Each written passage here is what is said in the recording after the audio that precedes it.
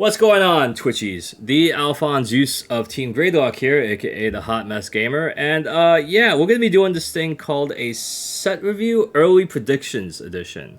So, pretty much what's going on right here is that I'm gonna be going over an entire set. Now, this is gonna be late. I'm gonna think of it because this just released earlier today, and yeah, let's see what we're going to try and put all these cards in for. We're going to go through each card of the set. I don't know how long it's going to take. I don't know what's going to happen, but it's something that we should at least try. Now, my rating system is based on early predictions. So I have the first place one, which is the optimized build around, like this is the reason why you should run it. And if it's part of your engine, it's a key engine or a part of the grease that makes the engine work. That's like my optimized build around your AKA tier A. Then your tier B, which is the niche tech Rayleigh playset of. This is basically like your side deck card, something that you would probably have in handy that you know you're probably not going to be using all the time. I think that in terms of these types of cards, they do serve their purpose, but they seem to be more silver, bullets, build-arounds, all that type of stuff. It's not going to be much to go home about, except against particular matchups that maybe you are struggling into, or maybe it's something that you would like to catch somebody off guard that can be a strategy pivot. And then finally, your bottom tier, which is basically your unoptimized, easy to counter or prepare for. It's kind of like the traps sometimes that people can fall into. Now, of course, since the index just came out for Distorted Reflections, this is the earliest prediction video that I'll ever put up, and I don't know how it's going to work, but we'll try. Okay, so let's get started and dive into the Distorted Reflections. Now, as we get into this set, as you see, there are 300 total cards in this set. Now, some of these cards are very basic. If this is your first time being introduced to Grand Archive TCG, well, welcome in. I'm happy that you're the first people to see my content like this, so it's going to be a hot mess. So let's kind of go over it and try and keep it simple as least as much as possible. So of course you have your playset of spirits. Now of course when you go on the index, usually you would get this off of a tweet off of Grand Archive saying that the entire set's on index.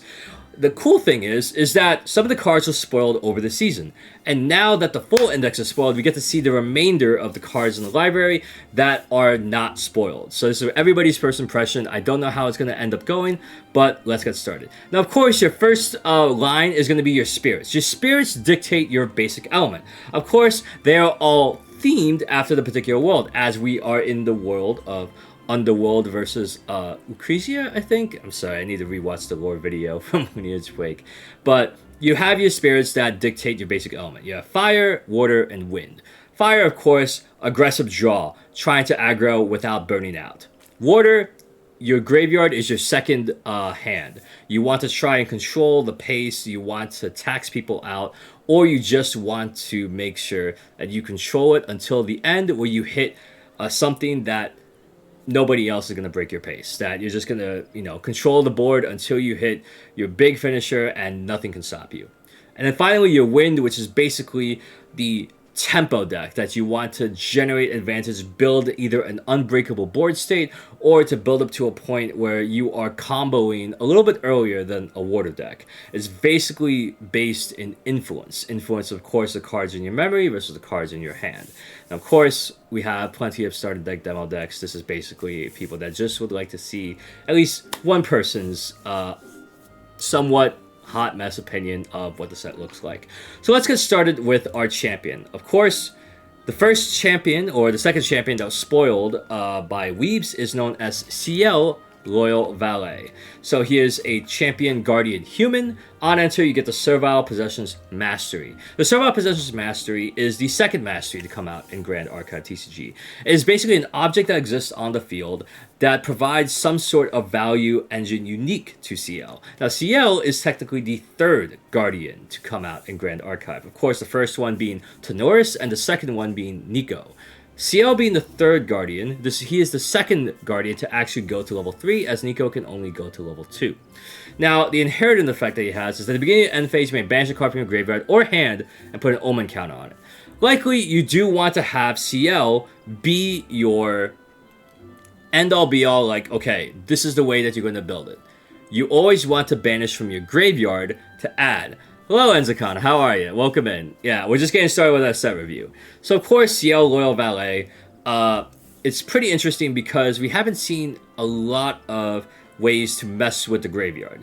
I honestly thought that when Ciel was spoiled, he would be more like a graveyard-focused deck where you summon stuff from the graveyard. We haven't had the Necromancer type in a while, but I knew that, at least with the Inherited effect, it provides some sort of inherent value. Now, of course, as we kind of go back into the index, we'll probably see if we can search up the Servile Possessions, because of course that's going to be something that we will need to process going forward. Now, Servile Possessions, when your champion attacks, depending on the amount of omens you have 1 to 2, attack gets +1, 3 to 4, attack gets +2, 5 or more, you attack gets +3, and you draw a card in the memory. Hey, I'm doing good, man. Just going through the set review. So, now in this, the inherent value is that by the time you get to 5 or more, any type of attack that you make, whether it's with a weapon or with an attack card, you draw a card in the memory. So you immediately get value back. Now, of course, this only triggers at the end step. Now, because of the Servile Possessions, technically, because of his level 1, you only activate this at the end phase of every one of your turns. So every turn cycle, you banish an Omen. Hey, thank you, man. Appreciate it. So we put an Omen counter, we get value. And, of course, the whole Omen counter is a very interesting way of looking at value. When looking at Kong Ming, she only had the mastery that shifts in a different direction, and the deck adapts to what direction she's facing. Ciel actually depends on what access you have in the hand or graveyard to banish. And, of course, there are cards that rely on how many omens you have, as well as how many omens of different reserve costs. Now, as we get into his level 2, but let's make sure that we get it through. His level 2 Omen Bringer. For each Omen you have, discard a card from your hand or memory and draw a card into your memory. This is a separate skill that has separate timings. So, because it's a separate action, there's opportunity in between each action. Let's say, like, you got CL to 2 Omens, and then you level up CL to level 2. You have 2 instances of that, where you're going to have each Omen, your first Omen, I can discard a card from my hand or memory, draw a card in the memory. So you're kind of filling up the graveyard to allow it to eventually be a card that you can put an Omen counter on. And then, after the on-enter, you have a lineage release, which means that you release it from your lineage. You soul blast out the thing, to borrow a term from Cardfight Vanguard, to blast it out of your lineage, and you can activate one of the Omens. And you activate this ability only if you have 6 or more Omens. So activation is interesting, because since it's you may activate, that means you still pay cost. So that means that even though you lose, say, an Omen from your hand or graveyard and it goes into an Omen, Ciel's ability, assuming that the card is a fast activation ability, allows you to kind of, okay, emergency button, I need to activate this Omen from my banish area. And that's a good emergency button. It's something that you probably won't be using as often unless you're in a losing position or you realize that you need something to guarantee your victory. So, I find the level 2 to be very, very good. And then once we get to the level 3, we'll probably give a whole lineage release of what I think of it. Now we have CL Mirage's Grave. We're talking about Grand Archive TCG. So, whenever an Omen counter is put on a card in your banishment, as a spell, deal 2 unpreventable damage up to 1 target unit. Unit, of course, either allies or champions. So with Ciel Mirage's Grave, this is your apex. This is the level 3. This is what you have to spend all this time and resources to level up to. So what do you do with that? Well, this is where the Omens come into play, because you're going to be still banishing out Omens. So he serves as a way to do a win condition, as well as to banish stuff from the graveyard in order to trigger his level 3 ability to control the board or to deal damage to face. Of course, since it's as a spell, you have to watch out for stuff with Spell Shroud. That's going to be the really important part. So that's one of the key things that I have to kind of watch out for. Now, as we get into the whole lineage as a whole, of course, this is a brand new champion. A brand new champion that probably has gone through months and years of not only development of their backstory, but also after seeing what Guardian has done before. Tourneys, unfortunately, hasn't had that much of a popular showing compared to other new champions such as Sylvie Slime and Dao Chan's Fractal deck. But CL is trying to see how they can make Guardian into a more meta competitive viable lineage. And given that a lot of my friends, when they attended Worlds, and then even people that I've talked to after, even though that a lot of people really dig Diana, CL actually stands out a lot and provides a lot of flexibility in how you want to build him. Now, of course, we gotta give CL the benefit of the doubt. I will definitely put his CL lineage in an optimized build around, because this is a Guardian that the set is based around. This is something that you want to kind of invest in, and it seems that any type of Guardian support or any type of Omen support will indirectly benefit CL. So he seems like to be one of those champions that's well supported and you want to invest in him in the future. And I think, given the cards we're going to look into afterwards, it's going to be really, really fun. So now let's go to the other set featured champion, which is none other than Diana. Now, Diana is in a unique position. Why? Because almost similar to Lorraine, she has different lineage, but unlike Lorraine, this is a completely different lineage. So Lorraine only has one linear level 1 and level 2. She is a warrior that premiered in Dawn of Ashes, the very first set of Grand Archive. Now looking at Diana, this is the first champion to actually have two truly different lineages. So let's start with her level 1. Diana, Aether Dilettante. So on enter, if she's distant, you materialize an Aether Wind card from your material deck. Now, what's great about this is that when you materialize out her level 1, assuming that she is the distant effect, and of course there are cards in the game that allow your champion to become distant, that allows her to act like a Lorraine, to materialize out an Aether Wind card from your material deck, and of course you still pay cost. Inherited effect, so no matter if you level up her to 2 or 3, inherent effect, she retains a ranged 1, which means that as long as this unit is distant, attacks gets +1. Alright, this is great. A lot better, a lot more standout than the first form of Diana. So with the other Diana lineage that premiered in Alchemical Revolution, let me see, the Keen Huntress. She has a lineage release ability that allows to materialize a gun card from your material deck. Granted, you can activate this at fast speed, but at least with this one, they are going towards a different advanced element. In this case, we have an Astra Ranger. So, I like this. This is good. You want to be able to have a Ranger that can materialize something right off the bat and already start to present a threat. And given her build around, definitely something to keep out for. So, let's go to her level 2. Her level 2, Diana Judgment's Arrow. So, she has a Diana lineage, which means that you still need a Diana card to level up into. On enter, load up to 2 Aether Charge cards from your hand and or memory into an Aethering weapon you control. For each card loaded this way, draw a card into your memory. So, the way that the on enter reads is that you load up to 2 Aether cards, boom, you charge 1, charge 2, you draw a card into memory.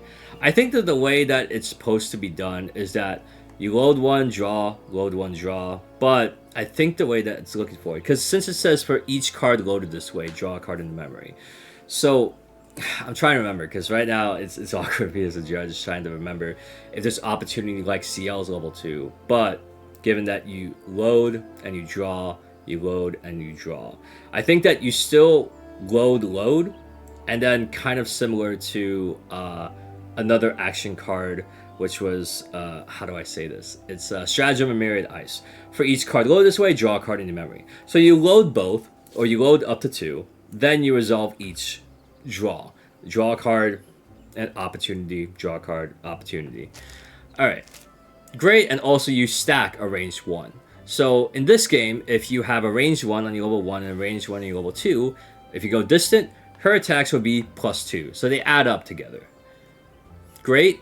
Very humble, and still very good to help charge stuff for Ranger. So now let's get into her level 3 Diana Moonpiercer. This one is insanely powerful.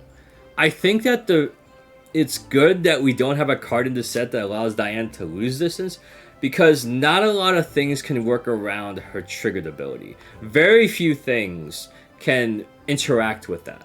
So the reason being is that when a card is activated, that generates opportunity. And, a lot of times you have cards that negate activation. Here we have a triggered ability where there's not many cards in the game that negate a triggered ability. So whenever Diana becomes distant, you choose one. Negate each card activation that targets Diana defending unless its control pays 2. It's the equivalent of a Frostbind where it's a pay 2 extra or it gets negated. Then if Diana is defending, end the combat phase unless the attacking player pays 2. So the way that's worded is that you usually want to become distant during your opponent's turn. Why? Because distant lasts until the end of your next turn.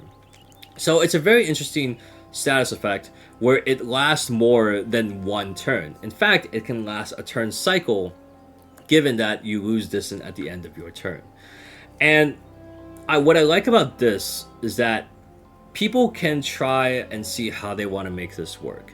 Because a lot of professional players know is that, alright, the fact that she negates each card activation that targets her means that especially when it comes to spell damage that hits face, skill that hits face, anything that hits face in terms of card activation, non-combat damage. The interesting thing is she negates each one. So a lot of times when people get into counter wars, you try and do like fireball, try and negate it in response to fireball, or try and stack multiple effects. The fact that it negates any target abilities like double fireball or say double like double blazing throw, mark the target, etc., any of those action-based damage, it gets all negated. Because likely, if you're going to spend your hand to try and activate 2 card actions, and then Diana attempts to become distant, it's it can potentially blank out everything that's targeting her. Assuming that Diana becomes distant at the top of the stack. It takes some patience, but a lot of times people will say, like, I'm just going to negate the one. I can't negate the second one because that second one will resolve before Diana becomes distant, triggering that. And, of course, the fact that she also has a end of combat phase that she's being attacked unless the player pays 2, that's also an additional tax. I love this. This is great. And even when she's not trying to be offensive, say, like, you don't have anything that's targets, you just move to end phase, I'm like, okay, cool. I'm going to just make her distant during your end step. I'm going to glimpse 2, and I'm like, hey, I'm going to just charge these 2. Awesome. Okay. Now, of course, I'd like to put Diana on a higher tier than CL because it seems a lot more all-in. I would still say, although CL is an easier floor to enter, Diana has a very interesting floor to enter. Although she has a higher floor than CL, I believe their ceilings can be a little bit comparable, where Diana actually is more fragile, in my opinion, than CL. Mostly because since she's a ranger, she has lower health than CL. So I'm just going to put in the Diana lineage here as also optimized build around, of course, but also under CL. So let's move on to the other champion that's in the set. Something that a lot of people are kind of talking about, looking forward to. That is the Alice Golden Queen. So Alice Golden Queen not only has her regular, she also has a CSR variant. And then she also has the privilege of being the serialized card. The 1 out of 72. Which I'm pretty sure is, unless that's a 77. We're going to zoom in here. Yeah, 72. So what does Alice Golden Queen do? She's an alternative lineage champion that goes to level 1, has Chessman in her name, and Chessman command attack cards you activate enter the intent with +1. What that translates is to that as soon as an attack card resolves, if it's a Chessman command, which means that you are commanding your ally to attack, it has a +1 on it. It's good. It helps get around some magic numbers. But she also has a lineage release where for each awake Chessman ally you control, prevent the next 3 damage that will be dealt to that ally this turn. It's a emergency button that honestly I can't see something trying to get around, because a lot of times when you're in chess you seem like you want to be actively attacking, unless of course your opponent try and vanish from sight or try and avoid combat damage, where this Alice may be good, but who Alice would level up to, we don't know for now. All I know is that Chessman looks like it's going to be stonks. So, I would put Alice Golden Queen as just very niche. Rarely, like, even tech. It's unfortunately, I would even put it as just the unoptimized. Because of course, from looking earlier in the set, there's only 8 chess cards. 8 chess cards that are in DTR. And of course, it's very hard to justify building a deck around her at this time. But of course, if you feel that chess could be improved in the future, expansion set coming out later this year, Phantom Monarchs, maybe it's good to just get those 8 cards, get your play sets in, and just kind of sit on it and wait for hopefully maybe a chess deck to emerge later on. So of course, those are the champions available. So let's get into the next part of this set, which will be, of course, your Regalia. So the Regalia probably comes from your starter deck. Of course, you have some reprints. Reprints that are pretty nice because some of these reprints are old, and it's interesting seeing get a refreshed, brand new artwork. Bauble Abundance, of course, this is a classic staple that's in many starter decks. Each player draws a card. You don't want to give your opponents an extra card, even in decks where they punish people for drawing extra cards, like, say, Umbra Diana. It's still unoptimized. You definitely don't want to give your opponent free value off of that. It's simple. Even if you get a card, you always have to evaluate that your card value of your opponents is probably a little more than you, especially if they're digging so much. Of course, the next reprint we have is Bulwark Sword. Bulwark Sword is a wonderful 0-cost Regalia where it gets +1 and additional cost to use as weapon for attack you pay 2. Now, this Bulwark Sword has been out since ALC, and now that we have a Bulwark Sword here, of course, he's a Guardian. Very useful, and of course, paying the additional 2, at least with a 3-attack weapon for Guardian, you get to clear a lot of allies. Very good ally removal, and with 2 durability, very, very nice. And plus, with the Ciel's Omens, you can turn this Bulwark Sword into a 4-attack weapon, a 5-attack weapon, and at max, 6-attack weapon, and draw a card in the memory. Really, really cool. So, at least with Bulwark Sword, it's something that you don't build around. You know, it's something that you find yourself in your material deck often, but you're probably not going to be using. So I'll probably put Bulwark Sword here. Alright, so then let's get into the next card. We have another, looks like another one, Beast Bond Pause. So this is supposed to be a Regalia item, but it was actually printed as a weapon. It says target animal or beast ally you control gets +1 against true side until end of turn. Now I think this is, yeah, they have this in DOA Alter and First Ed. The cool thing about Index is you see like the past sets that it was printed in. And of course this is brand new artwork, so it's always cool. Beastbond Pause, a lot of Tamer decks seem to not really have that because the meta doesn't really call for Vanish from Sight that often, but of course there are still some decks that you want to respect the Vanish from Sight. It's mostly a side deck card, something that you probably see as, I'll put definitely lower than that. Beastbond Pause. I'll probably put that on just a niche, really tech play setup. I'm also going to make sure I bold this so I don't really see what's going on here. Alright. So, Beastbond Pause, not using Tamer decks in my opinion. Keeps going. And then we have Foresight Lens. So, Foresight Lens is a 0-cost Regalia for Ranger. Glimpse 2 if your champion distant, Glimpse 4 instead.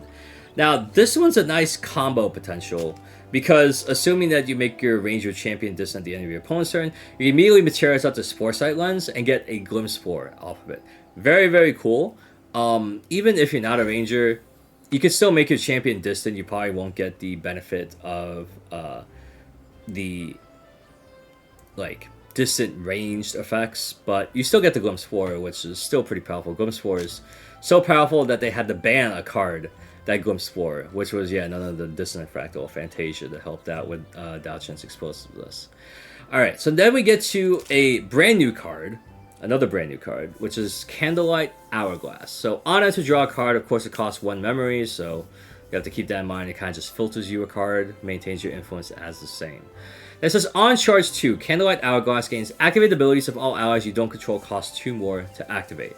So it's a really big counter against one of the other big themes of the set, which is the suited ally archetype. I think that the way that this words is that at least after you materialize it immediately, you get to draw a card. So that means if you banish a card from memory, you have a card in hand that you can use to activate fast play stuff. And also, you get a charge counter immediately. So at the beginning of Recollection phase, don't forget to trigger, put the charge counter on it. Then, as soon as it hits the next turn, let's assume it doesn't get, like, spurned to ash or displaced or anything, or like, baby green slime, not displaced. You trigger the ability the first time 2 charge counters are on it. So of course, as soon as it hits it, It activates once, and then that's it. You have to Zephyr it or anything if you want to try and do it again. So, the interesting thing about this is that it seems like a great sideboard, great niche, because of course ally decks are still very popular in the meta.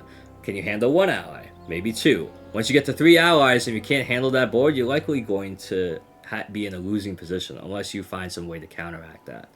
And of course, activated abilities are very different from triggered abilities. Of course, you know, stuff like Blazing Bowman, Rococo, these are all on-enter triggers, so they're not really affected by Candlelight Hourglass. But the suited cards that all have an activation ability, that is something that can be a silver bullet for them. Now, we don't know what the suited cards are going to be looking like in the meta, especially now that allies will have a wide variety of ally flavors to them, more than just Winbots, Uniques, and now Suiteds.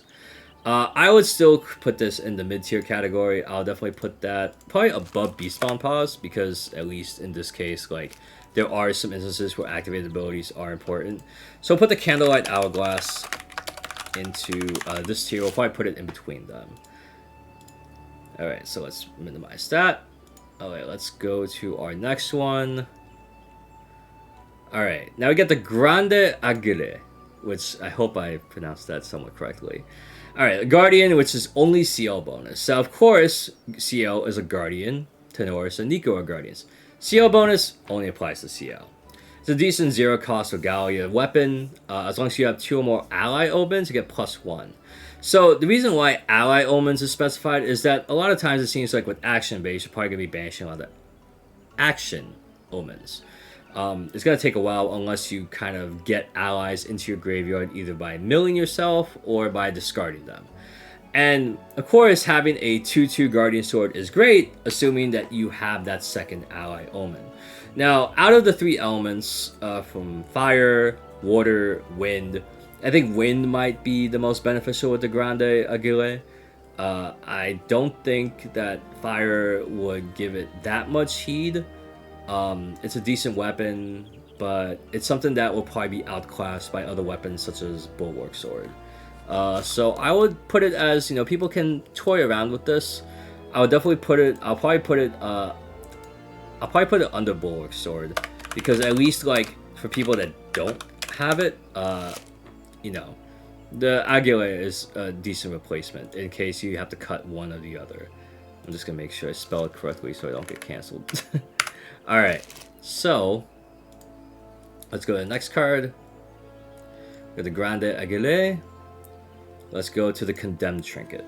Now, Condemned Trinket is similar in its way to a popular Grand Archive card known as a Backup Charger. Pretty much 0-cost Regalia item, pay 3, banish the trinket, you banish the card from your graveyard and put an omen counter on it. Now, the level 1 for CL is interesting for the fact that you do this once per turn, at the end of your turn, to banish. Condemned Trinket ramps you. So say, like, you level up into CL turn 1, you banish one, you banish one, get your first omen counter. Turn 2, you get the Condemned Trinket out, you pay the 3 pre-recollection, you banish a card with your graveyard, put an omen counter on it. You get the 2, and then at the end of that turn 3, you get to have 3 omen counters, which means that your attacks will end up being +2. Subtle, but very powerful. You may not be drawing a card, but you are ramping value specific to CL. So now, I think for the Condemned Trinket, I would see it as definitely something you would put in there.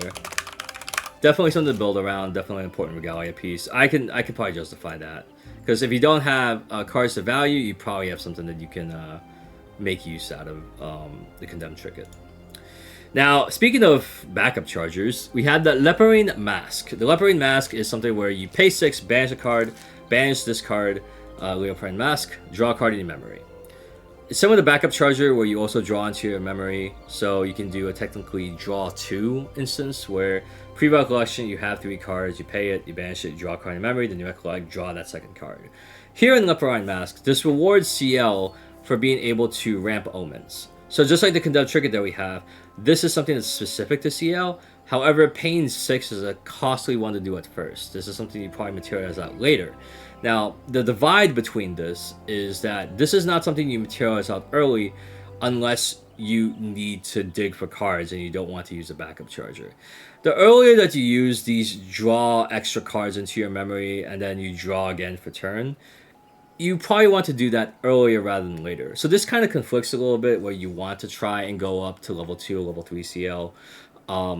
I'd probably put this as probably a card you don't want because you want to affect your influence. You want to be able to build it up influence that you can maintain and stabilize yourself, especially against the more aggressive decks.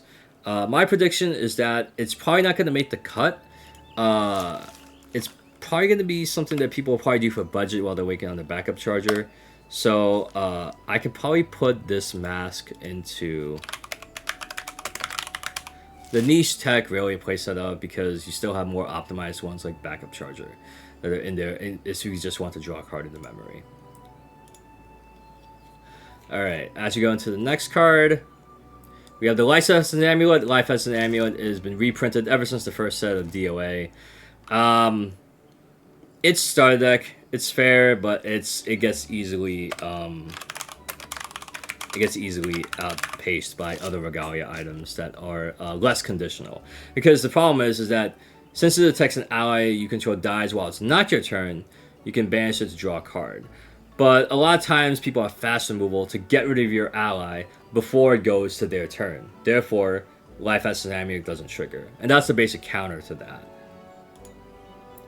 So, not much to say about the Life Essence Amulet.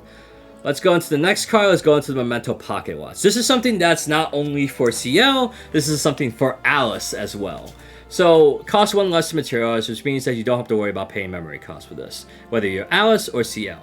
Now, on charge 3, which means that it'll take 3 turns to charge it, including the turn that it's played, so in 2 turns you'll be able to get it. You banish the Memento Pocket Watch and draw a card. The next attack you declare with a unit this turn gets +3. So this is kind of a telegraphed way of saying, hey, in 2 turns, I'm going to be attacking for +3. Either it's my Chessman Ally Command, Chessman Command attack card for Alice, or it's going to be a big swing from CL. And so it's something telegraphed. It's something that people can prepare for. Because they know that after that second turn after it's materialized happens, then likely your opponent will be ready to try and prevent as much damage as possible or even just negate the attack. It's definitely a risky tell, but the fact that you draw a card, it gives you some value because you're able to kind of prepare to counter their counter. And, you know, any type of influence gain or neutral, in this case it's a plus if you're on Alice or CL. Now, would this be a card that you would like to materialize after you level up to CL? Maybe, maybe not. You already have other cards that either generate, materialize you a weapon, or they can give you some more card advantage. Not really something like Memento Pocket Watch. It seems that it's very slow to start, and it can probably find a home in Water CL, given that Water has a lot more counter magic, attacks, and ways to kind of make your opponent go hands down and prepare for that big, maybe unblockable and unpreventable swing. So the Memento Pocket Watch, it's testable, but I would put it, I'd definitely put it maybe below Beastbound Pause because it's something that I probably would keep an eye out for, but it's something that's kind of like almost borderline like people will prepare for. And it's going to take a lot more disruption to get through. Alright, so let's get into the next one after Memento Pocket Watch. I'm probably going to see if I can open it in separate slabs. I can't open this new tab. Alright, so we got the Necklace of Foresight.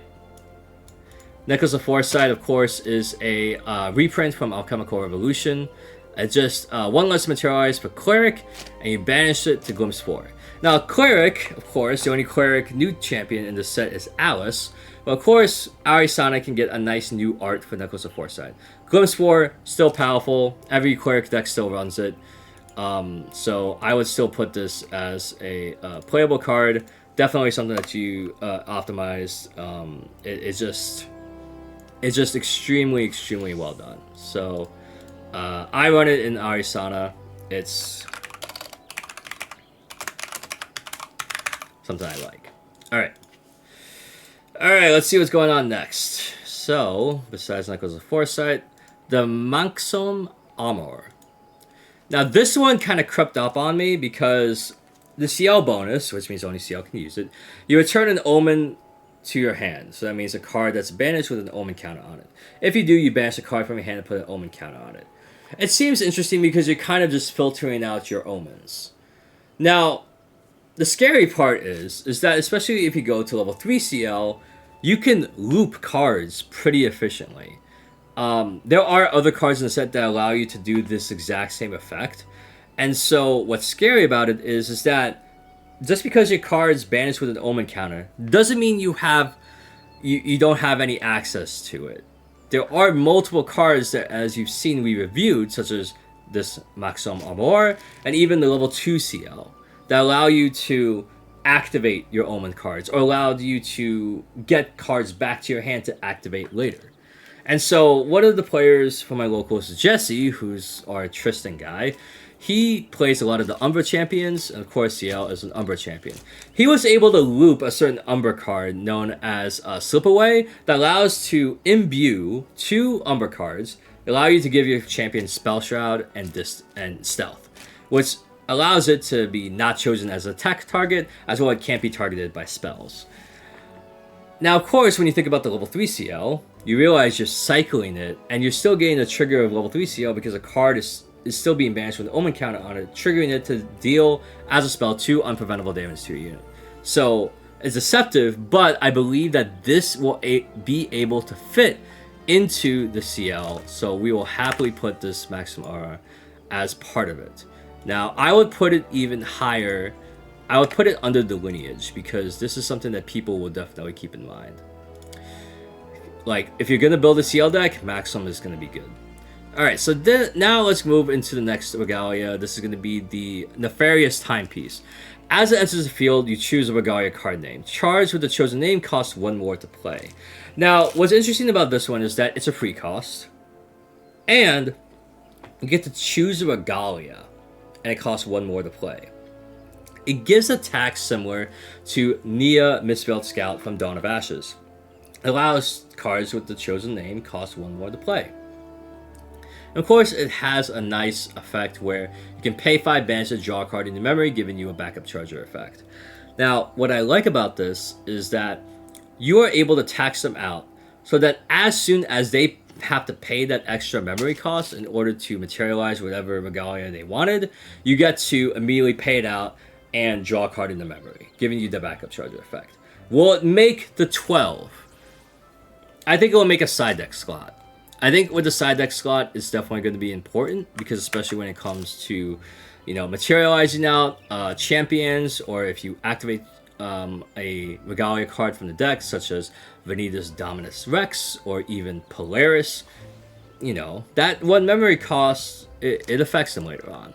So I would put this in the tier of a niche tech rarely place it of. I would probably put it above the Hourglass, and then I would put it even above the Mask. I'll probably put it under the Bulwark Sword. I think by putting it there, it's definitely going to be a side deck slot that's going to be very important for players in order to counter certain strategies and make them pay the extra.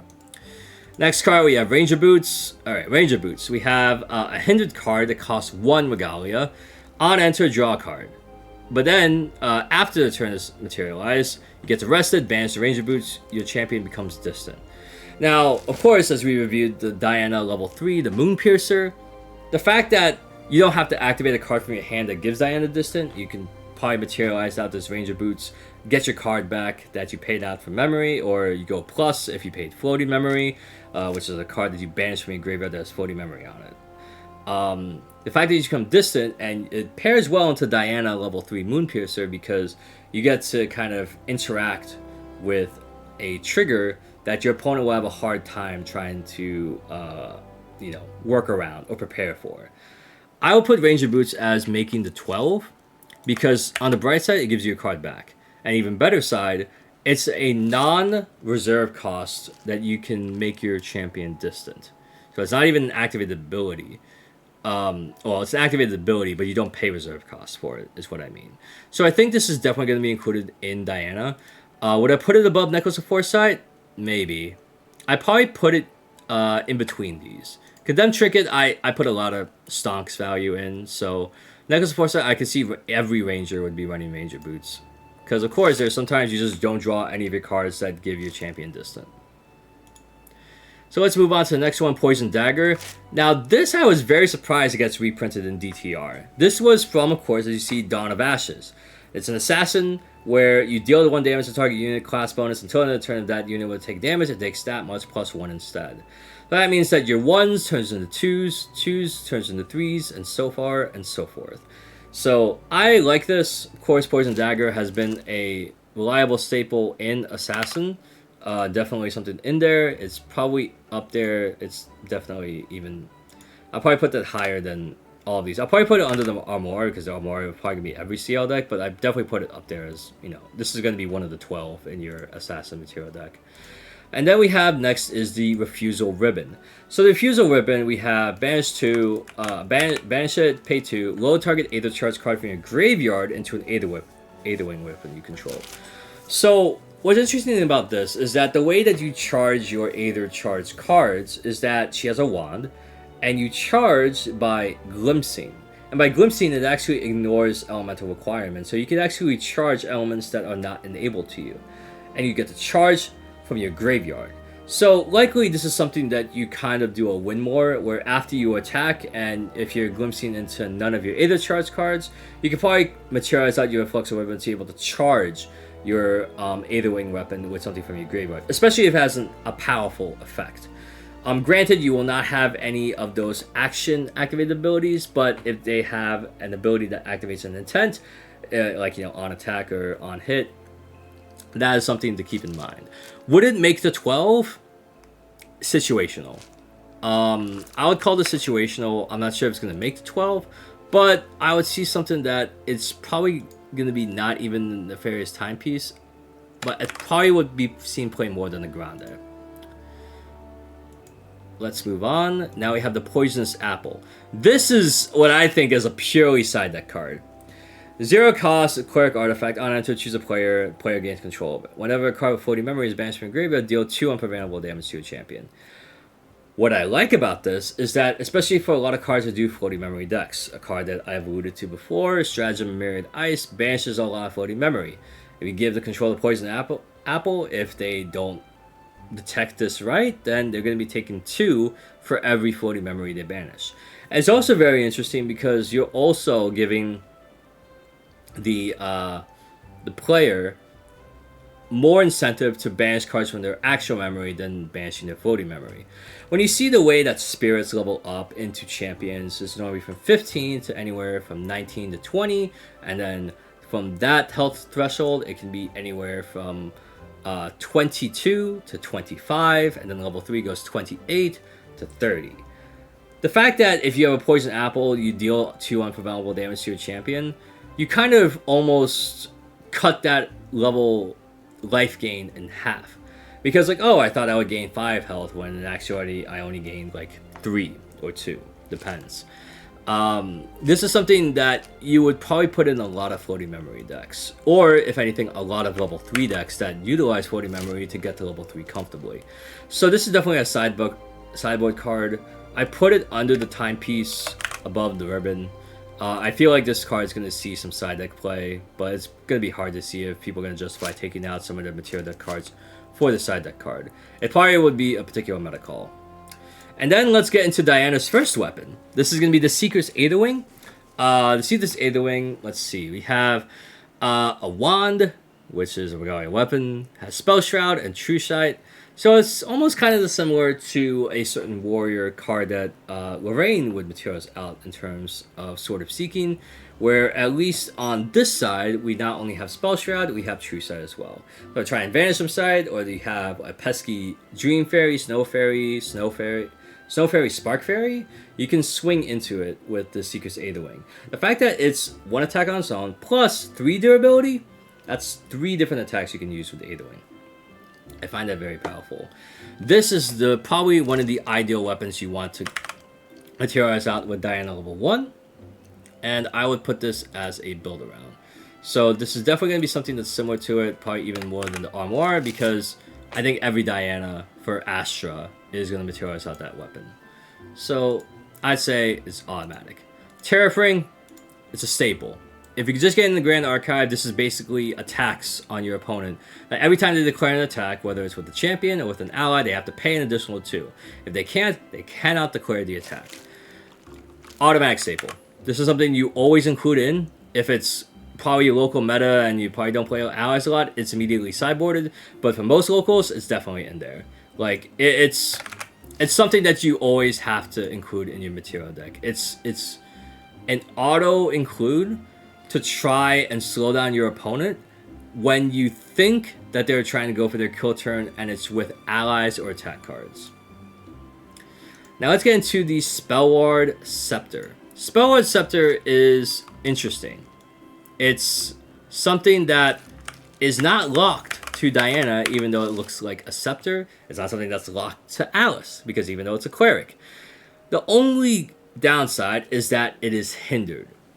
But it's for good reason. Why? When you activate by resting it, banishing it, the activation of the next card you activate this turn can't be negated. This is probably a first. It's actually something that guarantees that a certain action, attack card, or ally will have no negate fodder for it. So every water player that has Frostbind, every assassin or any other class that decides to run Incapacitate to negate your action card, that Spellward Scepter is probably what you're going to be needing. The only downside is that it's hindered. Of course, because you don't want to catch your opponent off guard when they materialize it out. So where would I put this? I would put this as, if it misses the original count of 12, it's probably something that if you have a crazy combo, it's something that I would probably put under Quicksilver Grail, where it allows you to banish a card. It's similar to like how Poison Dagger is also hindered. Spellward Scepter is probably going to be your next best bet. For every slower paced deck or combo deck that relies on one particular card to close out the game, I would see this as a must include. Because they know that if you're building towards this one card, you don't want it negated. So I would say it has to be a build around include. How powerful it would be? Let's see. Well, Necklace of Foresight, Glimpse 4, powerful. Hinder Boots, powerful. Distant, outside of your activations. Condemn Trinket, yeah, it is a backup charger. Poison Dagger, that's synonymous with fire, with assassin aggro, or even just any assassin card in general. Maximum War, automatic. Seeker's Aid Wing, it has to be. Tariff Ring, universal. This card, I would put it underneath Tariff Ring. I'll put it underneath Tariff Ring because this is not limited to a particular class, it's limited to a particular deck archetype. So that's what I'll do there. Alright, so let's, oh my god. Let's minimize this and let's go to our next card. Suspicious Concoction. Cleric Potion, whenever your champion levels up, you may sacrifice it. If you do, draw a card in your memory and recover 2. Now, the interesting thing I found about this one is that it is a materialized card that allows you to incentivize on leveling up. Now, the sad part is if you don't have a card known as Dungeon Guide or Heavenly Guide that allows you to level up outside of your material phase, it's a little bit slow.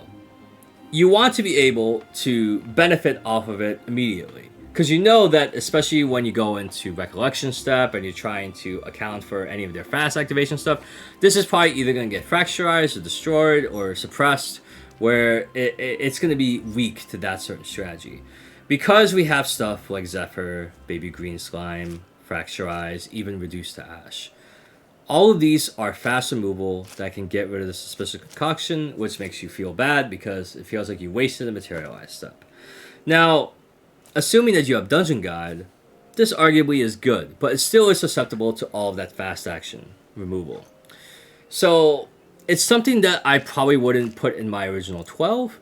Suspicious, sus, if I may call it, I'd probably put it in the niche.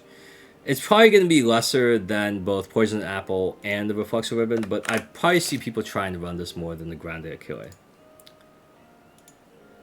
Next we have the Aqua Mirage Whisper, which is something that's also in the Diana starter deck, and something that if you're not in water, you're not running. But if you're in water, congratulations, you have two different wands you can use, or Aether Wings to just bolt people with.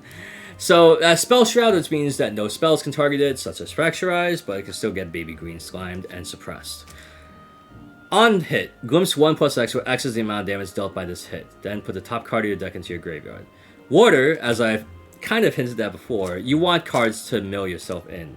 And with other cards that allow you to charge from graveyard, this is something that gives water players a little bit of the luxury. They can choose to materialize out the Aqua Mirage Whisperer, or they could choose to materialize out the Seeker's Aether Wing. The only difference is that water, it feeds into the water strategy, and then Norm, it feeds into True Sight. So, I would still put this as, if you're running it in Diana, automatic include, but it's not as universal as the Seeker's Aether Wing, which means you can't run it if you want to do Diana in fire or wind. So, it's still something I would include, especially if you're running water. Now, speaking of the other weapons I've talked about before, Sword of Seeking, this is a reprint from Dawn of Ashes. True Sight, 1-2. Something that every Lorraine player would materialize maybe 6-7 times out of 10. Why? Because it has 2 durability. Now, of course, if you're going for the kill, you probably go for the Ornamental Greatsword, but in most cases, when you're trying to level up with Lorraine, Sword of Seeking is a safe bet. It's most likely a target that you would target with Ghost of Pendragon. I'll put this powerful sword, automatic include no matter what. Not as in there as, say, the Whisper, but still, it's a popular card that still sees play in current meta. Then we have Diana's top-end weapon. Now, you're not likely going to materialize this out of the bat when you go to level 1. It's likely going to be a separate materialize after she hits level 3.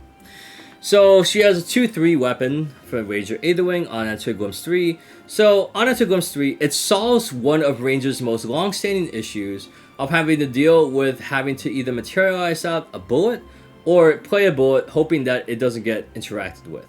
Here, Pleiades, Celestial Genesis, allows you to charge this weapon immediately, assuming that any cards off your top 3 will be charged into it through Aether Calling. Now, of course, if you're an Astra Diana player, this is an automatic include. Because not only you get a charge with your Glimpse 3, but a Astra Element Aether Charge cards attack and intent on hit summon an Astral Shard token. What's an Astral Shard token? It's basically a token card that you summon to your field, and then you can sacrifice it at fast speed, you Glimpse 2. Extra ways to set up your charged attack for next turn. If you're going to level 3, this is the equivalent of Shadow's Twin in Umbra Diana from Alchemical Revolution. Now, of course, this is something that I would probably put in here, where it may not be Sword of Seeking, but it's probably toe-to-toe with the Maximum War. Next card. We got the Grande Sonnerie. I'm so sorry for French people going to butcher this name for me. Alright. CL bonus along with the total reserve cost of your omens was 10 or greater. Grande Sonnerie gets +2. Now, as you see, at the time you get to turn 3, assuming you have no other cards that allow you to banish additional cards per omen, you level up into 1, you level up into 2, you level up into 3. Granted, those are 2 materializations. 2 omen cards. Yeah, it's assuming you dungeon guide into 3. I think you can set it up to get 3 omens, or at least you get the +2 from CL's mastery. And of course, it's going to be pretty difficult to get to 10 or greater unless you intentionally run cards that cost like 5 or 6 more. It's a decent card. For 1 memory cost, the fact that the sword alone is a 4/3, that clears Frostborn Paladin. That clears Sunset. That clears a lot of 4 health allies. That's an extreme problem in the meta where a lot of people have to dedicate 2 cards for it. Granted, I believe that if you're Umbra CL, it's a decent weapon. Will make the 12. I can make an argument for it. So I'd put it probably underneath the Pleiades. Apologies. We are just trying to do the Grande Sonnerie. Alright. What's next? The Looking Glass. This has the privilege of being a UR, which is an ultra rare, as well as being the divine relic of the set. When this came out, this definitely provided a game changer But will it be a game changer in the same sense of both Imperial Seal and... Oh my goodness, I'm so sorry. Oh god, I'm starting to forget the Divine Relic of HVN now. As you can tell, it's pretty late on my end, but Divine Relic of HVN. We're gonna do a quick search. Let me see if they have...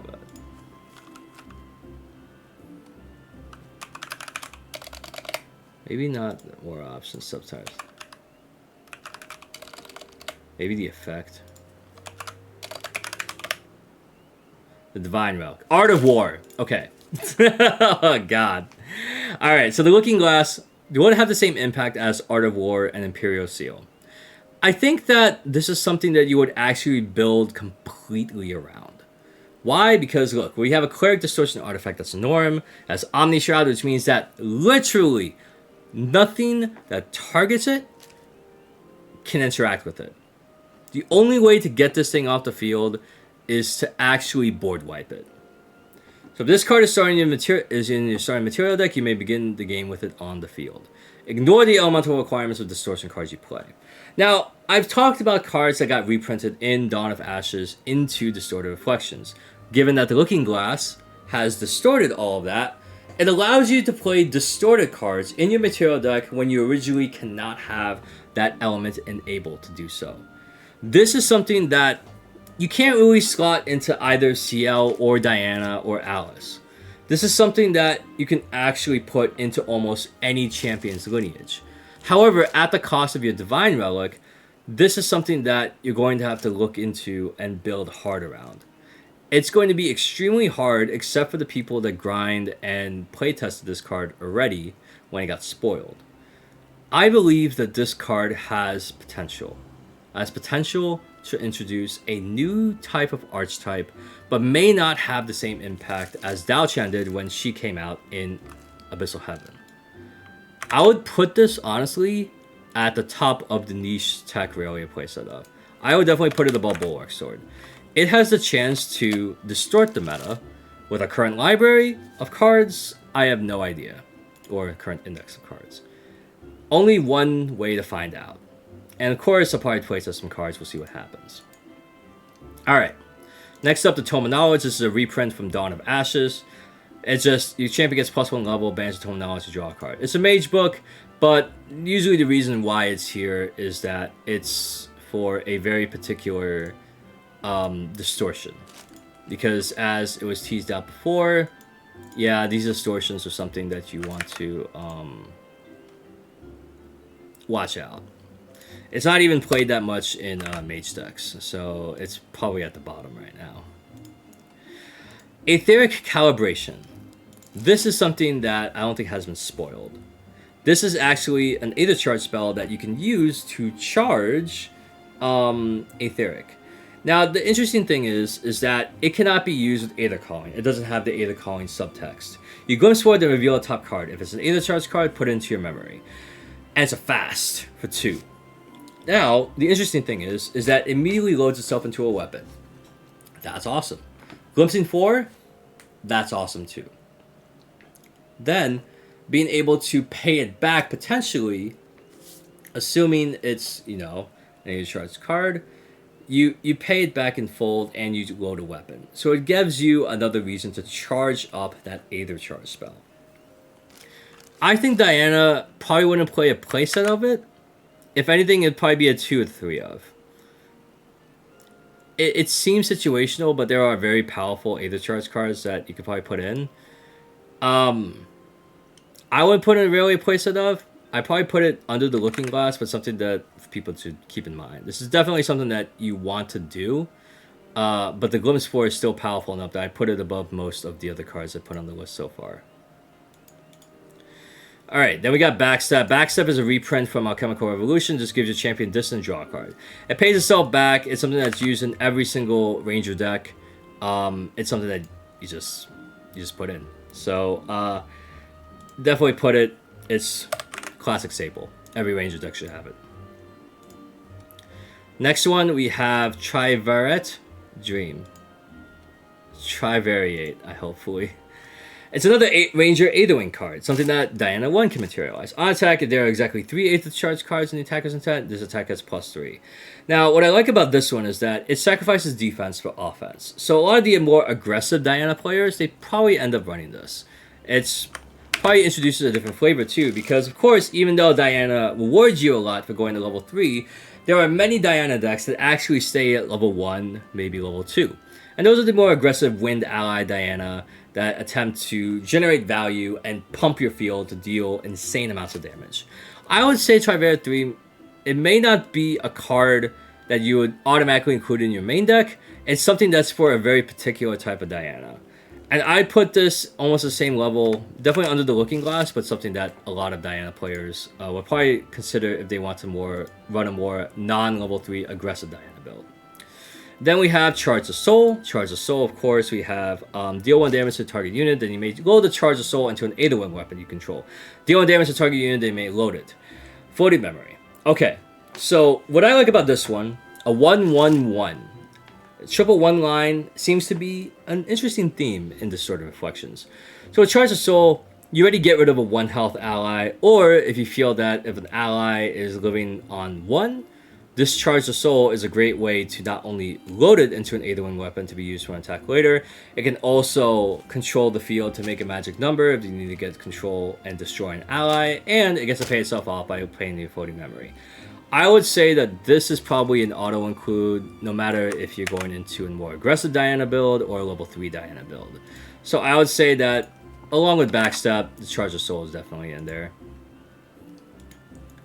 Alright, Lacuna's Grasp.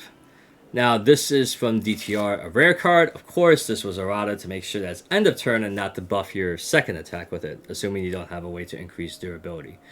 So CL bonus, a 1 cost Regalia Sword. For Guardians, on attack, CL, if there are no cards in attacker's intent, you may pay X. X can't be more than the amount of omens you have. If you do, Lacuna's Grasp get plus X until end of turn. For Fire Guardian CL, I would see this as a very useful card, because that if you're not using an attack card to attack with it, you are basically paying off a omen strategy in order to ramp omens, get 3, 4, 5 omens, and be able to swing with Lacuna's Grasp alone for like 6, 7, 8 plus damage. You're not going to get it off on the first turn, but it is interesting to give that Fire Guardian an extra push in case they need to meet a magic number. Now, given that you have to pay X amount to get X attack, rather than Bulwark Sword pay 2 to maximize your +1, I would honestly make sure I put this off to the side a little bit. This is something that you probably want to put more of a tech card in. Probably I would put it under a Bulwark Sword because it doesn't have the same universality. It's definitely something that you have to focus on. Now the Kori Bossilea. Now the Kori Bossilea, or Bossilea, level 2+, costs 2 less to activate. As long as you control another ally, she has Taunt. A 5-drop 2/4 for reserve cost is highly costed. When you're level 2, a 3-cost 2/4, as long as you have an ally against Taunt, it stands out that it has 4 health. It requires probably 2 cards in order to deal with. A Taunt, not really as likable. Art's great, but I think that if you're at level 2, you're likely going to be either filtering your cards and you're not looking for protection because you get the protection in terms of the increased health when you Dungeon Guide to level up into 3. Unfortunately, I can't see Kori Bossilea as seeing much play there. I probably put it under Alice, but definitely above the other Regalia that not really has played. Then we have the Salamander's Breath. Salamander's Breath, let's see here. 0 cost but Diana bonus, Ranger Aetherwing. On attack, you may banish up to X Fire Element cards from your graveyard. X amount of Aether charge cards in attacker's attack gets +1 for each card you banish this way. This is like similar to a Diana one-shot. Like this is your Rending Flames for Assassin Warrior. This is your way to one-shot your opponent. Now, of course, this is rewarding because as you glimpse, if you see Aether charge cards, you get to load it all in the intent, and then you get to do a 1 big swing attack. Do I like it? Yeah, I like it. it's probably going to go into a fire aggro deck. And beforehand, fire aggro Diana usually goes to level 3 because they want to do the crazy Shadows Twin play. For Salamander's Breath, maybe a fire Diana would be pretty good. How optimized it would be? It's a build around. It still loses to stuff like Nullifying Lantern because when your whole graveyard is Norm element, it renders it ineffective. So I would put it probably on the same level as Lacuna's Grasp, maybe a little bit. I'll probably put it over Lacuna's Grasp, given that there's enough cards to charge up for that make it worth it. Get back in the party fine? I'm so sorry. Okay. I gotta do this review. Heavy Swing. Heavy Swing, of course. This is your 6 cost. Deal 6 damage for 6 if your Guardian costs 4. A 4 deal 6. Every Guardian would probably run Heavy Swing in a heartbeat. It's not so much run in Nico as often, except for more aggressive builds that don't care about basic elements, that they don't mind running Norm. It's still good. It's something that I would definitely do. Definitely put in as a more optimized build around. Heavy Swing is here.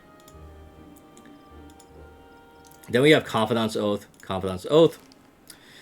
CL bonus. Whenever the Omen counter is put on a card in your banishment, put a refinement counter. Pay 2, rest, remove 2 Omen counters from Confidant's Oath, you draw a card. So what does this mean? Well,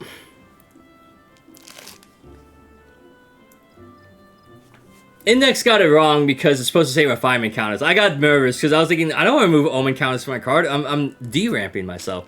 But because it's refinement counters, you draw a card. It's a nice card to put in Water CL because you're trying to also use cards to disrupt or mill yourself or ramp Omens. The fact that you have a reliable, always 0, pay 2, remove 2 refinement counters from the Oath draw card, it's definitely something that is a tempo card that can just generate you advantage over time, because as soon as you ramp Omens, whether it's 2 cards in one turn, your several possessions mastery with your CL level 1, or if you have also cards that allow you to banish and put Omens counts on it, allow you to get that value back pretty quickly. And something that a lot of things people would put in to try and disrupt the value engine of this one card. I would say that it's definitely optimized build around. How high would I put it? If you're in water, hell yeah. I'd probably put it maybe above the Condemned Trinket, but under the Poison Dagger. Let's see. Idle Thoughts. Surprisingly, this meme card actually made it into the a meta deck in terms of Guoljia Genbu that relies on milling effectively. Idle Thoughts sets you up. You check the top 4, put them back in any order, which means you set up your mills. So, it's only good in that deck. Not really so much as the rest, because it's not really Glimpse, it's just Look. So, I would put that probably at the bottom of this niche tech railway playset of, except in that one condition with Guoljia. The Idle Thoughts, we have Mana's Cascade. So this card, on attack, Diana bonus, so there are 2 more water elements, 8 of the choice cards in attacker's intent gets +1, and on champion hit, that card's opponent bans a card at random from their memory. And guess what? They don't get it back. What? Granted, you may not, it's going to be tough to materialize out the card, but the fact that you get to have something like that, I would say that is a powerful water aggressive strategy. The fact that you get to attack your opponent's memory is dangerous, because that means drawing cards is ramping cards, because you get to play more cards or bigger costed cards. This has the potential to warp Water Diana into more than just being a Dahlia OTK. This is a disruptor. And although it doesn't have Spell Shroud, it is still something that people have to watch out for. I would say this is something you actually put as an optimized one, especially playing Water Diana. This is something that you can disrupt your opponent very, very well. Getting 2 water element Aether Charge cards in the intent There's no cards that affect the element of cards in the intent yet. But I'm saying this is gonna be a Stonks card. That's my prediction. Then we have our starter deck card, Lamentations Toll. Alright, so level 2, Lamentations Toll gets X plus power. X is the highest power stat among your omens. So say you heavy swing turn 1, you banish it with an omen, use Lamentations Toll, you pay 4, deal 9. Would you play a playset of it? I wouldn't play a playset of it. Would you play at least 1 to 2 of it? Indeed. You have no idea how much you can cover damage when you're dealing close to 10 plus damage with CL. I would say every CL deck should run at least some of it. How many? I don't know. But it's definitely not a playset, but it's still above the niche tech. Alright, Legion's Wingspan. This is a Regalia Weapon Ranger, A the Wing for Wind Diana. On attack for each wind element card in the attacker's intent, choose an ally you control, gets +1 until end of turn. Diana Wind Allies had a very interesting thing where you actually get to glimpse and get a wind card to +1 an ally, assuming that you glimpse into a wind card, because after you glimpse, you reveal. If it's a wind card, you give an ally +1. Legion's Wingspan kind of blows it out in a particular different era, where it rewards you for going wide. On attack, hey, I have 3 wind element cards in my intent. I choose allies, it gets +1.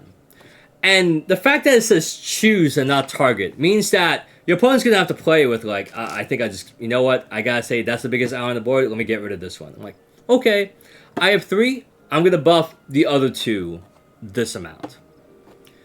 It's always interesting getting the wording down. Choose versus target. If you want, I can go that into detail, but for now, I believe that Legion's Wingspan.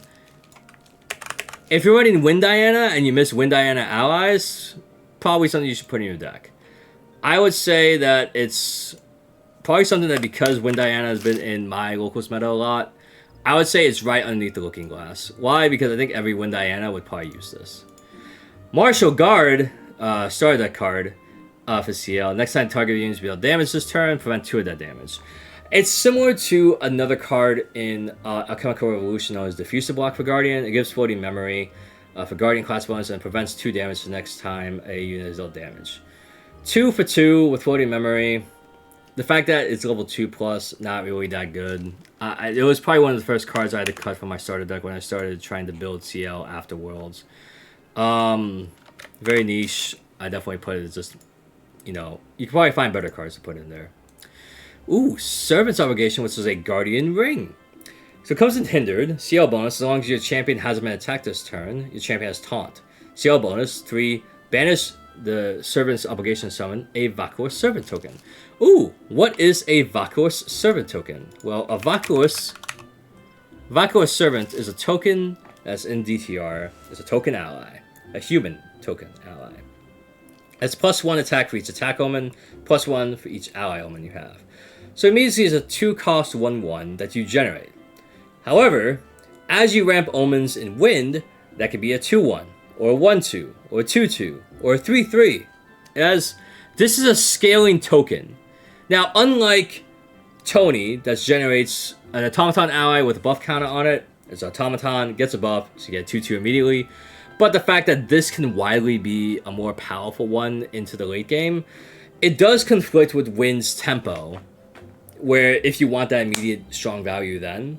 But in some sense, I should retract that, because Wind tempos out over time, and therefore your Vacuous Servant will only get stronger. And it's an ally you generate, so it technically turns a Regalia into a dude on the field, and you get to maximize its use by banishing more omens. And so they become allies that have to dedicate more cards the higher attack and health stat they have. The fact that Servant's Obligation allows you to pay off with it, and it gives a taunt, which gives another Alchemical Revolution alter exclusive card that is a 5 attack for 5, but if you have taunt, it costs 3 less, and you pay 2 to swing for 5. It's probably relevant in that one. It could bring up the value of that card, but it seems very niche. If you can find a way out, you can definitely find a way out. So I'll put that as the niche tech card. In terms of flexibility, I'd probably put it under the ribbon. Still something really good. Alright, the consumption ring. So, Regalia Distortion Accessory. The first distortion besides our looking glass here. So what does this mean? Even though it's an Astra Element card, guess what? As long as you have the looking glass on the field, you can materialize out this card. And then, guess what? Until end of turn, non-ally cards your opponent's activate cost 4 more to activate. Activate this ability only during your opponent's recollection phase. What does this mean? Well, you've seen Tariff Ring before, but now with the looking glass, you do Consumption Ring, and if you see that they're mostly an action-based deck, aka mage decks or assassin decks that don't use attack cards, like, say, Lightweaver's Assault for Xander, or even just Tristan Incapacitates, or Penumbra Waltz, or even, say, Fireballs, or other action cards. Making them cost 4 more almost essentially taxes them out of the game. This is a wonderful distortion that I would actually put on the same level as Tariff Ring, because since there are just as many cool action-based decks as there are attack ally decks, I would say this can break the mold. In Astra, amazing. If you're a Looking Glass deck, probably something you should always consider. I would say this is an optimized build around. Unfortunately, it is something that you are required to dedicate a material deck slot to the Looking Glass for, but it is something that will always be reliable no matter what. Of course, subject to the same types of removal, Fracturized, Baby Green Slime, etc. Overpowering defense. Activate this card only if a guardian unit you control is attacking. Negate all card activations you don't control. This is something where attack-based decks for Guardian have struggled with so much. Why? Because Song of Frost is a card. Song of Frost just ends the combat phase. So that means all those big attacks you were trying to prepare for, it gets interrupted by that 1/1 card. This is an attempt against that. The problem is, it doesn't end the stack there. You can still play another Song of Frost if they would like. But on the bright side, you at least make them waste 2. And so they're down 2 cards for activating this. But the fact that it negates all card activations you don't control, I would find that very powerful, because it would presumably hit more than the one that you're responding to. Assuming your opponent also activates other stuff in response. And this would probably be the last card that would hit the stack. This is very niche, unfortunately. Not many cards are willing to side in those types of negates. But I would put it as something that maybe would be above the Beastbound Pause, maybe above the Candlelight. Because, of course, being able to make sure your attack goes through is powerful. Alright, the Enfeeble Dagger. Well, guess... I gotta do it all again! Alright. This is going to be an awkward habit as we go later into the night, and I'm just going to look at this, go like, I can't believe I chose to do this. Why? Because I have barely any time for anything else. Alright, let's get back to it. So, Enfeebled Dagger. Deal 1 damage to target unit. Class bonus. Until end of turn, if that unit would deal damage, it deals that much damage minus 3 instead. Alright, so there's a very popular card known as Slice and Dice. For not just assassin cards, just any cards that are willing to generate preparation counters. So, 2-drop attack card for reserve. You prepared for 3 preparation counters, so at the time you activate it, you may remove 3 preparation counters. If so, if it hits, you generate a copy of it, and then it attacks another target for 6. So effectively dealing 9 damage. 3 on the first swing, 6 on the second swing. And Feeble Dagger is a direct counter to that. It also does a nice counter against, say, second wind decks for warriors, such as Lorraine. Especially when, say, they try and swing in with their one ally and they pump it with second wind, put maybe a power cell on it, and Feeble Dagger is there to keep that in check. Now, the applicability of this Enfeebled Dagger is that, unfortunately, it's not offensive, it's defensive. And Astra cards like Diana and Arisana, niche, not really used. If you're a Looking Glass deck, you want more active cards than this. I would say that it's definitely not optimized yet. It's most likely your Silver Bullet. It's a Silver Bullet that's still really optimal in its utility, but the utility is very limited, which would limit its playability. So where would I put this? As powerful as it may be, I'd probably put it underneath even the Hourglass. Probably would see more play than the Beastbound Palace. Then we have the Prudent Knock. So draw a card in your memory, then you may load it. Pay 2, either charge. You cycle a card, so that means you draw a card in your memory, therefore you maintain your influence, then you load it. I think after seeing some cards and some other cards coming up, could be a budget build, or something if you just want to deal more damage and maintain, probably in Wind. I feel like it's going to get outclassed by some other cards, unless Diana decks are really going to really rely on a lot of Aether calling cards, or cards that want to charge into their Aether Wing weapon. I'll probably put it underneath the Enfeebled Dagger at this rate, because there are other cards that can do it better that offer more utility. Reposition a reprint from ALC. So, 1 cost to make your ranger distant with floating memory. It's not your 4 of, it's probably like a 2 of. It's a cheaper way to give your champion distant, but given that we already have stuff like ranger boots and everything else, it's probably even off of the optimized one. I probably put it underneath the, probably put it under the Grand. Probably a little bit more optimized than the Mask given its floating memory, but it's fair. And then we have our next distortion card, the Inert Sword. It's a Guardian. As additional cost to materialize this weapon, pay 2.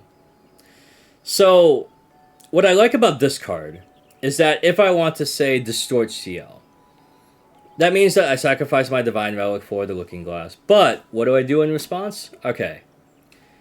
So, the cool thing about this is that I don't have to pay an additional 2 when I declare an attack with Bulwark Sword. Instead, I just have to pay an additional 2 reserve to materialize it. There's thankfully no cards that negate materialization just yet, but what I do like about this is that you already get a +1, and it's just a 0 cost for materializing. For memory, of course. The reserve cost, I can find this to be very optimized. I'd probably put that, if I would do a Looking Glass CL deck, to definitely put this, I could justify this. I could justify this putting it close to the top. This is something that I think CL would definitely love. Alright, Necklace of Hindsight. Similar to Necklace of Foresight, but it's opposite. 1 less to materialize. To look at the top 4 cards of your target's opponent deck, but any amount of cards in the bottom of the deck, and the rest of the top in any order. So Necklace of Hindsight, it's a glimpse for your opponent, but you control what stays on top and what goes on the bottom. Essentially, you're bricking them. So, my immediate application is think of it against the Guoja deck. Oh, you use Idle Thoughts? Alright, let me just do this. Assuming that I'm a cleric, but if I'm not a cleric, I don't know if I can justify paying 1 for this. But if I can disrupt their mill, very, very powerful. I can have them mill their action card, the Resonating Fugue, that allows them to switch power and defense. Tech card. I think anything that's through the Looking Glass, I'd probably put in the niche. But probably less powerful than the Inert Sword, but, you know, more devastating for your opponent. The Sablier Guard. The Sablier Guard, of course, +1/+1 for every omen you have with different reserve costs. So you can't just banish a bunch of 2s. You have to do like a 1, 2, 3, 4, 5, 6. A 3 for a 1/1. Barely passable. A 3 for a 2/2, average. A 3 for a 3/3, we're starting to get somewhere. And then anything after is plus. This could probably be better for Wind allies, honestly. It may be Norm, which is going to interfere with the wanting Wind cards and banishment, but it's something that people can justify toying around with, for locals at least. Where would I put this? I probably put it under the Reflexo Ribbon for this one. Alright, we ran through our masteries, and let's go to our next UR, the Radiant Vega. Alright, so Diana bonus. Pay 2, rested, remove 2 durability counters from Radiant Vega. It's 2 attack with a 5 durability. Negate target card activation lets the control place X, where X is the amount of Aether Charge cards loaded into Radiant Vega. Activate this ability only if its champion is distant. You already have plenty of cards that allow Diana to become distant. The fact that she has an activated ability that acts as a equivalent of Glimmering Refusal for Dao-Chan, where you negate a target card activation unless you pay X, where X is the number of Phantasias that you have, you're already charging a lot of cards. Now, you won't be able to materialize this out with Diana level 1. But you still can get this out and say you can have that as an alternative weapon that you can utilize by charging a lot of Aether charge cards that you don't need into it, just so they can pay additional tax. Now, would this make it into the 12? You already have a lot of Aetherwing weapons that are trying to fit into that particular material card deck. I think it barely makes the cut. I think that this is something that if you would go into Game 2, Game 3, it's something that I would actually end up siding out. Similar to Tariff Ring and Consumption Ring, Radiant Vega would probably find itself just above these tech. I think every Diana player would definitely run this. Star Wars Shieldmate. Well, that's another reprint card. Taunt with Floating Memory. It protects your champion. A lot of games can somewhat be decided because people didn't account for the taunt minion that's in front of them right there. It's still played in the meta. It's still powerful. It's still useful. It may not have an attack stat, but that's not why you're using it. You're using that for protection. At the bottom. It still has its use, even in today's meta. Ranger Strides. Well, guess what? We saw Ranger Boots, now you have Ranger Strides. Distortion on it to draw a card. And then target Ranger unit gets range 4 until end of turn. So if it's distant, it gets +4. Now, how would I justify this? Well, instead of making your Ranger distant, you're giving your Ranger range 4. It's a setup card. Now, what I love about this is the flexibility because it says units, so champion or ally. So I like it for the fact that you can give +4 to an ally that becomes distant, hello Dahlia, or you can pump up your Diana attack even further. And you still get to draw a card for resetting your influence count, or go plus if you use Floating Memory to pay for it. I would say that it's justifiably in there, but it's probably more side deck into it. It's definitely going under the Looking Glass, probably more of the Inert Sword. I still say Inert Sword is probably the best of Swordsman so far. Vigil Rampart. Alright. Vigil Rampart gets +2. A 4-drop Norm that can act like a pseudo Frostwind Paladin, the Fire Guardian Taunt guy, and Ancient Protector. Now Norm gets their own. Unfortunately, it's locked to Guardian. Would I justify running this? Maybe. Honestly, Guardian allies can make a use out of him. So I wouldn't say he's unoptimized. I would say that he's niche. If you're going to run a playset of him, it's probably going to be in something different. I would say probably Norm, but he's still useful. If you're Guardian allies, I'd say he'd be an auto include. Sword of Shadows. Ooh, a distortion of Sword of Seeking.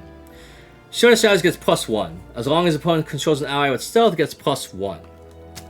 What I love about this one is that Lorraine can actually make use of it. Or even Jin if you want to be like that. Now, this is one that's a 2/2, which is already great for being a class bonus. However, if they control Dream Fairy, if they control some stealth allies, like maybe in this new ally, the Briar King that we're going to get to, or anything else, it's going to be a 3/2. A 3/2 for 0 that can attack twice? Sign me up. That can actually be something useful. But of course, as it's limited by the Looking Glass, we can't, justify it being insanely good. But would I even put it up against the Inert Sword? I'd say it's just under. Because the fact that it requires your opponent to have a stealth ally. That's my only gripe with it. Alright. Next up, the Whimsy Warden. A 2-drop 1/2 from the starter deck that has Intercept, but if you have 2 or more Omens, it gets to be a 3/2. A 1/2 that turns into a 3/2, powerful, especially for a 2-drop. Intercepting, it clears through a lot of allies. I say it's good, but it unfortunately became one of the last cards I cut from the deck in order to get a little bit more optimized. Unfortunately, it's a card that depends on Omens, and not something that would either ramp you Omens or benefit insanely of it. It's respectable, Would people run it? Maybe in the Guardian ally focus list, but because that's Intercept and not Taunt, it also kind of decreases a little more because people can still attack your allies. So I put it probably lower on the field, where we've seen allies like this before, but I probably put it in between Reposition and Leperine Mask. Alright, then we have the Votive Runeblade, because guess what, guys? Crux is back. And Crux, people are hyped for Crux again. It's a 1/2 warrior sword class bonus on attack. You may sacrifice another sword of God. If you do, wake up the attacker. Merlin stands and Lorraine Crux users unite and rejoice. Now we have more shenanigans with Crux cards that benefit off your champion attacking. And the fact that the Road of Runeblade, you just sacrifice another Sword of Gallia. You literally can bring out your Sword of Seeking or your Distorted Sword, leave it on the field, not really attack much unless you can clear an ally, and then once you level up into your Crux, whether it's Merlin or Lorraine, guess what? You benefit off of that by attacking twice with this thing. Scary. Now, if you put like stuff from Refurbish or Tempered Steel, you can set up a pretty lethal attack that maybe Onsol isn't the only way to win with this deck. It's definitely a build around. It's something that people I would see cook a lot with Crux, especially for the Crux enjoyers. I'd say that this is something that's similar to Star Wars Shieldmate. This would be an automatic include, like for any Crux deck that's trying to utilize it. Now with this one, the Conflagrant Sentinel, this one's on to discard a card. If you do, it becomes a 3/3. Nice, respectable, 3 mana for 3.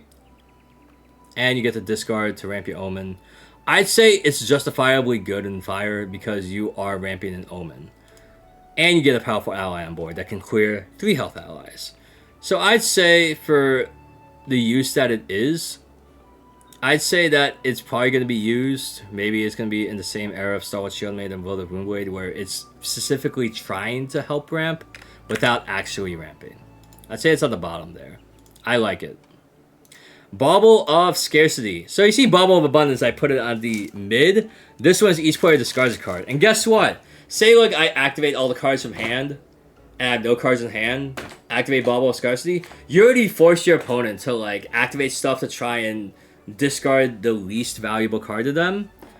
I like it. I gotta bunch it with the rest of the distortion groups because I feel like it's also gonna be a build around, especially for their build around ally that benefits off of distortions. So in terms of the distortions, I put it at the bottom. Well, not the bottom. Because of hindsight, you screw with your draws. The Sword of Shadows is nice, but I probably put it as people can prepare for it, unfortunately. So yeah, I think because they have to prepare for it, Bauble of Scarcity will probably be at the lower end of it. Because you can still prepare and they'll be like, alright, you just banish it and nothing happens. And now we have Beast Spawn Claws, similar to the Beast Spawn Claws we have here. Target animal or beast ally you control gets +2 against stealth until end of turn. Protection card. Niche. I'd say it's less valuable than the Bauble of Scarcity. Granted, it can help tamers protect their animals or beasts, but not from action damage. Yeah, it can stifle some of it to make them play another card, but I'm not sure if it'll be worth the materialization. Flamme Sorel. This one is literally a creative shock for Guardian that has a little bit of a restriction on it. Granted, it's restricted to Omen, so really only CL can make full use of this. Draw the discard. If the reserve cost of the discard card is equal to one of the reserve cost of 20 Omens, you draw another card. So, I know that a lot of cards depend on cards that have different different reserve costs, but this one benefits off of having the same reserve cost. So I think Flamme Sorel for Fire Guardian CL, it's your extra creative shock. It helps fill up your graveyard. Also, it's a fire card that you can banish for other fire activations that require banishing some fire cards. I'd say this is very includable. This is like similar to Star Wars Shieldmate for CL because it's not as universal as Star Wars. Tempered Steel, I think this is a reprint already. One, put floating memory on the weapon, target weapon, is fine. I put it at like the bottom of this one because people that are going to utilize their weapon's durability, Tempered Steel is an easy out to make it happen. Let's see. Then we have Death Essence Amulet. So unlike Life Essence Amulet, whenever an ally you control dies while it's not your turn, you may banish Death Essence Amulet. If you do, you go get target opponent's hand from memory and discard from it. The problem I have with this is that it still functions like Life Essence Amulet, where if it dies on not your turn. So people will still try and exploit it, but of course, if you prepare for it, you will likely have more than 2 allies on the board. So they can get rid of one, but they know when they go to their turn, it's less incentivizing for them to destroy an ally. Because not only are they using up a card to destroy the ally, but they are also giving up hand knowledge to show what is the most valuable for them to discard. I would say that since it's a build around with the Looking Glass, in terms of this list, I'd say it's higher than even the Necklace of Hindsight. I'd say Death Essence Amulet is closer to Ranger Strides in terms of its usability. I think a lot more people would love to use it, because disrupting your opponent's hand, amazing. Next, you have the Torch Marshal.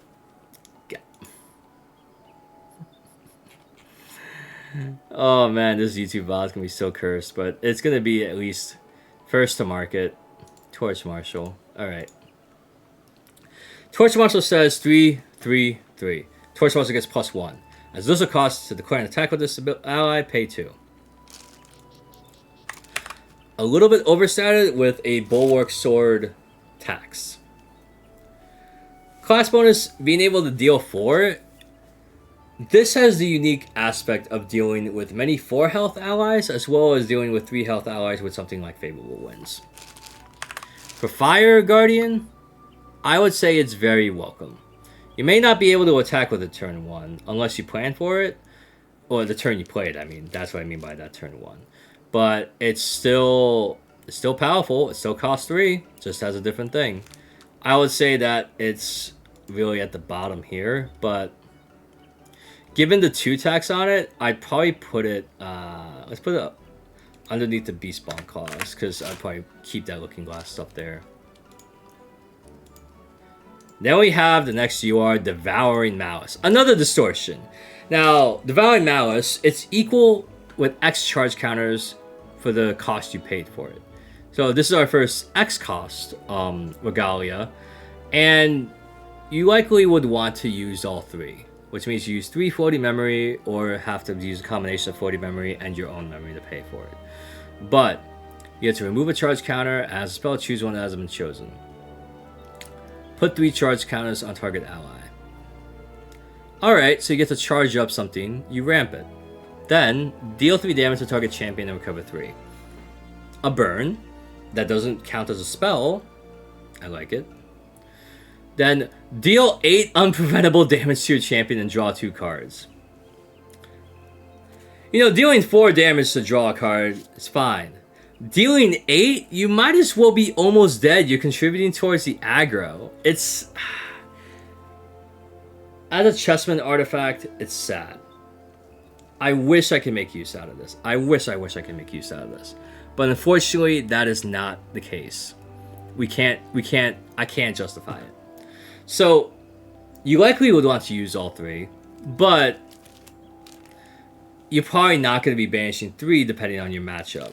All 3 are unique enough that I don't see any allies that would justify using the 3 charge counters. At least not yet, until we get more reveals, or Proxia, or what have you. Deal 3 damage to target champion, recover 3. Immediately, I love it, because you're at least ramping and also stabilizing. The 8 is so rude. Like, I would say you only use that if you need the draw 2. And you can tank the 8 unpreventable while also trying to hope your opponent doesn't fireball you or blazing throw you or deal like a Tempest Downfall to you or even a refracting missile or something to you, because 8 is already getting close to... That's over half of a Spirit's life and almost half of all level 1 champions. It's not a distortion. I'm sorry, I stand corrected. That's a Chessman artifact. I feel like people will be able to prep for it. Unfortunately, I have to put it at the bottom here. I can't justify it. Under Alice. Because at least Alice, there's something to use for each of her abilities.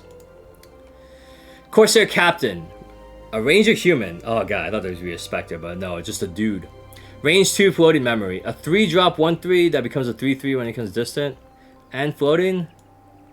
Respectable. This is probably a card that you would mill.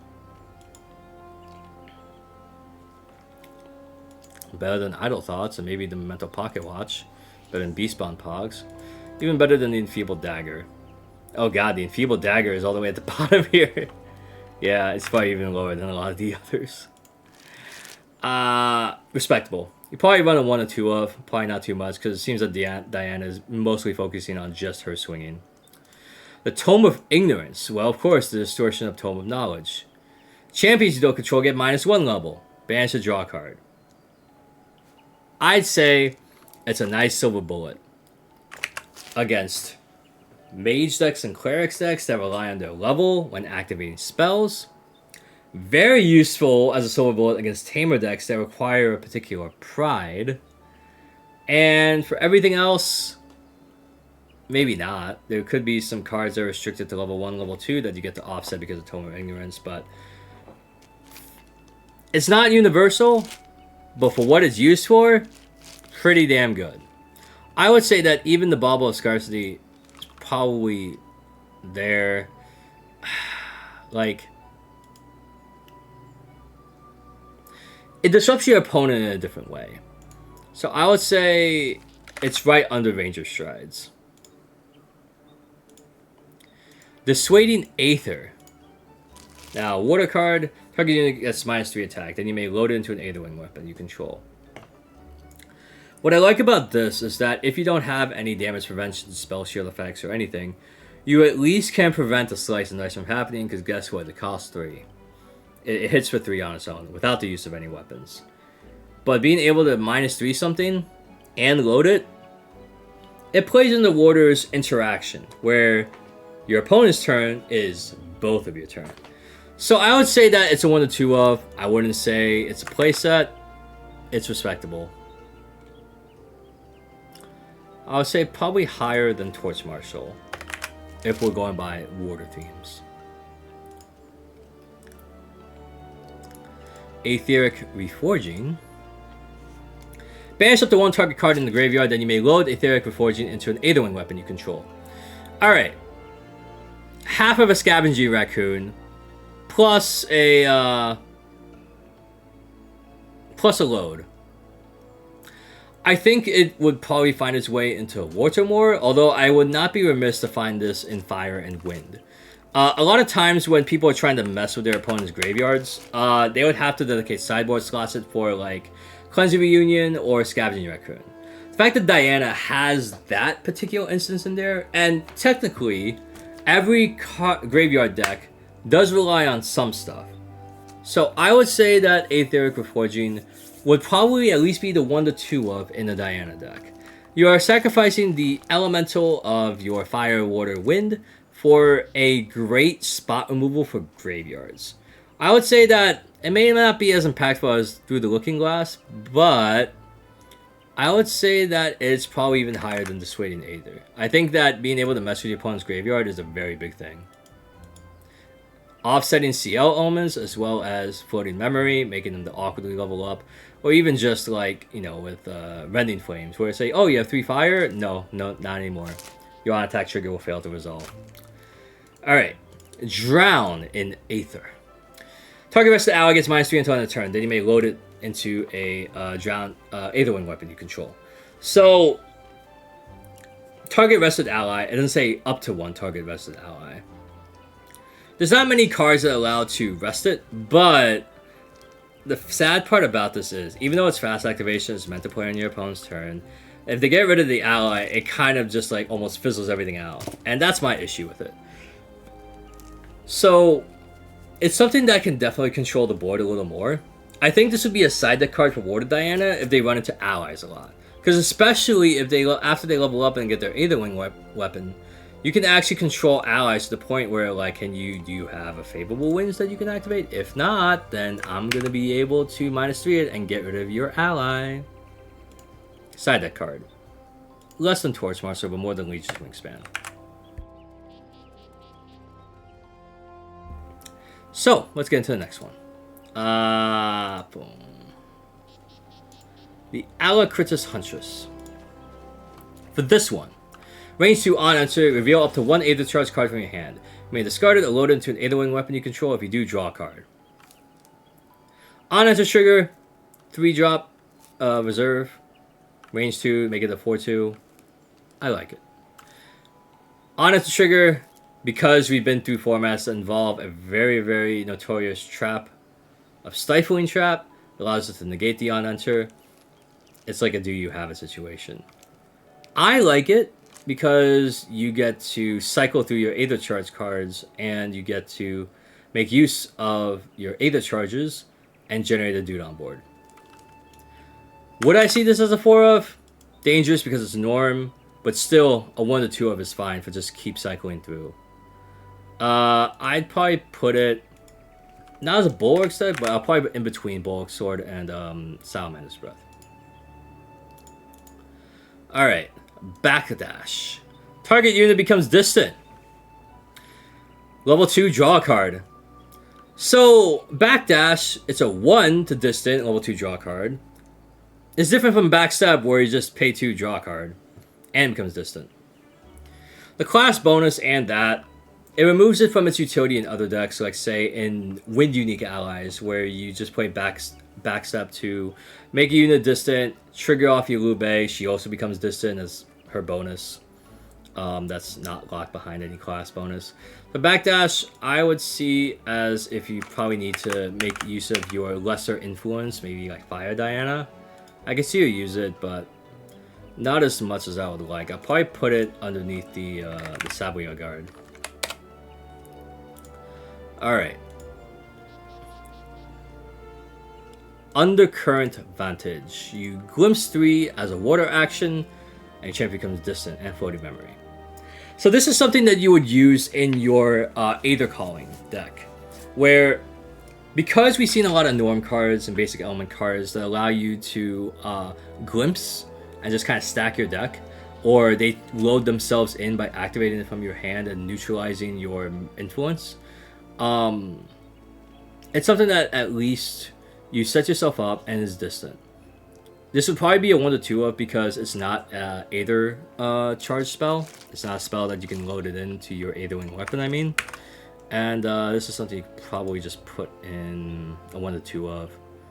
Probably more than Backdash, I would probably say. More than Backdash.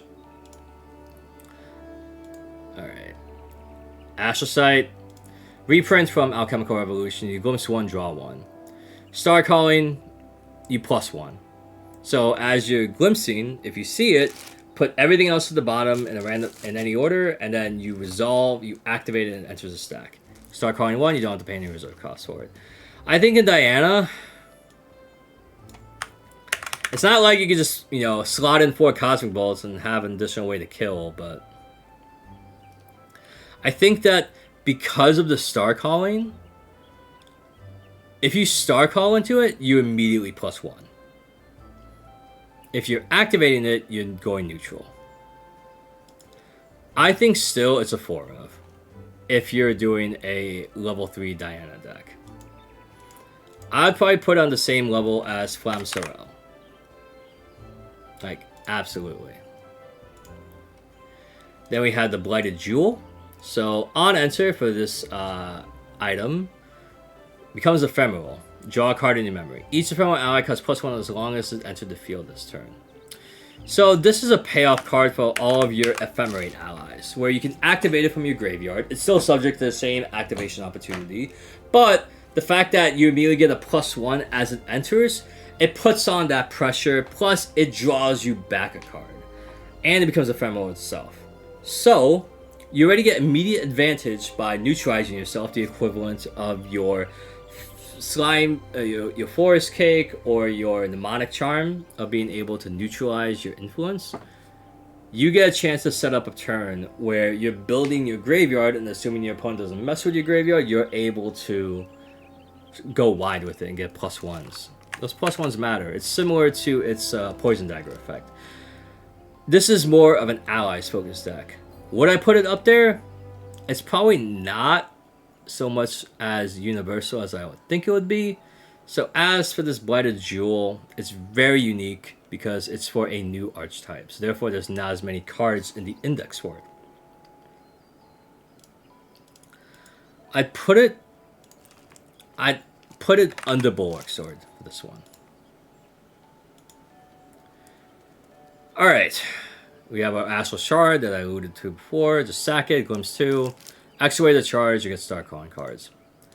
Next, we have a domain, which is a siegeable domain, a siegeable castle. On enter, remove all buff counters from all objects you don't control. Buff counters can't be placed on objects you don't control.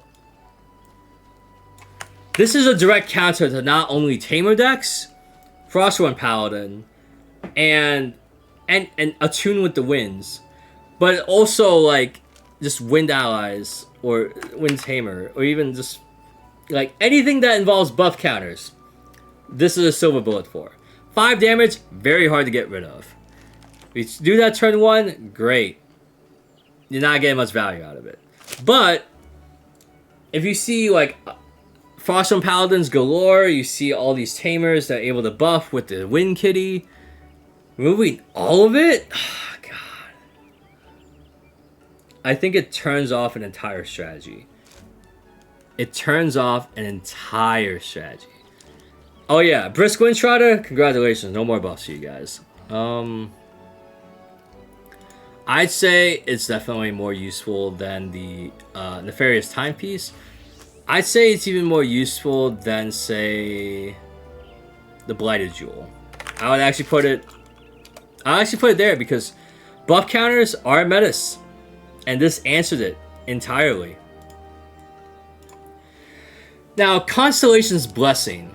Ranger Aether Charge spell, Aether Calling. So, of course, now we get to see the Aether Calling.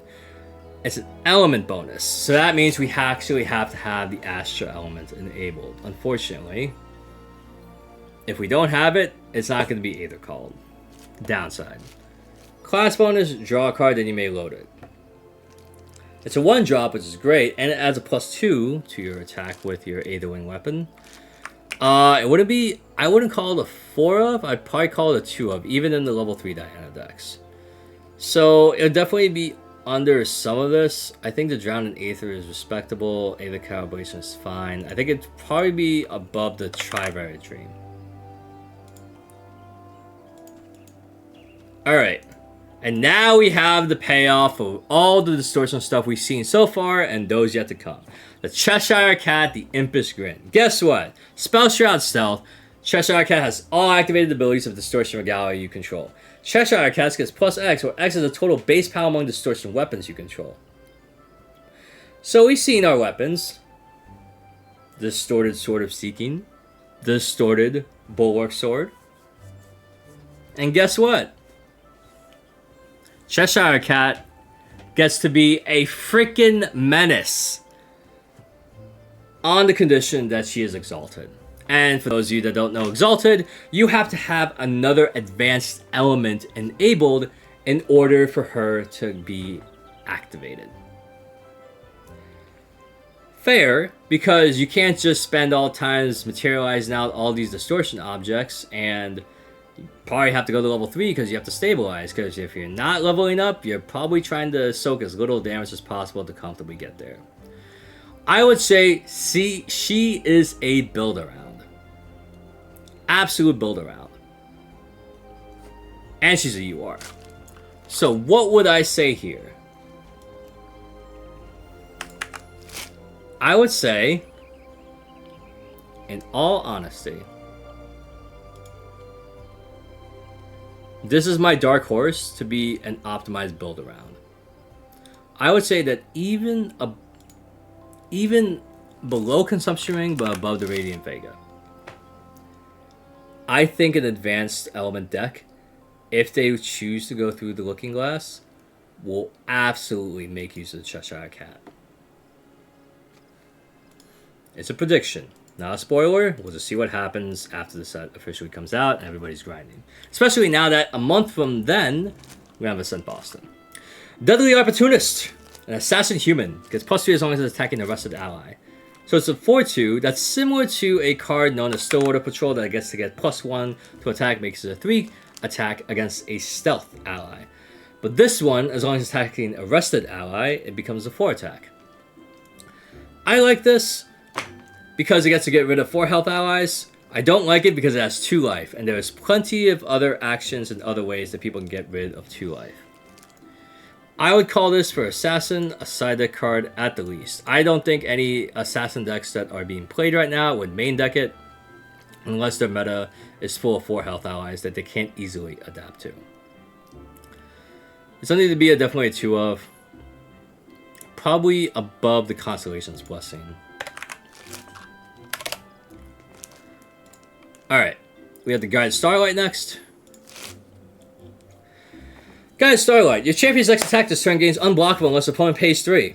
You may load it until an Aether-wing weapon you control. So, what I love about this, it's an Aether Calling card, but unfortunately, if you Aether Calling with the element bonus, you won't be able to use probably the most standout part of its ability.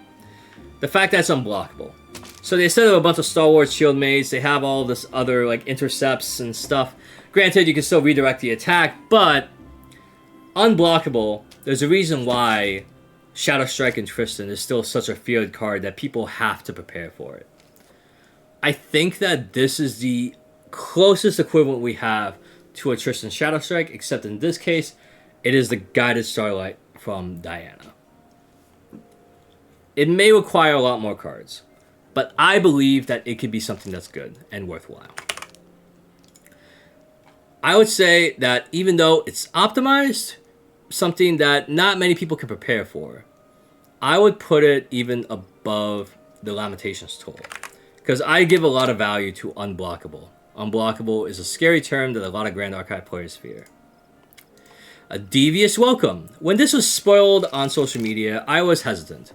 A 3-cost assassin skill that you only activate during the opponent's recollection phase. Each player draws a card. Well, why are you giving my opponent a card? Well, I'm going to choose an action or ally. At the beginning of the next end phase, which is during their opponent's turn, if the turn player did not activate a card with the chosen type this turn, that player discards a card at random from their hand and memory. Now, the statistics and mathematics I look at this here, you're already getting the card back, your influence neutral, but you're giving your opponent a +1. However, you give them a cost, a devious cost in that sense, in welcoming them in. So if they're an ally deck, okay, I'm going to call action. If they're an action-based deck, you call ally. Because guess what? At the end phase, if you still have cards in your memory and hand, if you did not activate my bluff, so, oh, you're an ally deck. I'm going to call action, make you play an action. Oh, you're an action deck? You have any allies left? I'll call allies. If they don't play it, they lose 2. So, at the end, if assuming they don't go along with it, they go -1.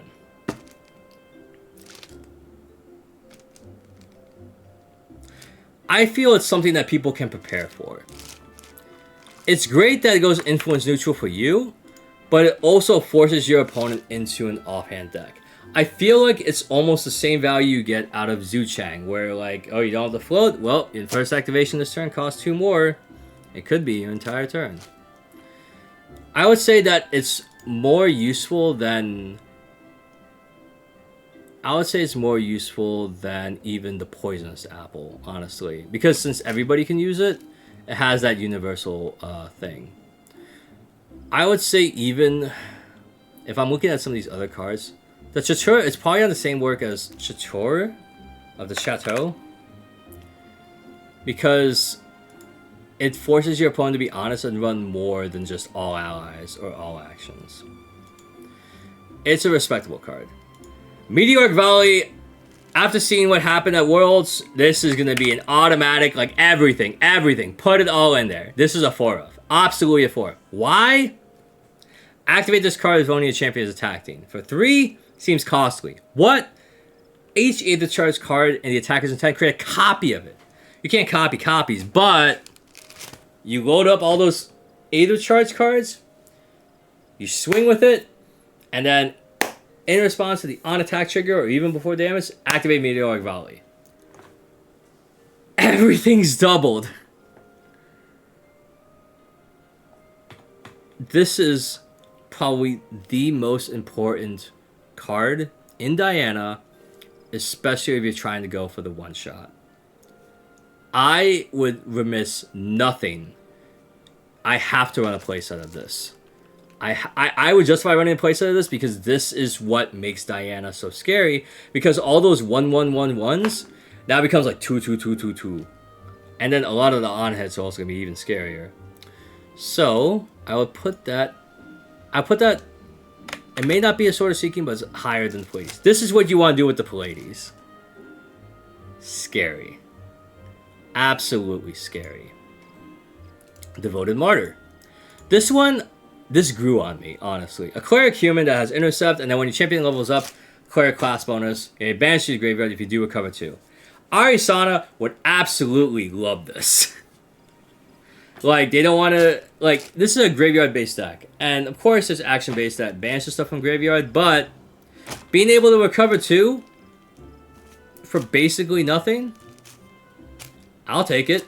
It may not be a 4 in my deck, but it's definitely something that will help protect me. At least Swift Recruit doesn't have to feel alone.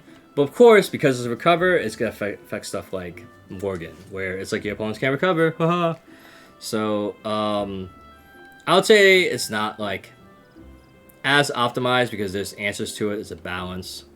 So I would say that it is probably... I would say above the Beast Spawn clause because since every deck wants to level up, it's universal.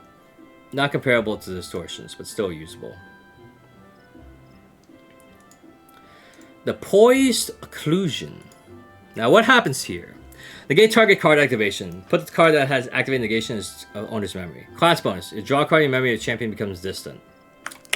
It's basically you kind of bounce back the card activation to the opponent's hand, except you put it into their memory, which means that unless it's an assassin card that can activate from memory, I'll be like, well, I get my influence back, but I don't get to negate. I don't get to interact with my opponent that way. It pays itself back, and the fact that it's a hard negate. There's a reason why people would run like a 4 of Horde Counter and Astral Seal. Of course, the ratios may change over time, but adding another Astral Negate,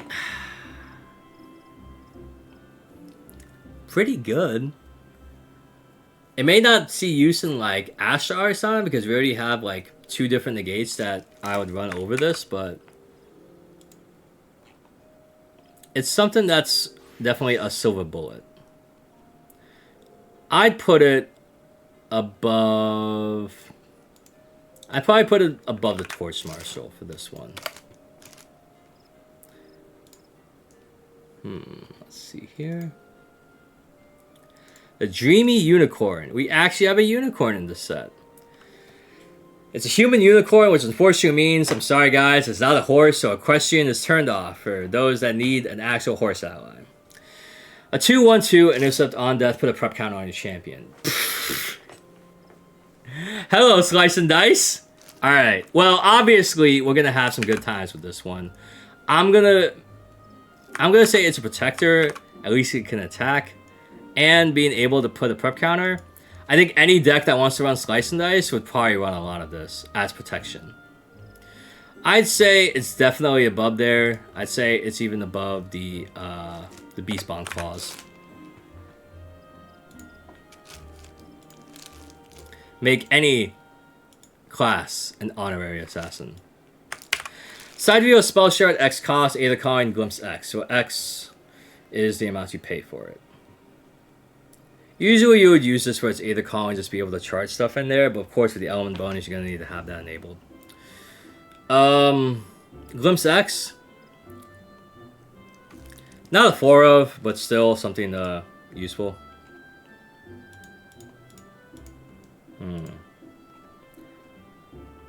I put it under the Chateau. Above the Devious Welcome, though. It's a setup, but it's variable. I like X-Cost stuff. X-Cost stuff is really nice. Alright. So, I think after I do Starbirth, let me take like a few minutes break. And then I will come back, and then we'll do it all again. Continue it all again. We end this half with Starbirth. Draw a card in your memory, then summon an Astral Shard token. Slow.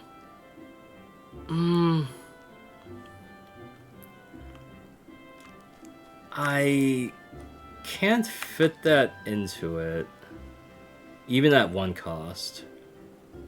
It pays itself back, but I'm sorry, I don't see it. I feel like there's some other stuff you can do this for. I'd probably put it above Bauble of Abundance, though. Alright. So now what I'm going to do is, let's go BRB. And I'm going to take a little bit of a break so I can drink some water, stretch a little bit. But you guys get to hold on, because I'm going to go ahead and prepare myself for the next half. Because we're going to finish this all in one night. Oh, we're back. Alright. Now we changed the music a little bit. Okay, sorry about it, I can't really justify it right now. I'll see if I could happily be proven wrong later. Alright, Dyadic Fletcher. So this one, range 2, whenever you activate an either charge card for second time each turn, that card becomes distant. Alright. It's a bird. Ranger, range 2. The fact that she can become distant through an activation. We've seen enough Aether Charge cards before, but I think this is something that we can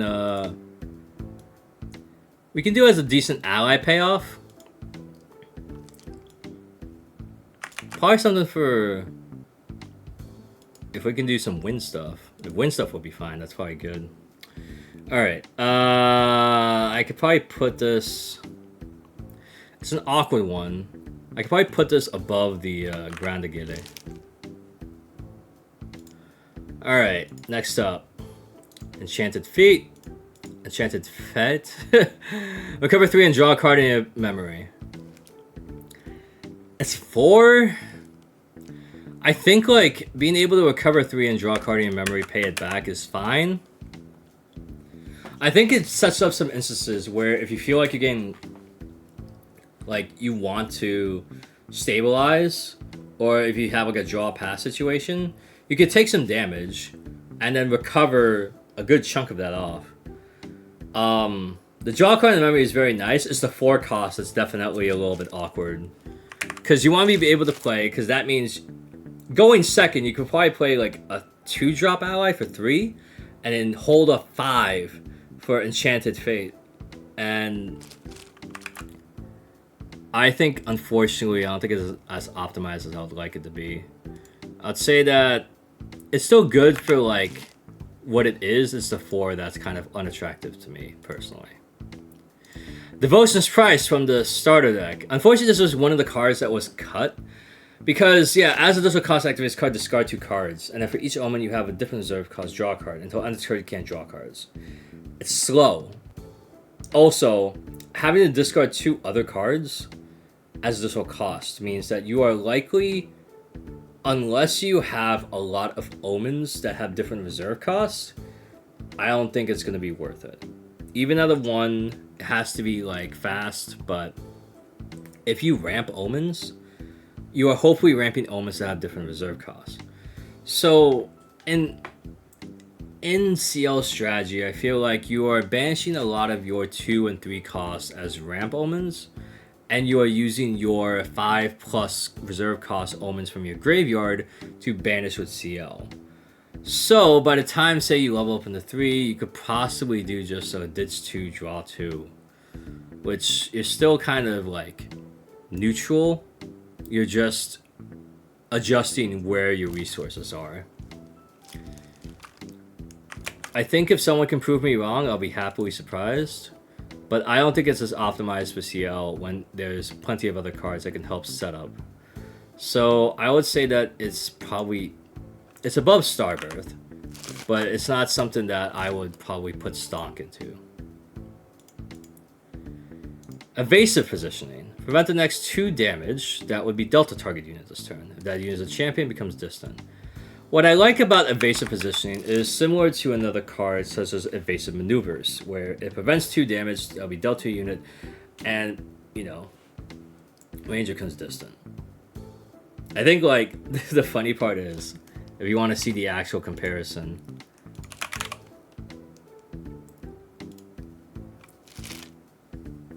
If that unit is a ranger, it becomes distant. If that unit is a champion, it becomes distant. So you have your, like... They both become distant. But this one slightly power creeps this one. Why? Because it prevents any unit. But this one can focus on allies. This one focuses on champions. I guess with the different Diana decks, it's either one or the other. So I could put evasive positioning as this is something that's just like nice spot removal, something that could definitely help out. Definitely in the niche tech card era, I'd definitely put it above the... I probably put it right below the Devious Welcome, because even though it's not disruption, it's protection, combat tricks. Nocturne's Oblivion. At fast speed, we get an actual Excalibur for Umbra. It's a nice payoff that you can cast it for 1 or activate it for 1 with 5 or more omens with different reserve costs, but that's not likely going to be the case unless you're able to ramp omens correctly. A non-champion object and banish it. The reason why they banish it is because we have already Regalia that allows you to recycle your omens. So we're not letting like Nocturne's Oblivion just banish it. But I can justify this being a 4 of.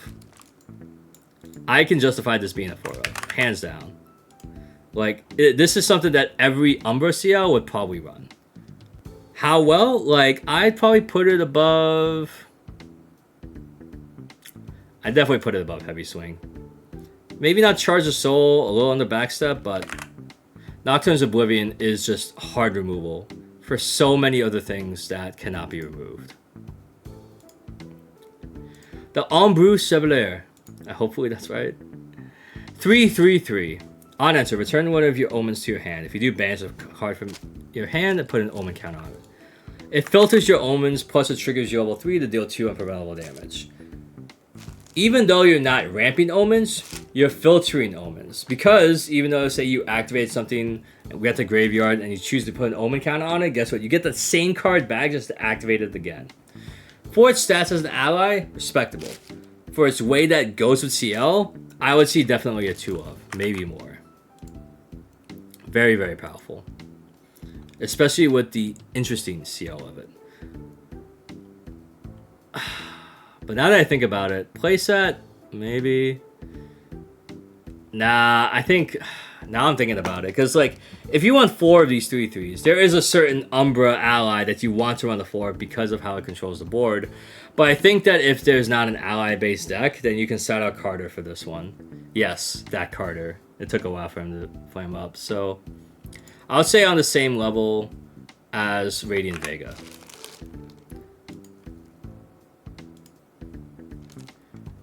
Then we have our next UR, Excalibur, Reflected Edge. A normal, unique weapon. Assassin Mage card. And Merlin bonus, you get a +1, so it becomes a 2/2. On Destroy, you summon a token copy of a non-distortion Regalia you control with only cost 0. It becomes a distortion in addition to its other types. Well, guess what? You get to make a copy of Bulwark Sword. You get to make a copy of Sword of Seeking. You get to make a copy of Terrafing. You get to make a copy of Grand Crusader Ring. You get to make a copy of Quicksilver Grail. It's the first time we've seen a main deck weapon like this. And the fact that a champion can use it, and granted, if you're not Merlin, only swings for 1. But if you are Merlin, you can do a lot more damage to the allies on board. Now, the value you get is great. But the fact that it's unique also means you don't want too much clogged in your hand. It also promotes a style where usually you want to use your Grand Crusader Ring as soon as it hits board so that you can just like get the +1 immediately. You want to be able to use other activations like Backup Charger and other things pre-recollection to get the value. Excalibur is more defensive focused for those Tariff Rings, for those Safeguard Amulets, for those non-distortion regalia that disrupt your opponent's plan. Can you imagine what it's like to actually have 2 Safeguard Amulets, 3 Safeguard Amulets, 2 Tariff Rings, 3 Tariff Rings? It's insane. But it also relies on your opponent having an ally as well. It's a polarizing card. It's a great card. But it's something that you have to spend your time practicing with.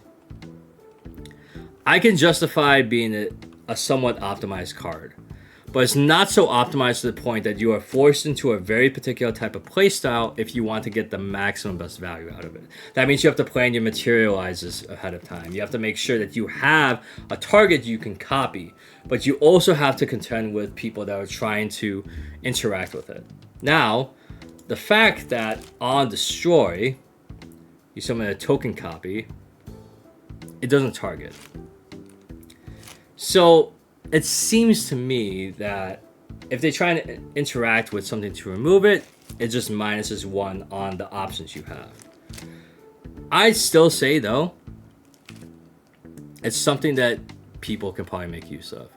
Especially when you have something like Crux Merlin. And the last Crux card that we saw, or the next Crux card we'll see, I'd say I'd put it on the same level as Astrocyte, and probably even higher than the Shieldmate.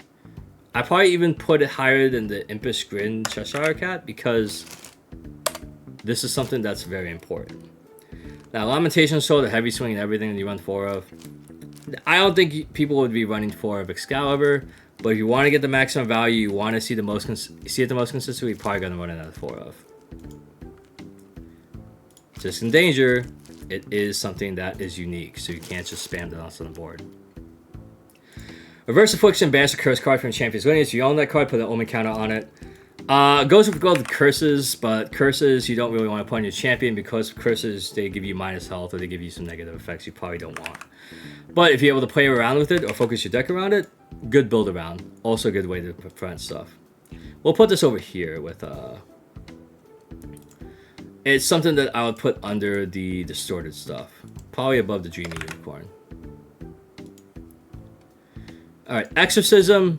It's for ephemeral objects. It's pretty much like an anti-on theme. For each ephemeral object, sack it unless they pay 1. So that means like if you're not running the ephemeral deck, this is your silver bullet. Tech card. Not really something that I would run in wholeheartedly, but if you see more ephemera players at your locals, you probably want to bump it up. I will put it on the same level as, say, under the Reflexor Ribbon. I should also make sure I put a save stuff on here. Saved. Because I need to make sure this is fine. Alright, Exploit Vulnerability. This was actually a reprint from the Recollection deck. Prepare 1, draw a card. It was prepared. Choose an Assassin Unit Control on ally hit, destroy the hit ally. Side deck cards, not really that useful. I don't know why I did that. I'm gonna have to... This is a hot mess bot. Okay,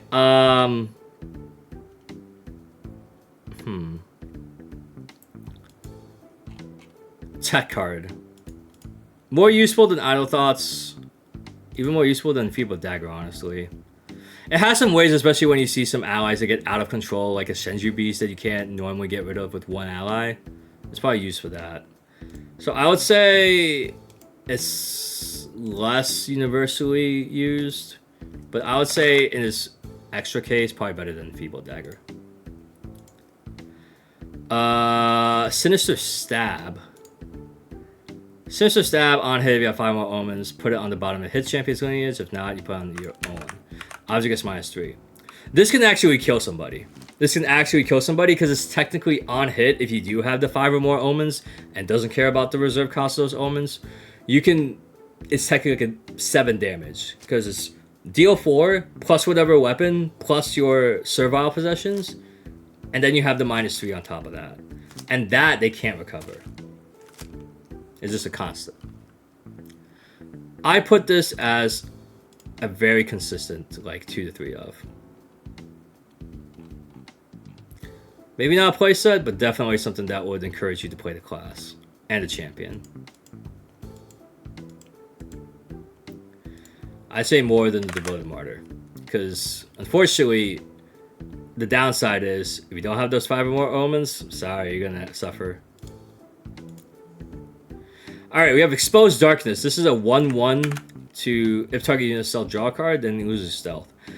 This in particular is for all the Vanish from Sight decks and any fairy.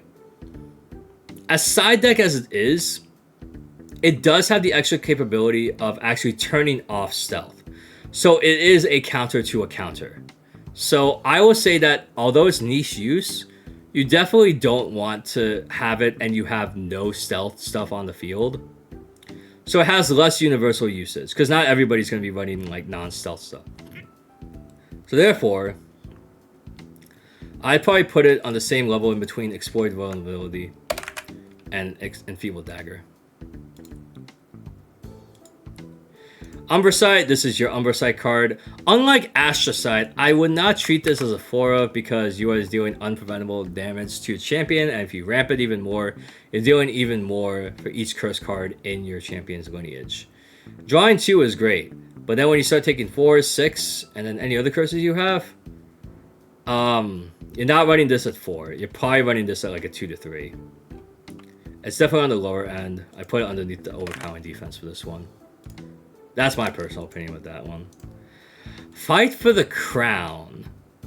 Why is it 6? Because it's 6, each player sacrifices an ally? Yeah, if you don't have an ally, it's a one-sided removal. It gets around Spell Shield. It gets around like untargetable stuff because it focuses on the player rather than the ally. It's very niche, unfortunately. Very, very niche. Very, very awkward. So we're just going to put this in easy to counter or prep for. I think people, especially if they go tall with it, they'll probably have a counter or they just fast activate another ally.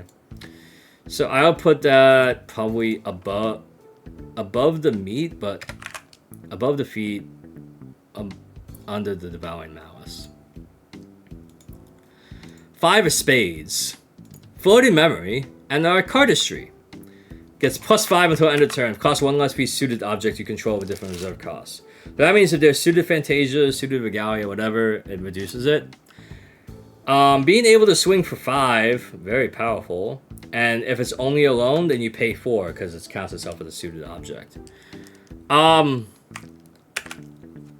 reminded of Ardent Cloud Striker from the Kongming starter deck, where you can swing for 6, assuming your shifting currents face west and you're attacking a champion. Very specific. This was a bit more generic, but it seems like you're going to be paying an arm and a leg for it. In a suited deck, I'd say this is a 2 to 3. Maybe people want to justify making the 4 of. It's fine. I'd probably put the suited folks. I'd probably put it above even the Sinister Staff for this one. Because I probably started rating them that way. Fleeting Guard. So at the end of turn, the target unit be dealt damage, prevent X amount of damage for X amount of ephemeral units you control +1. It's a variable shield that protects, assuming you have Ephemerate. But because, especially with Ephemerate, they can be hard died to even stuff like Zephyr or Arrow Trap. Side deck card for any Ephemerate deck. Side deck card. Wholeheartedly. So that can be something that I could probably put down. I'll put that above the overpowering defense for this one. Fluffy Shopkeep. Well, this one's interesting. An animal sheep. That's also a human. Intercept on enter. Banish 2 cards from your deck if you do draw a card in memory. In the Lucent Arbiter Arisana, this is a god. This is absolutely a god. Now, what is Lucent Arbiter? Well, let's check her out so I can fact check myself in real time, right? You see that? Negate. Oh, Astrolabe? That's the other card you make to it. If your starting material deck size was 12, well, guess what? You play enough of these, you banish all the stuff you don't need. If she pays for herself, she intercepts for you, and she accelerates your strategy by 2 turns. This is insane. And people go, am I going to really Stifle Trap that? I get rid of, he gets rid of 2 of their to the regalia. What is she gonna do? What are they all gonna do? Because this fluffy shopkeep's so cute. I'd say as niche as it is, I feel like she has some universal playability, because if you know that there are some regalia you haven't, and you realize like, oh, I have a Tariff Ring against an action-based deck. Oh, I have a Safeguard Amulet, and they're all allies. Well, I can just banish that to draw a card and still have a 1/3 Interceptor. I would say it's universal enough that it can even be above the suited objects. The distorted stuff is a category all on their own that I always place on high, except for a few outliers, but this shopkeep is good. Fortifying Mana Shot. So, 3 fast action to put 2 durability counters on target Aetherwing weapon you control then load. This is your refurbish at fast speed that also charges. I think that if you attack enough with it, you'll be able to get really good value out of it. The problem is it's never going to be a 4-of. It's probably going to be a 2-of, because if you need more than like 6 durability to kill a champion, obviously they either heal too much or you're having a slow start. Out of this one, it's probably on the lower side. I would put this above the Dyadic. 4 spades. What does she do? Well, she's a suited human. Cardistry. Draw a card in your memory. Well, she's already a 4 that if you have an extra 3, draw a card in your memory. Now, of course, with Cardistry, you can only activate them once. But if you suppress them or put them on the field... Oh no, it's strange. Because we have a ruling here. The activate this ability only once applies to each instance of a Cardistry ability on the card. If you have multiple copies of a card with the same Cardistry ability, each one can activate its ability 1 time.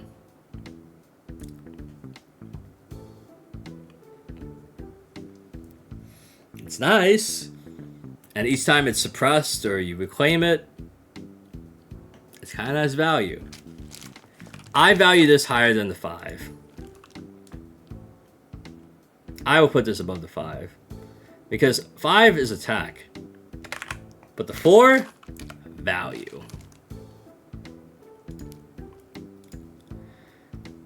The Ghastly Corrosion. Now, what do I do with this one? This card costs 1 less to activate for each up to 2 ephemeral objects you control. Destroy target item or weapon with ephemeral cost 0 or reserve cost 4 or less. It's a slow speed reduced to ash that costs 1 less to activate for each 2 ephemeral objects. So that means it mostly be a 2 cost destroy a Mnemonic Charm or Safeguard Amulet or Tariff Ring. It's fair for Spectres. It gives them a little bit more specialized control. I would say it's pretty niche because, at least for them, but it's a nice like bullet. I wouldn't call it silver. I'd probably call it a bronze bullet with that one. I'd probably put it above the Deadly Opportunist, this one. Now, after Ghastly Corrosion, we have the Horned Knight. We have another unicorn! Sorry, horses, no equestrian. 3/2/2. As long as the Horned Knight is attacking an ally, it gets +1. A 3/3/2 when it attacks an ally. This is your board control guy.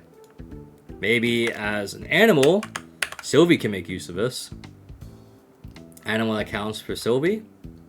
Maybe Sylvie beasts and animals can have some good stuff. Will it make the cut for most cases? I don't think so. But is it a cute side deck card that you can probably catch somebody off guard with? Yes. Because if very few selection get to be 4 health, a lot more allies are 3 health. I would say under reposition for this one, given that it's awkward, but it can get buffed. Juggle Knives reprint. For any Xander player worth their merit, you always have this in your deck. You cycle, you burn 1, and you can get this back. Ranger, well, you can technically do the same with that, but you probably have other strategies you have when it comes to glimpsing and other ways to advance your win condition. Off this one, although it's niche, I would still put it on the same level as like Stalwart, Shieldmate, like Flamethrower, Astrocide, Vodafone Blade, Confragrant Sentinel, and Tepid Steel. In terms of usability,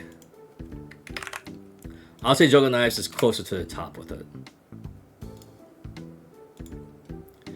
Now, Lost of the Carpenter, the top end Spectre, unique ally. For Cleric and Warrior, on enter gets plus X, where X is the number of the Spectre allies you control.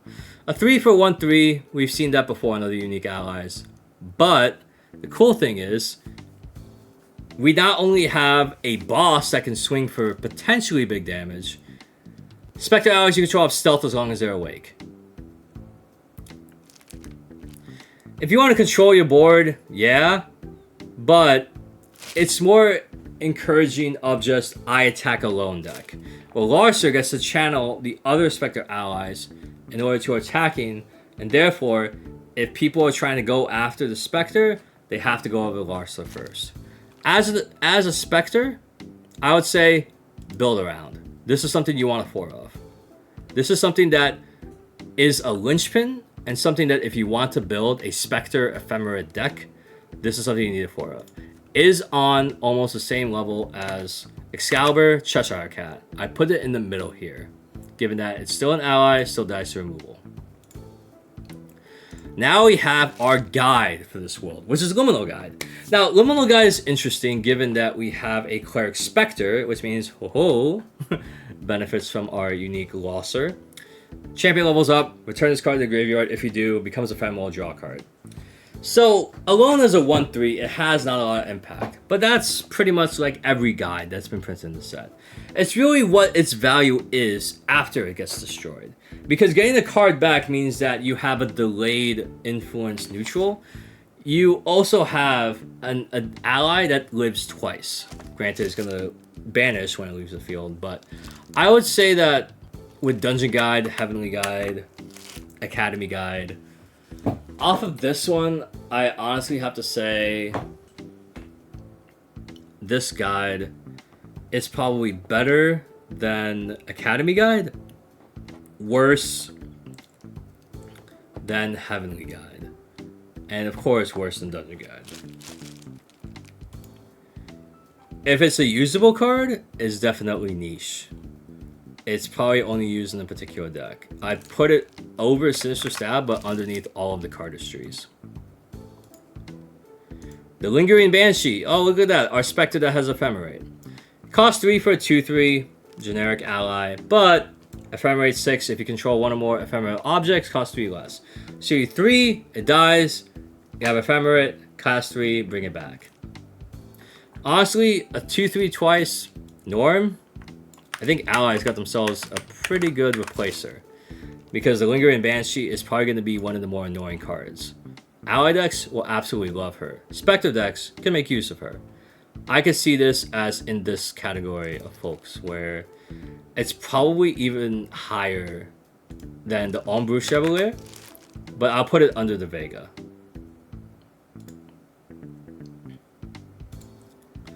Then we have Lucinia's Reign. A domain. Oh, Fantasia. My god, I'm sorry. Fantasia. Honor to draw a card in memory. 2, discard Chessman attack command card, which we only have one of in the set. An ally you control gets +1, draw a card into your memory. She pays it back, but it's unique Fantasia. And you're not really, like, very few chessmen you can protect. But, get your chessmen if you want to play Alice. It stonks. For now, we're putting it with the rest of Alice. Waiting for PTM. But will it be a great situation, like say how ALC went to MRC, or is it going to be like A and B in the HVN for particular Luxem Tamer? Now, Lurid Dreaming. When this card got spoiled, people were like, oh, what does this do? Well, it has some defensive niche protection, say if you get into Freezing Hail, or they stun your champion with, say, another ally we'll get into later. You wake it up, draw a card in the memory. However, there's a very niche thing that comes with it where you actually use it with any Wind, Mage, Cleric, 3 visits deck.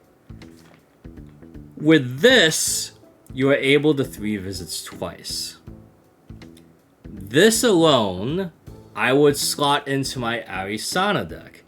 Because if I'm able to cycle through my 3 visits a lot, guess what? I may not be able to use the card that I draw into memory, but I get 2 full instances of 3 visits. Rest, Glimpse 2, Recover 2. During Opponent's end phase. Wake up again with Lord Dreaming. Activate 3 visits from graveyard. Now goes to banished area. I move it in 2 spots. Niche. But really, really good. I would put this even above the suiteds. I put it on the same level as the Fluffy Shopkeep. But less because it's less universal than Universal Shopkeep. Now we meet the Mad Hatter. Something for the Rangers. On answer, banish a card random from your material deck. If you do, materialize a Ranger or Gallery card from your material deck. What I don't like about it, it's Mad Hatter, but it's so on theme. Banish a random material deck card? What if I banish my level 3? Just don't banish your level 3. And I'm like, alright, well I guess that's the joy of it. Especially if they say like they suppress or they get rid of some weapons and I need an Aether Wing weapon. I feel like the risk is too much for the reward with this one. I feel like, unfortunately, this Mad Hatter is a trap, and you are going to feel bad when you banish the wrong card. I would say I would put it even under Fight for the Crown. Mad Hatter, you go here. Let's see if there's any more optimized ones later on that maybe would justify the gamble. Mad Tea Party. I like this one because Tenoris can make use out of this, and any other deck that wishes to stabilize on their way to level 3. The fact that whenever an ally enters the field, recover 1, you kind of really get those pings out of the way. It helps lessen those Omen triggers from level 3 CL. It also helps out with fielding a board and recovering health that you don't have to worry about an on-enter getting stifled. The sad part, it's unique. So of course, Silver Bullet, that seems more like a Bronze Bullet. I still put it under the second category of just like niche tech rarely playset of. I probably put it under the Sinister stab with this one. It's fun. It's Caesar the Main that can still die at 6, but requires you to also play allies with it. Alright, the Mana Bolt Convergence. So Mana Bolt Convergence is another fast action. Until end of turn, you may activate target Aether Charge from your graveyard. You still pay its cost. Now, what I like about this one is that after you use your Aether Charge cards, generally they will all go to graveyard. Here, I don't have to worry. I think here I can activate stuff that has been used already and reused again. Niche, I would have run a 4 of, but it's something that I can justify using. I'd probably put it above the Drowning Aether in terms of its usability for Diana. Alright, then let's get to our next CSR, whatever, suited object. Nora. Ace of Spades. This is the Ace of Spades. Alright, as long as you control another suited object, she has Stealth, a 1/1/1. Sounds like a theme. On enter. If you have total reserve cost of suited objects you control. You hit 6, put a buff counter. 10, put 2, put 21, put 4. So a 1, 2/2, if you have 6, nice. A 1, 3/3, whoa. A 1, 5/5? But it's a build around. It's something that you have to build around. And you have to make sure you hit 6, 10, 21. And because it's 6, 10, 21, that's what makes it a little bit harder. Granted, just being able to hit 6 is already good value. So, as much as it's nice, it stands on its own. So I'll put it even at the bottom of the suited tier list for this one. Pridesmith. On enter, put a durability counter on target warrior weapon you control. It's a 1/3 that puts a durability counter on a warrior weapon, which warrior decks are probably going to make use of it because it's 2 mana 1/3. Reminds me of Weaponsmith a little bit, but it's not as optimized. It's also restricted to warrior, so I put it as niche or even just unoptimized. I probably put it closer to the top because I can see people using it. It's just not like... It's not like Alice level, but it's definitely more powerful than Fight for the Crown. In its very rare, unique uses. Alright, Pridesmith. Pride's Vanguard, I mean. Pride's Vanguard. Ambush and Retort 2 for 3. So 3/1/3 with Ambush, and then Retort 2 becomes a 3/3. Usually this is something that you can remind me of Guan Yu, but people can plan around this because they know that, like, all right, I'm going to hold off attacking, I'm going to get rid of it a different way, I'm going to suppress it or do something like that. It is cheaper than Guan Yu, unless she has a discount, but I would just put it as very niche, almost like something you can prepare for, because it's already like, I reveal my hand. Do you want to do anything? It's in between Fight for the Crown and Mad Hatter for this one. Raise Slash for a Warrior Suited Sword? Oh, a suited card. On attack, put the buff counter up to 2 star. Oh! Oh! Well, with Warrior, Jin and Lorraine could probably make use out of this.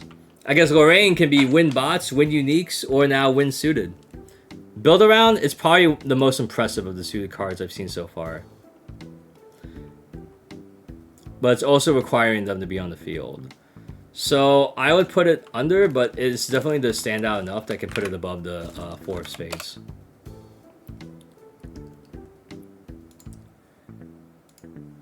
Alright. Recurring Invocation. Empower 2. Whenever you chance to level up, you banish this card if you do Empower 2. Usually people have immediately thought of Kong Ming, and they want to do like a level 2, like really, really big fireball. Incap would suck, but the pay 1 to Empower 2 again, I feel like it's good, but you can't double up on it in a single turn. You can literally just do like an Empower 2, try and get something, and then hold up the 1 so that when you level up, you banish again to Empower 2, and then you Kong Ming level 2, Empower 3, you have Empower 5. But then you have a Firebolt for 5 plus 2, so that's like level 7, 8 damage. So 8 damage Fireball, respectable, but it requires some setup. I don't think I can justify running this in my Fire Kong Ming deck. It's not something that I can feel comfortable, especially when I have to pay the 1. I put it maybe above Reverse Affliction because still maybe some mages would like to make use of that. Regal Inquisition. A Norm Exalted card, which means you need to have an advanced element enabled as well. Look at target opponent's hand in memory, discard any amount of cards from among them. For each card discarded this way, the opponent fails the top card of the deck and puts it in their hand. Honestly, if your opponent draws well, amazing counter. Opponent doesn't draw too well, you're probably giving them the game. But it is a silver bullet for so many cards that cannot recover cards from their graveyard, especially combo decks. And given that's a Norm card, any advanced element deck can use this. So it has that level of usability, but it's geared towards more level 3 decks. I think this is even better than the Fluffy Shopkeep. But given some thoughts, I'd probably put it under that and above the Lurid Dreaming. What's after Regal Inquisition? The Renaissance Sharpshooter. Renaissance Sharpshooter. Range 1, class bonus when it becomes distant, draw a card in the memory. This reminds me of the Seasoned Shield Master, where when a unit becomes Foster, draw in the memory. Granted, his skill that triggers is more limited. Instead, when you become distant, you already draw a card in the memory, so you already pay itself back. And the range 1 is a nice touch. I think that some Ranger ally cards would make use out of this because it helps to neutralize and go influence neutral to go plus. So it would be your tech card. I would put it underneath the suited. I'd probably put it above the Beast Bond clause. So under the Dreamy Unicorn. Alright, Resolute Stand. Welcome back. Probably one of the most powerful defensive skills that many level 3 decks like myself refuse to run because we know we like using the fast activation of it, the free activation to skip my draw phase, but instead we leave it as such. Silver Bullet against ally decks. I would put this towards the top. It's niche, it's a tech, but I would be so bold to even put it above the Looking Glass because any deck can utilize this, even if you're not using it for the free activation. Now Resonant Archer. Level 2. Resonant Aether gets +1, so when it goes into attack, it's a +2 to your attack.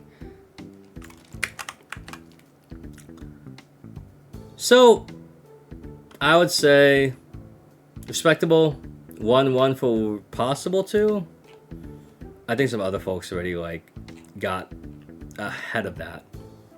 So let's go ahead. I'll probably put this maybe above the Pridesmith, given that since even this Diana, it's still something that I would like to see. Alright, so what's after Resonant Aether? We have Rictus Tiding.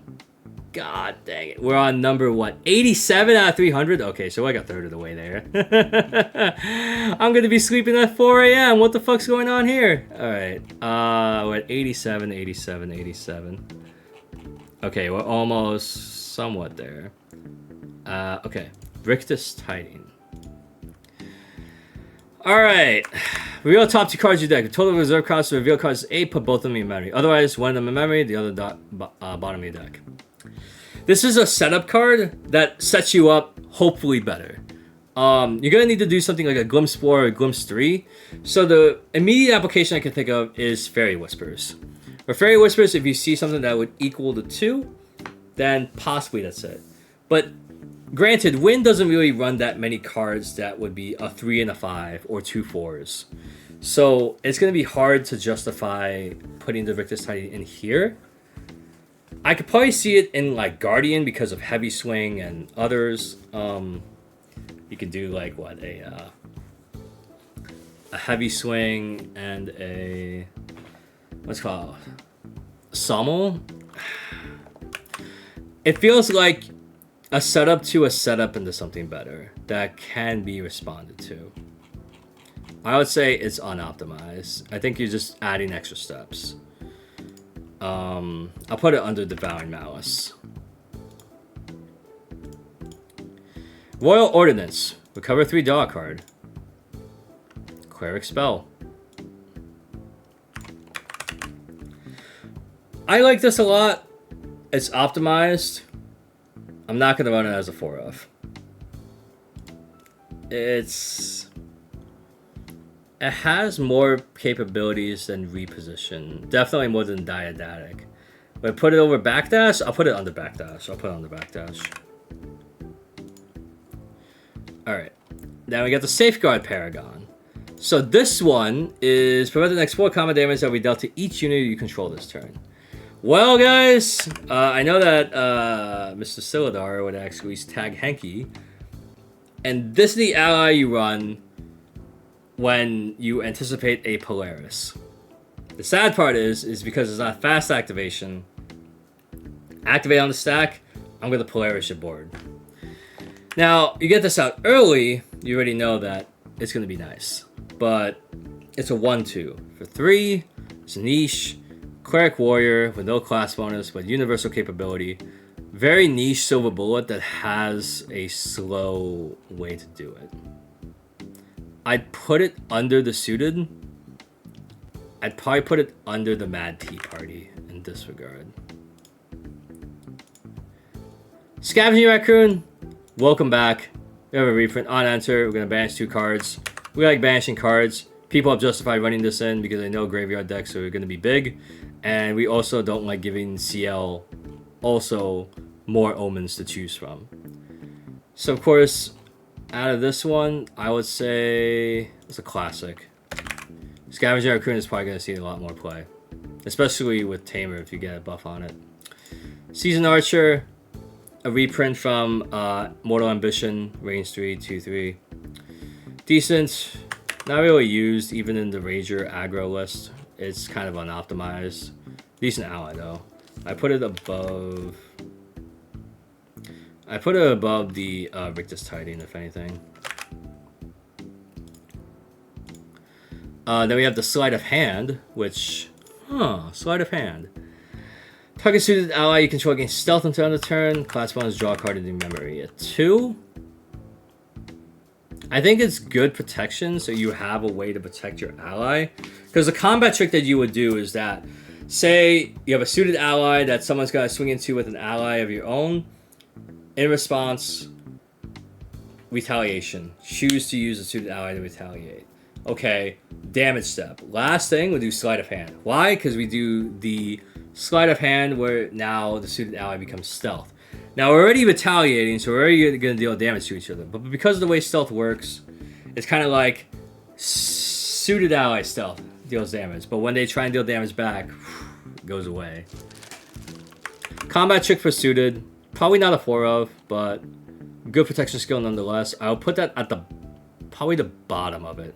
Because it's not a suited object on the field, it's something that protects your suited objects. Sovereign Sanctuary. This is a Fantasia. There's a lot of Fantasia hate, so it's already starting to not look too good. But what does it do?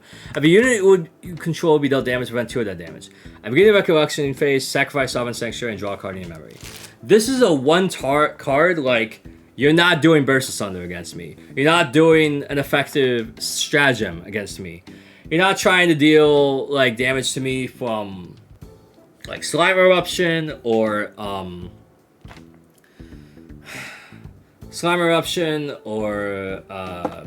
Vermilion Decree. We're preventing 2 of that damage. The sad part is there's a fast action spell known as Vertigus Decree that can pop this Fantasia. So, side deck card, niche, still pretty effective for what it is. People are going to be like, oh, I don't want to side deck hate for a deck that's not Dao-Chan. So, I've actually put it above the Fortifying Mana Shot for this one. I pause it like that, and we'll see, because of course it's Exalted. You have to be at level 3 to activate this. Ooh, Sudden Steel, look at that. A Dawn of Ashes reprint. Sudden Steel, welcome back. Warrior has efficiency on it. Well, guess what? It looks like Maryland gets to have a new art for Sudden Steel. And people were trying to pick up Sudden Steels are pretty hard. So I would say that it is used. It's not a 4 of, but it's still at the top. It's a classic. I'll probably put that at the 3rd of Resolute Stand, Scavenger Raccoon.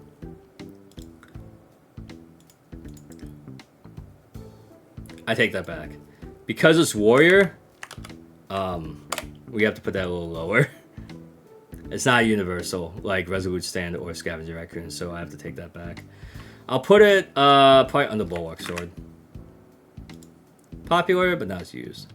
Suited Trickery. Well, this is an action suited skill for assassins. Until the beginning of the next turn, players can't declare attacks with champions they control. They have to pay 2 for each attack declaration. Control a suited ally, draw a card in your memory.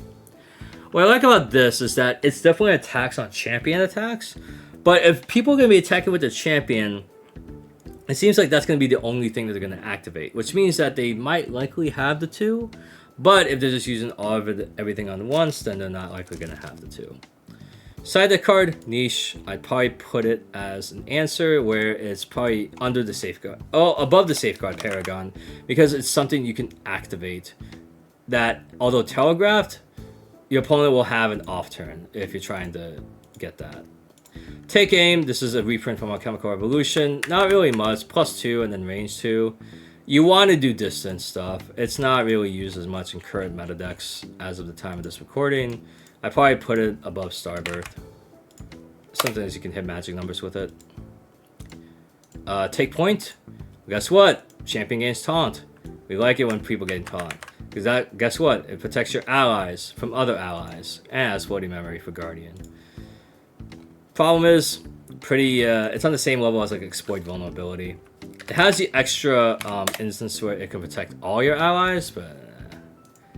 And then we have our next suited object, the 3 of Spades. Target suited ally you control gains +2. Although you can only activate it once, what I like about this, it's a combat trick that doesn't require you to activate something from hand. Out of the ones that we've seen so far,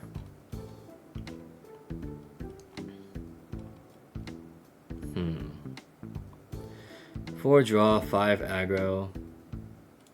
The Noir is like a threat on her own, so I think this is more protection. I could put the 3 of Spades here. After the 3 of Spades, we have the Trained Sharpshooter. Classic ally package. Classic 2-3. Becomes distant, becomes a 4-3. Ally decks would love it. But now that we're getting more 2-3 allies that seem more specialized, it may actually drop down a little bit. So I would still put it, I'll put it above Sudden Steel. Probably even above Scavenging Raccoon, actually. Because ally decks, they would still run it. But run a bunch of 2-3s, run into them. And now we have this card called Trump Set. Trump Set, what does it do? Guardian suited skill reaction. One less to activate for class bonus for Guardian. Change the target attack to a suited ally you control. If you do, that ally gets +3/+3 until end of turn. Now, the cool ruling they had about this, you can direct it back to the same ally. You're just going to buff it. So in case they want to try and do an on-destroy or try and get rid of an ally, you end up buffing it to an ungodly amount that it begs your opponent to have an answer to that. You do that for 1, that's an amazing combat trick. But it's a combat trick that only protects your suited stuff. For this one, I like this better than Sleight of Hand, because Sleight of Hand only gives it stealth. It prevents all combat damage. But Trump Set, it helps to keep it on the board and having your opponent to do more resources or actually waste their effort on getting rid of it. After Trump Set, the 2 of spades, we see this Mad Lad art gain spoiled. Fast activation. Lovely. Put a buff counter on 2 of spades. Okay, it's a 2/1/1 that becomes a 2/2. So he's really just selfish in terms of his activation. But the good thing is that he does have a way to make it 1 or free if there's another spade object on the field. So it could be like a 2/2/2. That's fast activation, which is amazing. So I'd probably put this almost on the same level as 4 and 5. It's a cheaper suited object that I can see people running the 4 of in it. Undying Dreams, Cleric Spectre, Spell. Ally gets 1/1 until end of turn. If allies ephemeral, put a buff counter on it. Yeah, it's good. It gives you floating memory. I think Spectres can use this as a combat trick. It's not as crazy as, say, others, so we're going to put up, maybe it's more specialized, so it's not crazy as Devoted Martyr and Safeguard Paragon. I probably put it above the Recurrent Innovation. Unwelcome Fortune. Look at target's player's memory. What? And now I don't get to discard? They got us look and not reveal because I'm not triggering Luxa. Maybe in the limited format, but I would... because it has it, I probably put it above Devotion's price. You're just getting something. Unyielding Wraithguard, a Guardian Spectre with Taunt. On death, return it to the graveyard to the field, becomes ephemeral. So it's a stickier Star Wars Shieldmate. Well, I see it being used in other decks. Maybe, because you have the Star Wars Shieldmate that gives you floating memory. This one gives you the double ally, so it's like you're playing 2 Star Wars. I would probably put this towards the bottom, probably above the Runeblade, but under the Astrocyte. I can see a lot of decks running this just to have more protection, unless they get hit with a Xiao Crow or something. So Veiled Oracle on enter because it's Ephemeral Glimpse 3. So she's really ephemeral once she hits the board. The Glimpsing 3, I don't think I can justify running this in Diana because there's enough action stuff that allows me to glimpse for it. Even a Spectre, I could probably see it with like protecting itself with stealth. It's a build around, so I could probably leave this as the niche. I know that I scattered the Spectres a lot. I could probably leave it in the same thing here, probably above the Liminal Guide, because the Liminal Guide is going to level up. Veiled Oracle at least is ephemeral right then and there. Wonderland's Wayne. 0 cost Fantasia Cleric suited. Draw a card. Honestly, would people want to waste Fantasia removal on it? Probably, but even then. It draws a card, but I don't want to pay 10 for it. And then it's 9 when it's on the field. Out of this stuff here, this at least protects my stuff. This just refunds me. So Wonderland's Wayne is probably at the bottom of my suited list. Alright, now we're going into fire. Ashen Rifle. Reveal top 4, 2, banish 2, bottom deck. Unless because banish may activate them. Impulsive draw that's not so impulsive. You choose 2 you want to banish, you activate them later. I see that as a plus. And it's a fast activation too. So I could see that as probably something you would run in your fire specters. Or fire suited actually. Probably the same use as the Banshee, but a little better. Granted, it's sad if you don't hit it, but I do like that you get to look at reveal the 4. Astron's Shot. Side the card for 5, Diana. This is most important. because you can even play it with Umbral Diana, where opponents just can't recover. I say that no matter if you are a Fire Diana, even Fire Polcock, you activate this because it just turns off heals. I rank this high. Not universal high, but still something to the point of like, this is rivaling in between Regal Inquisition and Fluffy Shopkeep. Fire is going to make you so much of that. Fire range is going to be so much of that. Blazing Cinder Shards deal 3 damage to target unit. Ranger class bonus loaded. And up to 2 Aether cards from your graveyard into Aetherling. This is a payoff for Fire Diana. I can see this being a 2 to 3 of because she relies on other cards. So I would say that out of the cards here, I'd say even higher than the Undying Dreams. We're gonna take a chance on this one, chat. Alright, Blazing Throw. Meta. I can't tell you how many games were stolen from other people because of Blazing Throw. The fact that it actually sees the most play out of it, it's...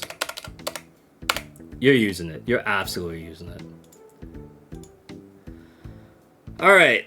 Butler's Augury. This is one of my personal standouts from this set. Costs 1 less for 2 omens, so you can cast it for 2 if you have 2 omens. Draw cards you may or access 5 minus your influence. So what does this mean?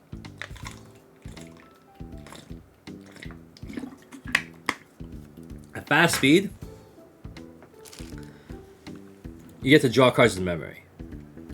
Downside, you take that much damage. 3, deal yourself 3. 2, deal yourself 2. 6, deal yourself 6. At fast speed, you can play around with it. It's niche. It's techie. I don't think it would be nice to put. It's probably even lower than some of this. But it still has its use. I'll probably put it above the Undying Dreams. Then we have the Conflagrator Trounce. CL bonus, as long as you have 2 or more omens with the same reserve cost, Conflagrator Trounce gets +2. So 1 deal 4? So this is where now we rely on omens with the same cost. So Fire Aggro CL is probably going to make the heck out of this. Because you know how Blazing Throw requires you to sack a weapon? This is your attack per turn.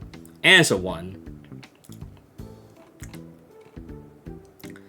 I'd rival this as actually something you would use in Fire CL. Even Umbra, very, very good. And it's a 1 that feeds into your omen for different reserve cost. I'd put it on the same level as Juggle Knives. If anything, just a little bit under. Because it doesn't give you back an influence. But it does help you out with omens. Duchess, the 6 of Hearts. So what happens here?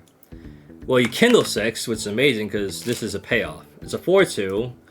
Cardistry, bans a fire element card, reserve cost 2 off your graveyard. If you do copy it, you may activate that copy without paying its reserve cost. Any fire element action card? Renew your freaking Blazing Throw. God, like, there's a lot of fire action cards for 2 that I believe that you can make use out of it and abuse it, but the Kindle 6, it does eat into the reserve cost. Then you also have, you know, the Cardistry, which you can only activate once, but given that it's fast activation, you give that extra fire action card to us a Bertha-like effect. So let's go ahead and put this the top end for sure, but where would I put this at?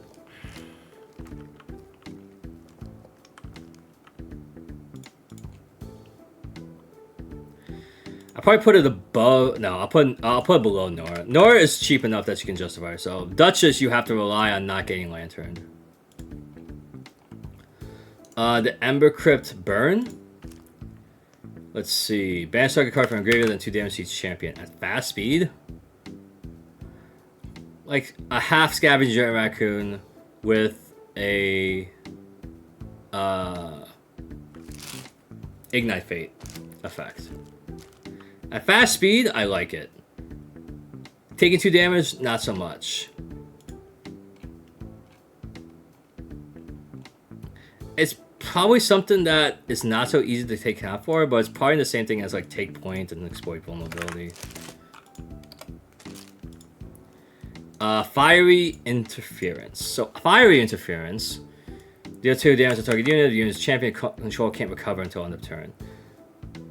Awesome! Because not only it burns 2, but also can't recover. So, no lineage release for you. Tech card. Really, really good. It rivals. I would say... I'd rival say not so much as Under Bulwark Sword, but more than Sunsteel. 5 of Hearts. Oh, this was a hindered Rhino. But at least you put a buff counter on each suited ally you control. What I like about this is that he protects the board.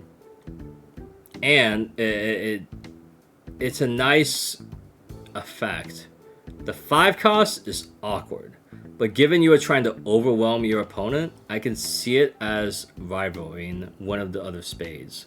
The 2 of spades is cheaper, so I would say a little worse than the 2 of spades here. Flamebound Drog. So Flamebound Drog, on answer, becomes ephemeral. A 3/1 Blitz Charger that's ephemeral. It can be beneficial, but you know, it's not going to stay on the field if it gets removed in any such a way because it has to go to banish. I'd say it'd probably be better than a Dreamy Unicorn. It feeds into the Ephemerate strat. Ephemeral. Flamebreak Chorus. Yeah, this was a reprint apparently from FTC. Okay, +2 if it's defending Wake Up against a distal level until end of the turn.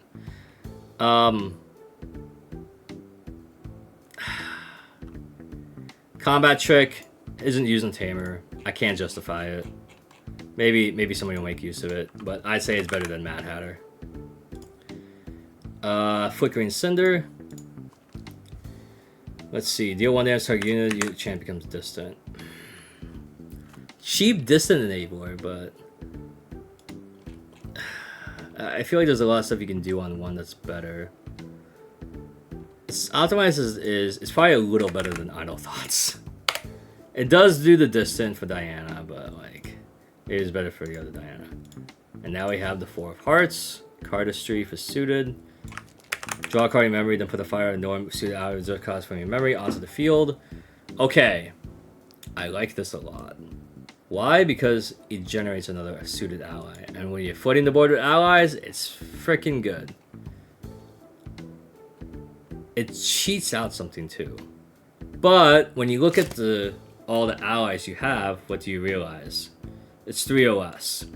So you're likely looking at mostly the 2 of spades, maybe the 3 of spades. The others, you're looking at 4 or 5 costs, and it's just like, it's not as good. It's pretty niche. But what I do like is it's future-proofing, especially if Weebs as a short would print any cards that cost 3 or less that are also suited. I actually would ambitiously say that goes to the top. Generating board presence isn't good. Is very good. Let's see the full amount Shield Maiden. As long as your influence is less than the amount of omens you have, from Shield Maiden gets +2.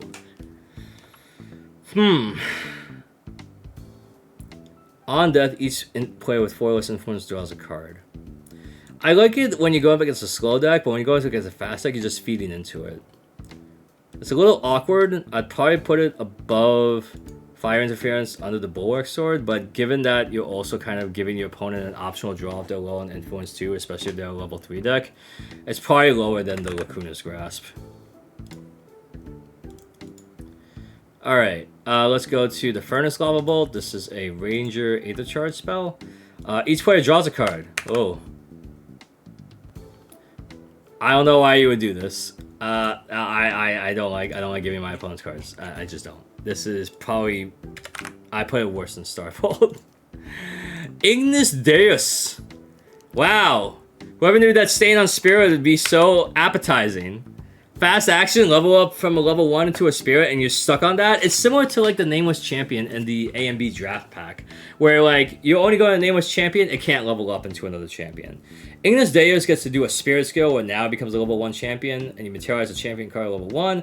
If you do, the rest of the game, non-spirit champion can't level up. Very, very niche, but extremely, extremely, extremely, extremely powerful for its use. I am basically saying that this is something that's so niche, but stands out so much, it can actually break into this, that it can go beyond the champions of this world. I'd put this above Resolute Stand and under Blazing Throw. Incinerated Templar. You have honor to put target Spectre ally card reserve cost 3 less than battlefield and it's sacrifice at the beginning of your next end phase. So temporary value if you need something to address a board, or you need something to kind of like get rid of something, or just deal that extra little damage without having to pay anything more than just resolve the on-enter trigger. Awesome.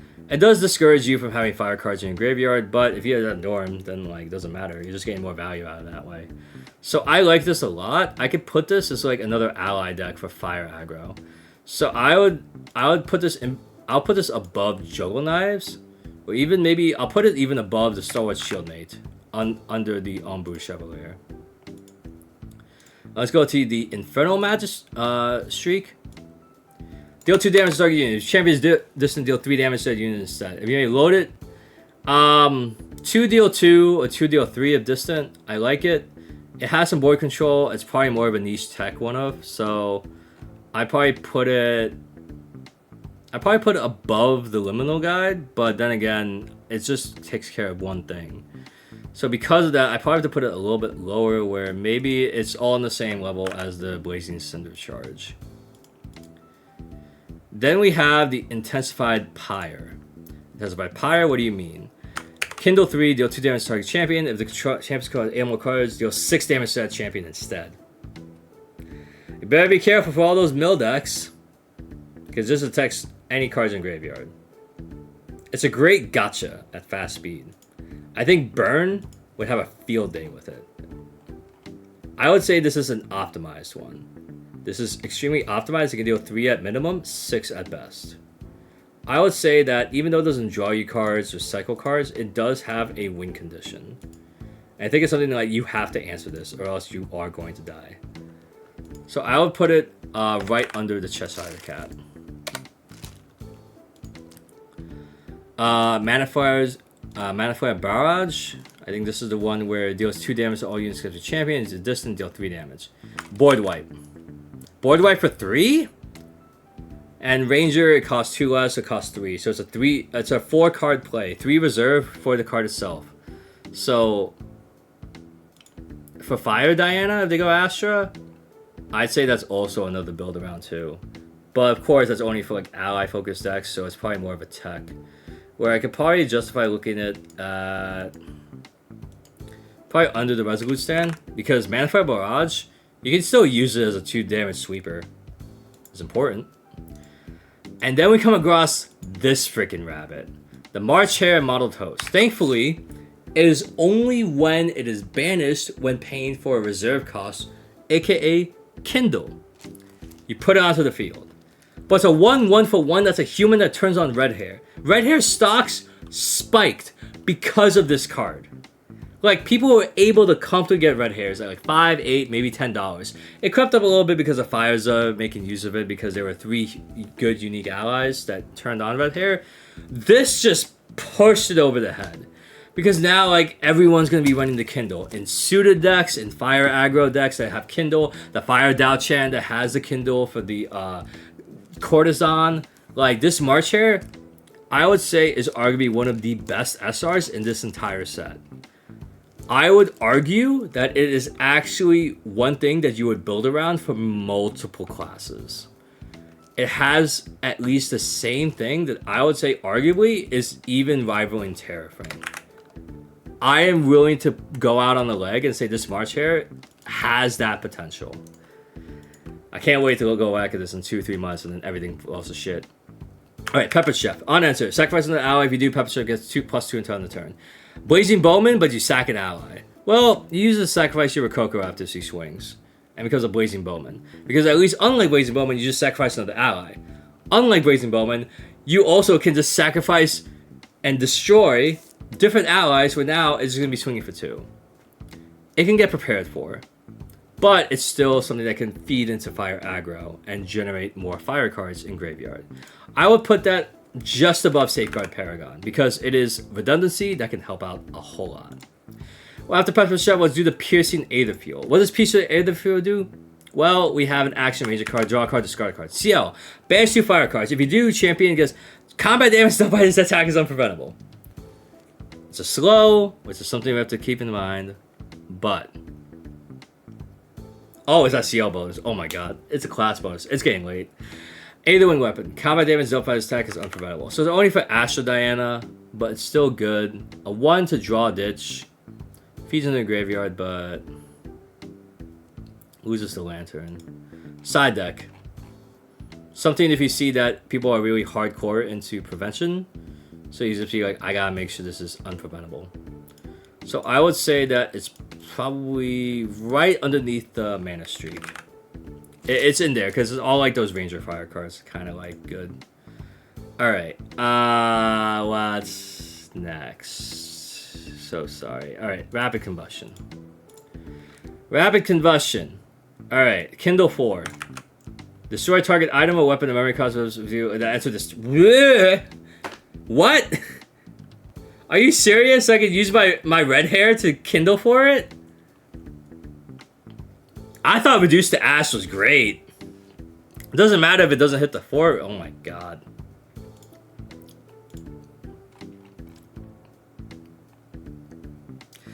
This is better than Reduce to Ash. Assuming you can kindle for it. That's scary, man. It's fast activation too. Alright, Wild the Abyss. Draw a card, discard 2 Spectre for each card, discard, draw additional card. Fast activation that you can do it to fill your graveyard of Spectres, and you can use them to ephemerate. I can see it. It already refunds itself, and then doing it more. So it feeds into Fire's Impulsive Draw that Spectres can have a creative shock without having it. I would say it's a little more specialized than Flamme Sorcel. That is a different ally type, subtype than the actual one class that's like heavily featured on here. And then we have Rouge, the Age of Hearts. So Rouge, on enter, deal 2, deal 4, deal 8. 6, 10, 21 blackjack. These 1/1/1s are too much, man. Storm of Thorns is about to go crazy. But, you have to build around it. What I like about this, Rococo can eat her heart out. Because Rococo are only for automatons. Now, the suited objects have their own Rococo. So out of this, I would say this is rivaling, I would say even better than the 4 of Hearts and 4 of Spades, because it can summon this. Rouge Ace of Hearts, I would say as probably that high on my list in terms of suited cards. Alright, so let's go to Scorched Covenant. This is a target domain removal. Well, in this case, that Exalted, you have to have the advanced element. Alright, cool. 3 domains. Anti-Tony tech. Very, very niche. Almost like hard to justify, especially for decks that don't go to level 3. It's probably under the Mad Hatter at this rate. I'm sorry. Unless the domains are going pretty hard into it, then I could justify bumping it up. Especially with some of the siegeable domains that are in here. We get Sparklight! Oh, I love Sparklight. Sparklight, I love. Unpreventable damage. New art. Lovely. I'd put that in the same level as like all these other cards that get reprinted. I put that above Juggle Dives. It's fucking great. Alright, Straight Flare. What does it do? Deal X damage target unit, X number of suited objects with different cost +1. Off with their heads. So you give suited objects a way to end the game when they all have stuff on field. It's not an ally because it depends on allies, but I would say it's higher than the Trump set because it is actually a win condition that is non-combat damage. Of course, we know Tempered Steel. Tempered Steel is Pog. Tempered Steel is respectable. And I think it's already on the list. Yeah, it's on the list already. So it must be like it's printed in the set and others. As we wrap up the rest of the fire before we went on the water. 3 of Hearts. Cardistry. Draw a card and discard a card. This is a 3/2/3. Great stats. And also being able to draw ditch for Kindle. Especially when you want to use it with March Hare. It feeds into it. She's great on her own. And she's great for building the strategy. So I would say that even with the 4 hearts, 4 spades, she's somebody you want to summon. But on her own, she can handle herself. She can handle herself wholeheartedly. Then we have the 2 of Hearts. So what is 2 of Hearts? We have another suited human. Cardistry gets +2 until end of turn. Okay.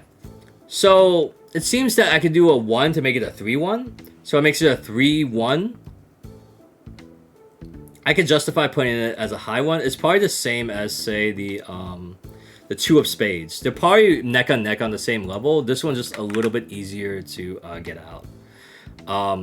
It's more fragile, but it does more damage. The Vengeful Palmore. Okay, as a spell, if Vengeful Palmore is a film, will deal 2 damage to target champion. So it's a 2/2/1, kill it, and then you ephemerate for 4, deal 2, deal 2. It's something that Spectre decks can definitely make use of.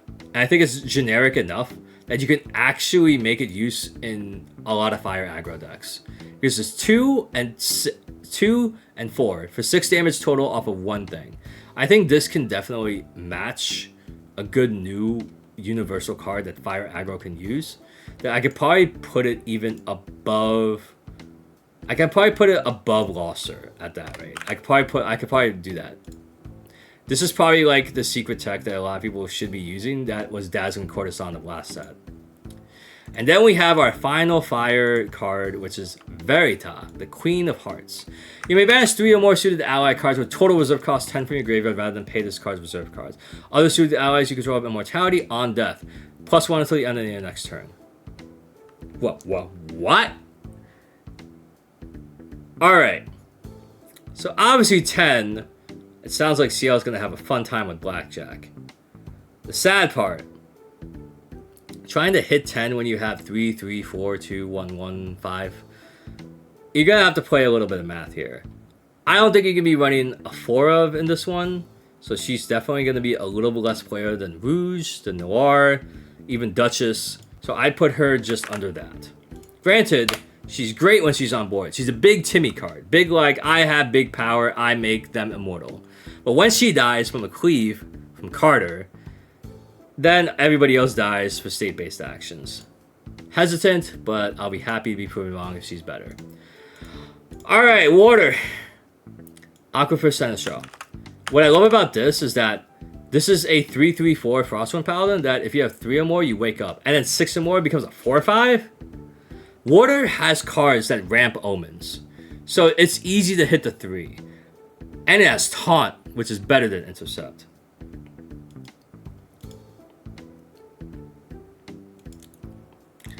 If it wasn't CL, this would be universally used. But because of CL, it's only most effective in CL. I would say that it can meet the metal for this one. I'd say above Sudden Steel for the Aquifer. Brusque Niche. So what do we do here? You may sacrifice another ally if it's first cost until end of turn allies you feel invested. It's like Sudden Snow, but unfortunately you don't draw a card off of it, and you have to have a CL bonus and to banish it and put an Omen counter on it. So this is a card that you want to use when you are trying to level up to 3, but you can only use it for past turn 1. My problem is that you're not going to be using it to make allies come into rested unless you're playing against a somewhat allied deck. What makes it extremely profitable, though, is that you don't have to pay the 2. You can just sacrifice an ally instead. The CL bonus level 2 also is a detractor. So you take the good with the bad. I find this to be extremely useful for the fact that you can ramp omens. And by ramping omens, you can turn the 1 into a 2, level up into 2, 2 into 3, and then get value that way. You can probably get 4 omens by turn 2 if you dungeon guide. Scary? So I would say that it's a niche tech. It's probably going to be lower on the list. Probably lower than even, say, the Butler's Augury. But she does have her merit. So what's next after Brusque? Our Castellan Boom, the Chessman spell. One of 8 cards that are Chessman. Allies you go get +1, so it gives a favorable wins, but any allies you control gain +3 until the end of turn set. If you control a Chessman Look, which is one of our unique allies we'll get into. She is a niche card. Chessmen aren't as good, but I will still happily put her as just above under Alice. Stonks. Buy low, get out later. Chain Charge. Ranger 8 is for charge. Negate target cards facing, let's pay 1, then you may load. It's a tax for 1. Paying the 1 is fair, but loading it is a little better. The fact that you can also do it as a half Tidal Lock, half Frostbind, I like it. And because I don't have to worry about Water in my graveyard, I just need my class bonus. Water can probably just tech for it, but it's probably to the point where it's... You're not really... The paying the 1, they're most likely going to do it. So I can actually put it as that you can kind of prepare for it, where it's probably worse than Fanway Chorus. Alright. Now what do you do next? Dredging Streams. So what happens here? Well, Floating Memory bans cards from Graveyard and it's a Floating Memory, but it's a level 2+. There are much more effective things that you can get that don't have Floating Memory, but you can play much earlier to get the full use out of it. It's probably on the same level as Starbirth. I'd probably put it Undertake Aim. Let's go for the Evercurrent Raider. So what the Evercurrent Raider is? Floating Ephemerate. So it's a 1/2 that comes back, but it conflicts that has Floating Memory. So you either use it for its ally portion, or use it for its Floating Memory portion. The fact that they conflict with each other, it makes it a little awkward, but because it's Spectre, it feeds into the stereotype. So with Spectre, it seems that you're not going to be leveling up often or using it to play float, so you're likely using it for the 2/1/2 value twice. I could see it as a decent 1/2, but not something that I would go and run home about. I do appreciate the flexibility of it, and it's the flexibility that allows me to put it higher than unoptimized. It's probably better than, say, Umbrasight. Maybe not so much overpowered defense, but I could probably put it at that, right? Alright. After Evercurrent Raider, we get the Flowing Oobly.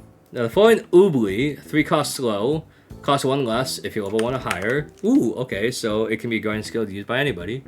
We've got top 2 cards. Banish one, then put an Omen count on it. Put a yellow on the bottom of your deck. What? Huh? In Water CL, this is a 4-up. This is something that I would justify putting it in if I could just ramp omens like that. Yeah, this is I put it under March here because, like, if I could be uninteractive and ramp omens, it's almost as equivalent as Dao Chan setting up like 3 fractals in a turn. Except I'm subject to endcap. But I'll still take the risk because this is so good. And after you level up, it will be ramping even more. I will happily do that.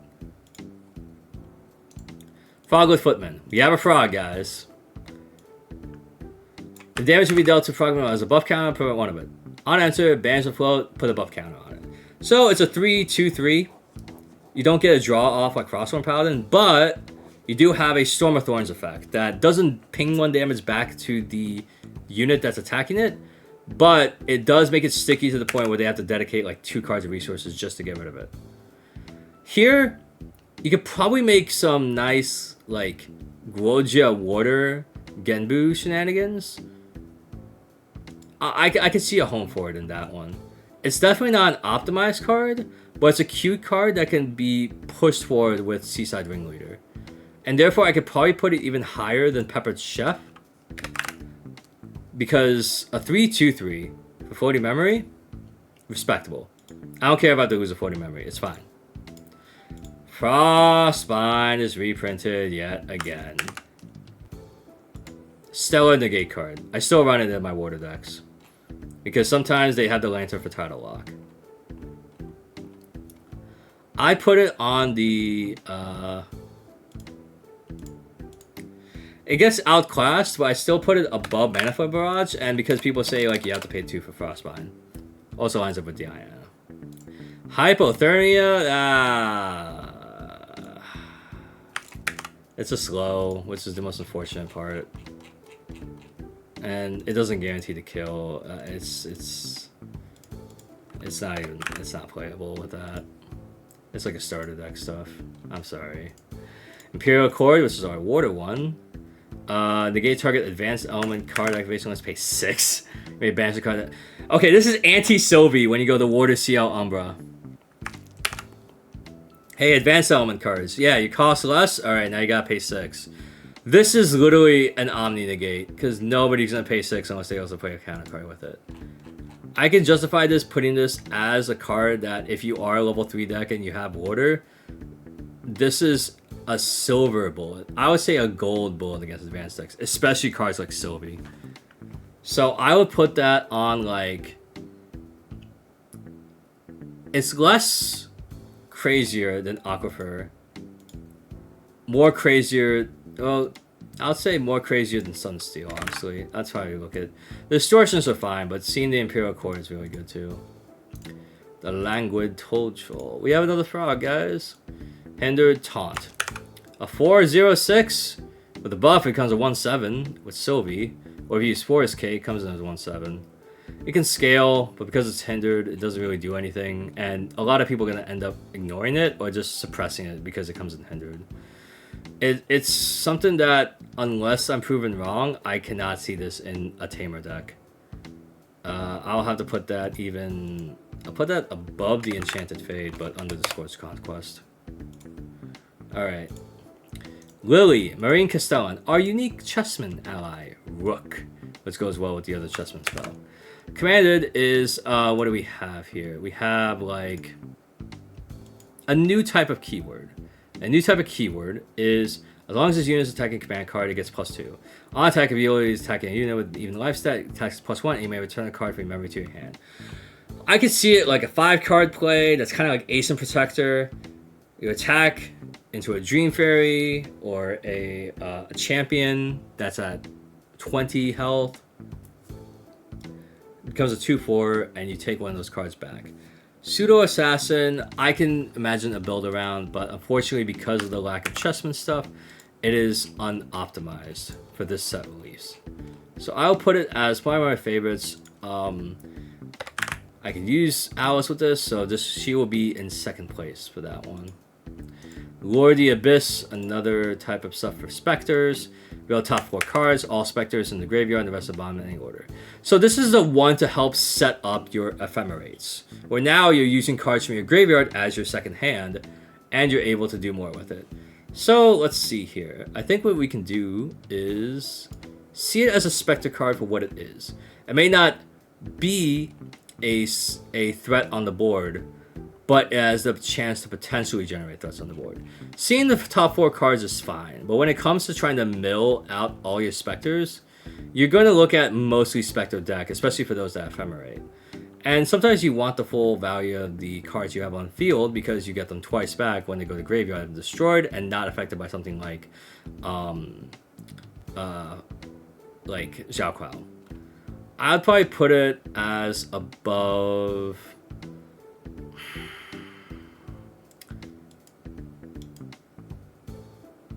It's an engine card. An engine card that's probably enabling others, but at the mercy of what your deck is. So I'd say I'd put it under the Buttless Armory for this one. Mile Reparation. This one is a Recover X spell with X amount of omens you have at fast speed for 3. With floating memory, I think this is a tech card for Water CL, especially if they need to stabilize as they get to level 3. It's nice to heal for just omens and not worry about the reserve cost. At 3 heal for 6, if you have a 3 heal for 5 or 6, then you obviously outpace even the what was that? The Revitalizing Cleanse. So this one is a scaler, and I like scaler because, like Lost in Thought, it scales up. So I can anticipate this is going to be more played in CL than, say, I would say even more than the Aquafisher. The Maya Reparation is definitely going to be a fun one, especially with heal cards. Obsequious Blow. The estranged child of Icebound Slam has returned. As a Guardian player, this is awesome. Because even though that we don't mill cards for float with Icebound Slam, with Obsequious Blow, we have a 1-turn Zhuchang. For 10? The earliest you can probably do that is turn 3, and that's if we have no interaction whatsoever. And then if it's 1 less to activate for each Omen we have, I think we can see this as a proper Icebound Slam. So thank you, Weaves, for balancing this out. But you're goddamn right, I'm going to put 4 in here. I'm using it for 4. It's too good to pass up. Plus, it's a 10 for Blackjack.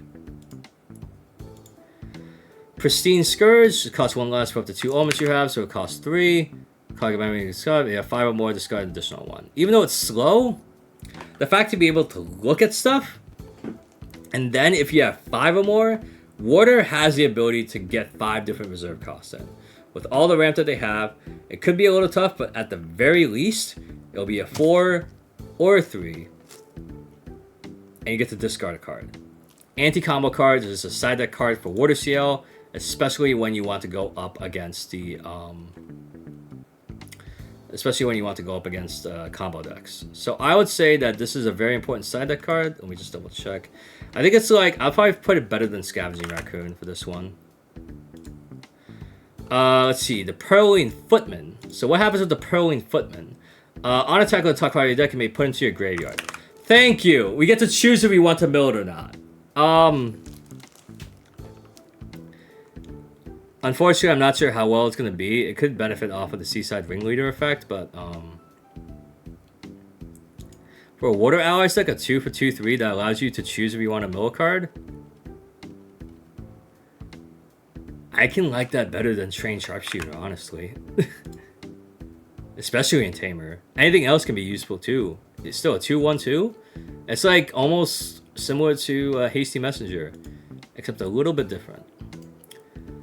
Rivalent Adjutant. Taunt on death, Banishment Omen. Of course you're running 4.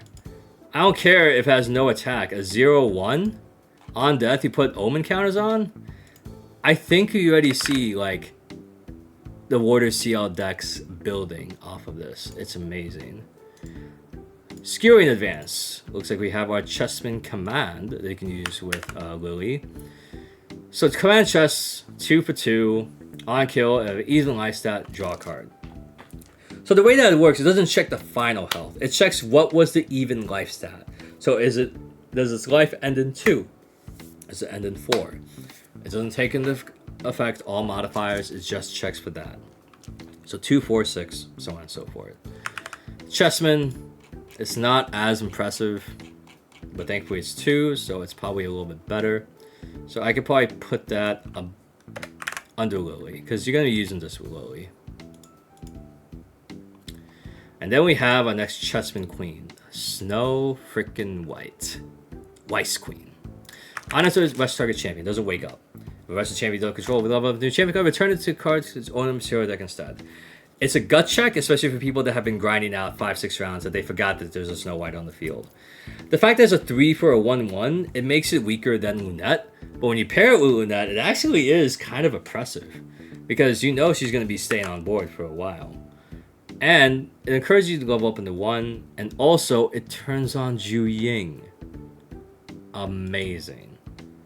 How amazing? Well, it's not enough to command it, but it's at least decent enough that people are not going to respect it. Of course, given it's Chessman, low stonks now. Song of Frost is in here? Alright. This is the one thing that all attack-based decks are always afraid of. It's always the Song of Frost. is something that every water deck will use, even if they're not tamer for the class bonus. I would say that out of some of this stuff here, I would say it's even more important than Sparklight, because it does so much. It even kind of mitigates a lot of this other negate art card activations. Song of Frost is good. Always text something if you're playing water. Alright, Spectral Diffusion. This card costs 1 less activate for each of the 2 ephemeral objects you control. Your champion the ephemeral objects you control gain Spell Shroud until end of turn. Alright, so this is something for Specters, and the fact that Spell Shroud targets all of it, really, really good. Because you are going to have some spectral objects on the field. Phantasias, allies, even just some ephemeral objects that you animate from the graveyard.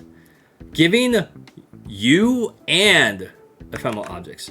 This is a signpost to tell you, this is our protection for this deck. You want to Zephyr or do something to us? We're going to make sure that we stay on board just a little bit longer. This, if you're playing Water Spectre, this is a 4 of. This is something that you run of as protection. And so that is why I would probably put it at the bottom here of the optimized, because since it protects you and Spectres. Objects, not just allies, but your Phantasias too. So I put that as more impactful. Less impactful than Song of Frost, but definitely more impactful than Sparklight. Sunken Battle Priest, we have another Spectre here. Cleric for Warrior. It's an Anthem. So other ephemeral allies, you get again +1. So it's not ephemeral allies, it's allies that are ephemeral through the Ephemerate ability, or if they have an Onyx that gives them ephemeral. 1/3, nice, and you can Ephemerate it. It's a 3/1/3 that can buff the board. It's a good build around. I'll put that as, your tech, probably better. I know the Spectres are all scattered right now, but it is good to get a set of. I would put it as probably something that you should build a Water Spectre allies around, where even though it's Mana for Barrage, even as Spectride, I'd probably put it in between these two. Given its ability to kind of like quote-unquote stick on the board. Throne Keeping Bullfrog, so we have a 3rd frog now. Taunt Floating Memory, 0/4 for 3. Well, it's a guardian animal, but because it's an animal, it can take advantage of the Seaside Ringleader, Sylvie. Because of course, what am I doing when I talk about Sylvie?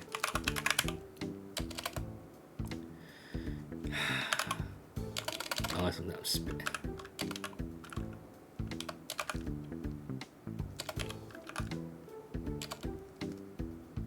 Am I not spelling Sylvie right? Oh my god, it's not with an I. I keep thinking Sylvie like Silidar. God. Alright. Animal Beast ally you activate this turn comes with a buff counter on it. Therefore, a 1/5 is pretty hard to clear. Because each time I see all these 0/4, 0/6, I immediately think like you put in Sylvie. Make use of Seaside Ringleader, make it a really big ally, go tall. So, although it's niche tech, I see where it's going. It's probably like, it's a cheaper one, but still something I could probably put maybe above the Sinister Stab. Because the Bullfrog is still a threat, because it also has Taunt and Floating Memory on top of everything else you want to buff it with. Now, Torrential Blast, this is something that's a little bit polarizing because you put top 2 cards and deal amount of damage up to 1 target ally. Fast is great, but Lantern is so much of a thing that Torrential Blast has barely been used. At least in my local meta. I haven't seen it in regionals either. Like, there are some decks that are Tekken 1 or 2, but it's very, very awkward. It's easy to counter, unfortunately. So, but I'll put it pretty high. I would probably put it above the Seasoned Archer. Under the Devouring Malice. Great removal, at least for water, but, there's a lot of answers to it, I think. Then we see the Weaving Mana Stream. So this is Champion Comes Distant, Floating Memory, Diana bonus, Element bonus, with banish from your graveyard for memory cost. You want to see an 8-away blind for you control. So what I like about this is a reminder of the Dolphin, the Fate Stone that when you mill it and you use its floating memory to pay for a memory cost, you summon it, transform onto the field on its Fate-bound ally side, and you mill one at the beginning of your collection step. This is just the equivalent, not just for Tamer, but this is for Ranger. Where now, you actually get to do Water Diana stuff, and you mill it, or you just say, like, hey, my champion becomes distant so I can get some range stuff in. But you can get Floating Memory, and you also can load it. It's a renewable source that it's very hard to stop the loop. You have to be timed perfectly if you ever want to stop that loop.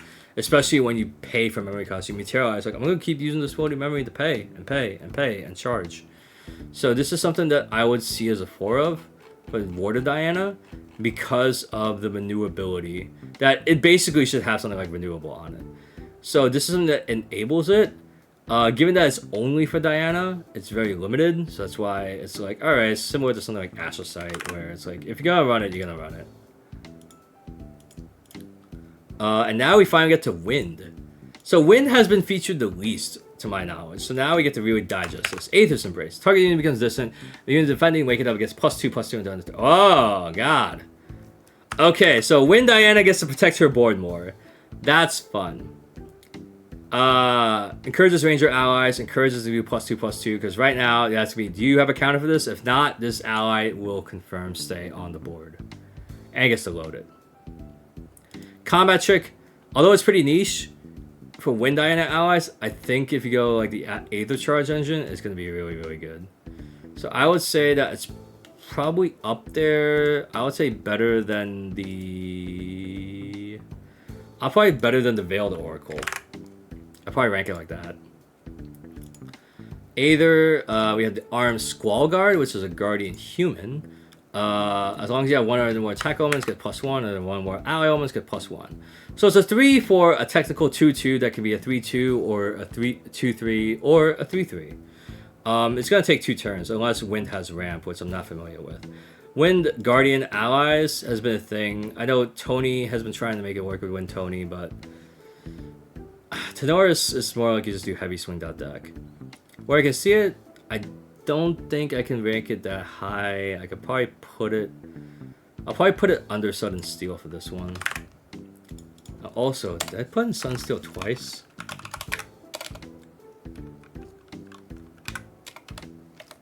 I put Sudden Steel in twice! Alright, I gotta make an edit to this list because I'm gonna be publishing this list in my thing and just see how it is. Because I'm looking at my optimized build arounds and just see like, yo, wow, what happened? I'm like, sorry, give me a sec, man. Sudden Steel not there. It's crazy that even at this late of the hour, I can like find this one. I'm like, alright, I gotta take out one. Alright, Armed Squall Guard, Black Market Broker. Black Market Broker is a Wind Tristan staple. Mostly because once you have 3 prep counters, get stealth. For 4, you can justify it. But it's still good health-wise. So I can put it up as your niche tech one-ofs. Probably similar to your trained sharpshooter, but a little bit better than that. I'd probably put it above that. Even maybe under the Pearling Footman because it's a lot more expensive, but still, it proves its merit. Okay, now for the sleepiest guy ever. Briar Schwartz King. Still dies to Stifling Trap. Can't wake up. What do you really use him for? Dilu. I know a lot of Wind Unique ally players are being like, where the heck are all my Wind Uniques? Oh, they keep getting destroyed. Well, I have this guy. What do I do with this guy? He can't wake up. Unfortunate.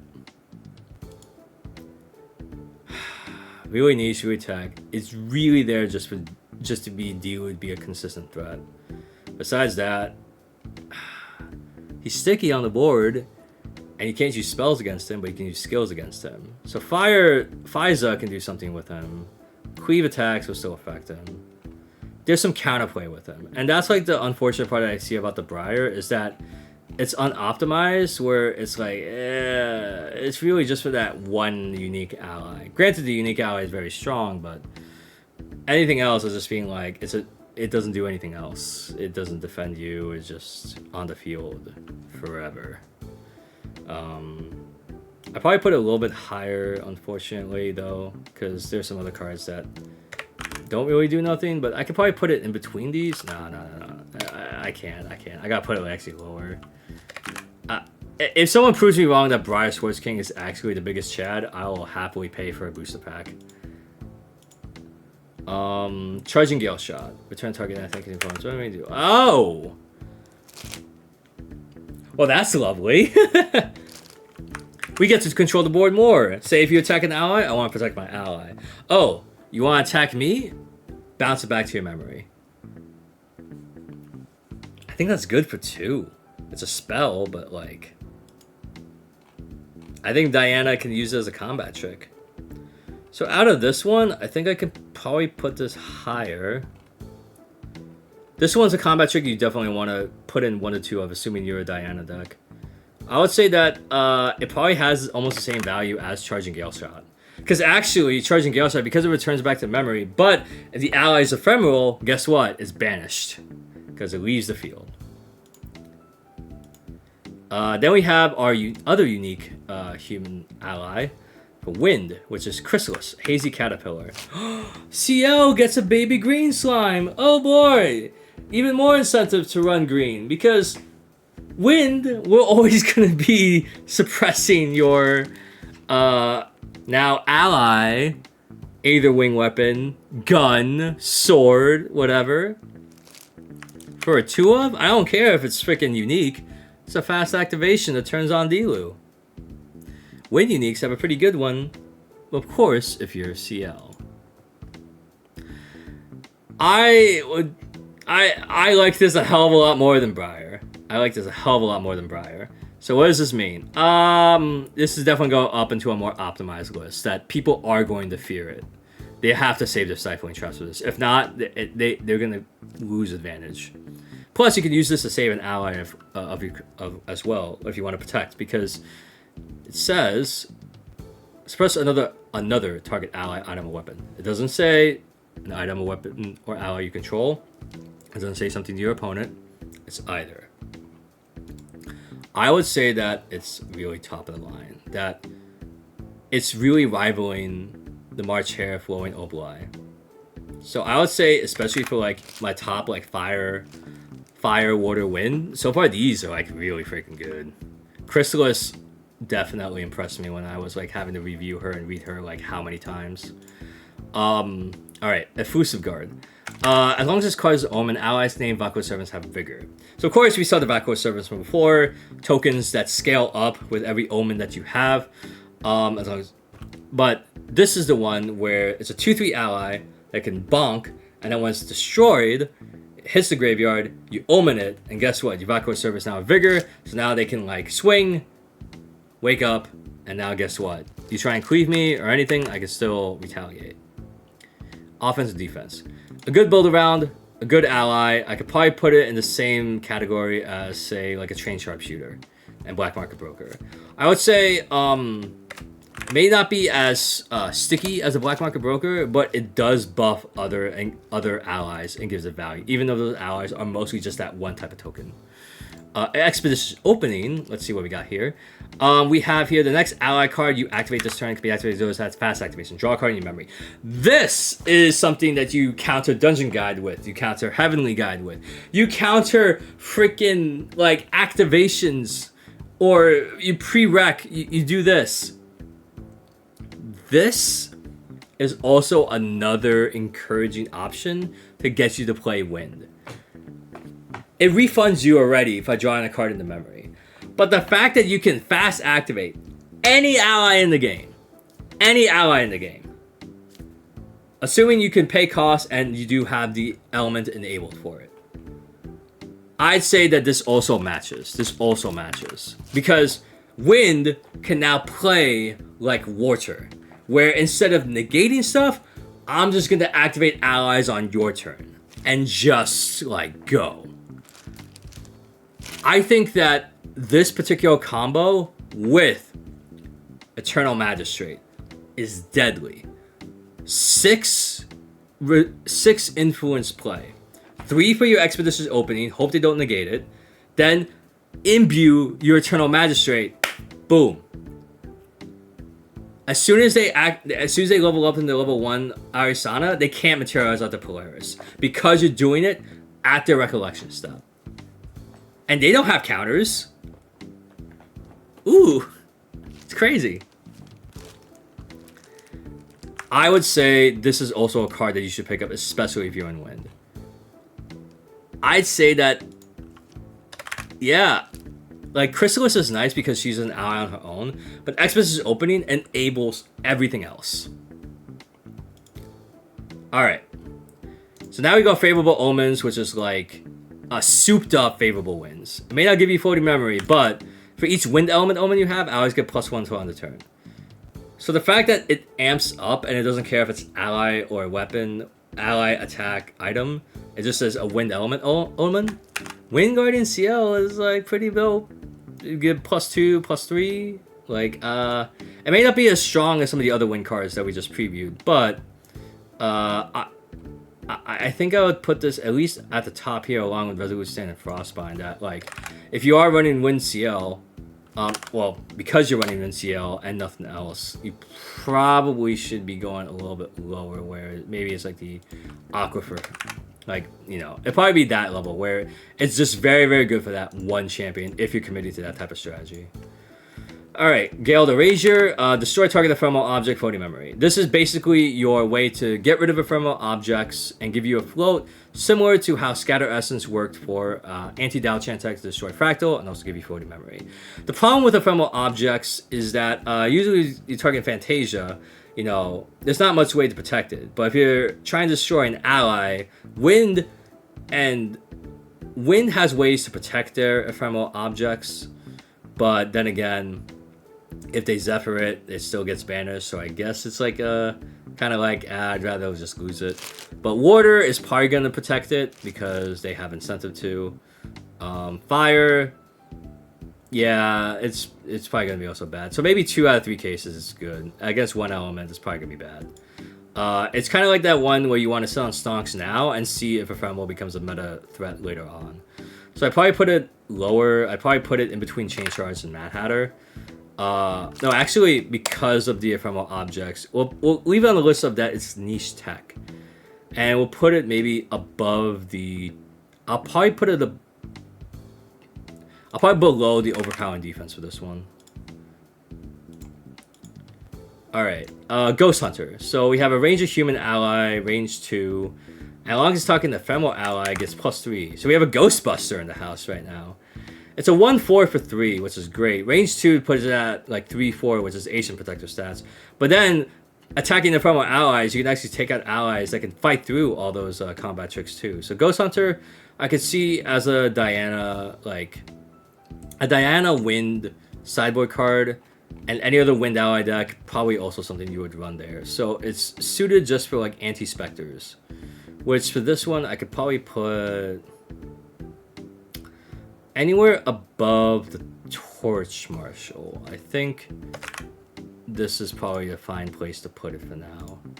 After Ghost Hunter, we have our Longtail Grove Sword. So Longtail Grove Sword, what do we do here? Fast activation. Level 1 gets +1. Guardian Tamer Animal Human Mouse. Now, what do I like about this? It's fast activation for certain. So now your Wind allies can actually activate more Wind allies at the end of your opponent's turn. And plus, it's a 2/3. If you're level 1, of course. But it's really good. I'd say for Wind allies, respectable. I think it can muster up that it can actually hang with the rest of like the trained sharpshooters, the black market brokers. Probably gonna be not effective because it's a little bit worse. So I probably put Longtail Grove Sword at lower in comparison to those guys. Then we have the Noble Dissolution, which is basically an anti-Fantasia. Especially if Wind didn't have enough Fantasia removal for Dao Chance Fractals. If they have an Exalted Advanced Element, they can probably destroy 3. At fast speed for 2. It's good. I think in terms of the current metagame, it's probably going to end up using mostly in Arisana. Besides Arisana, Vanitas can't use it because Vanitas doesn't have an advanced element. Maybe for Wind Crux, that'll probably be a thing. Yeah, I'm still going. I'm reviewing the whole set. As soon as I'm done, we're going to just knock out. I could probably put the Fantasia removal, because Dao-Chan is still going to be a threat. I don't think people are going to like not respect Dao-Chan, but they're probably going to be still good. Probably with Noble Dissolution, probably in between the Horn Knight and the Whimsy's Warden. Let's see. Nocturnal Blossom. This is a flower, and apparently you can brew with the flower. So yes, the flowers are actually going to be able to get brewed. Stealth at the beginning and end phase, recover 1. She's weak, but at a 1/0/1 and then keep recovering 1 at your end phase is really, really good. I really like this because at least for like Arisana, she's great that you have to commit like an action to kind of take her out. So other slower wind pace decks, I'm not sure how they can make use of her.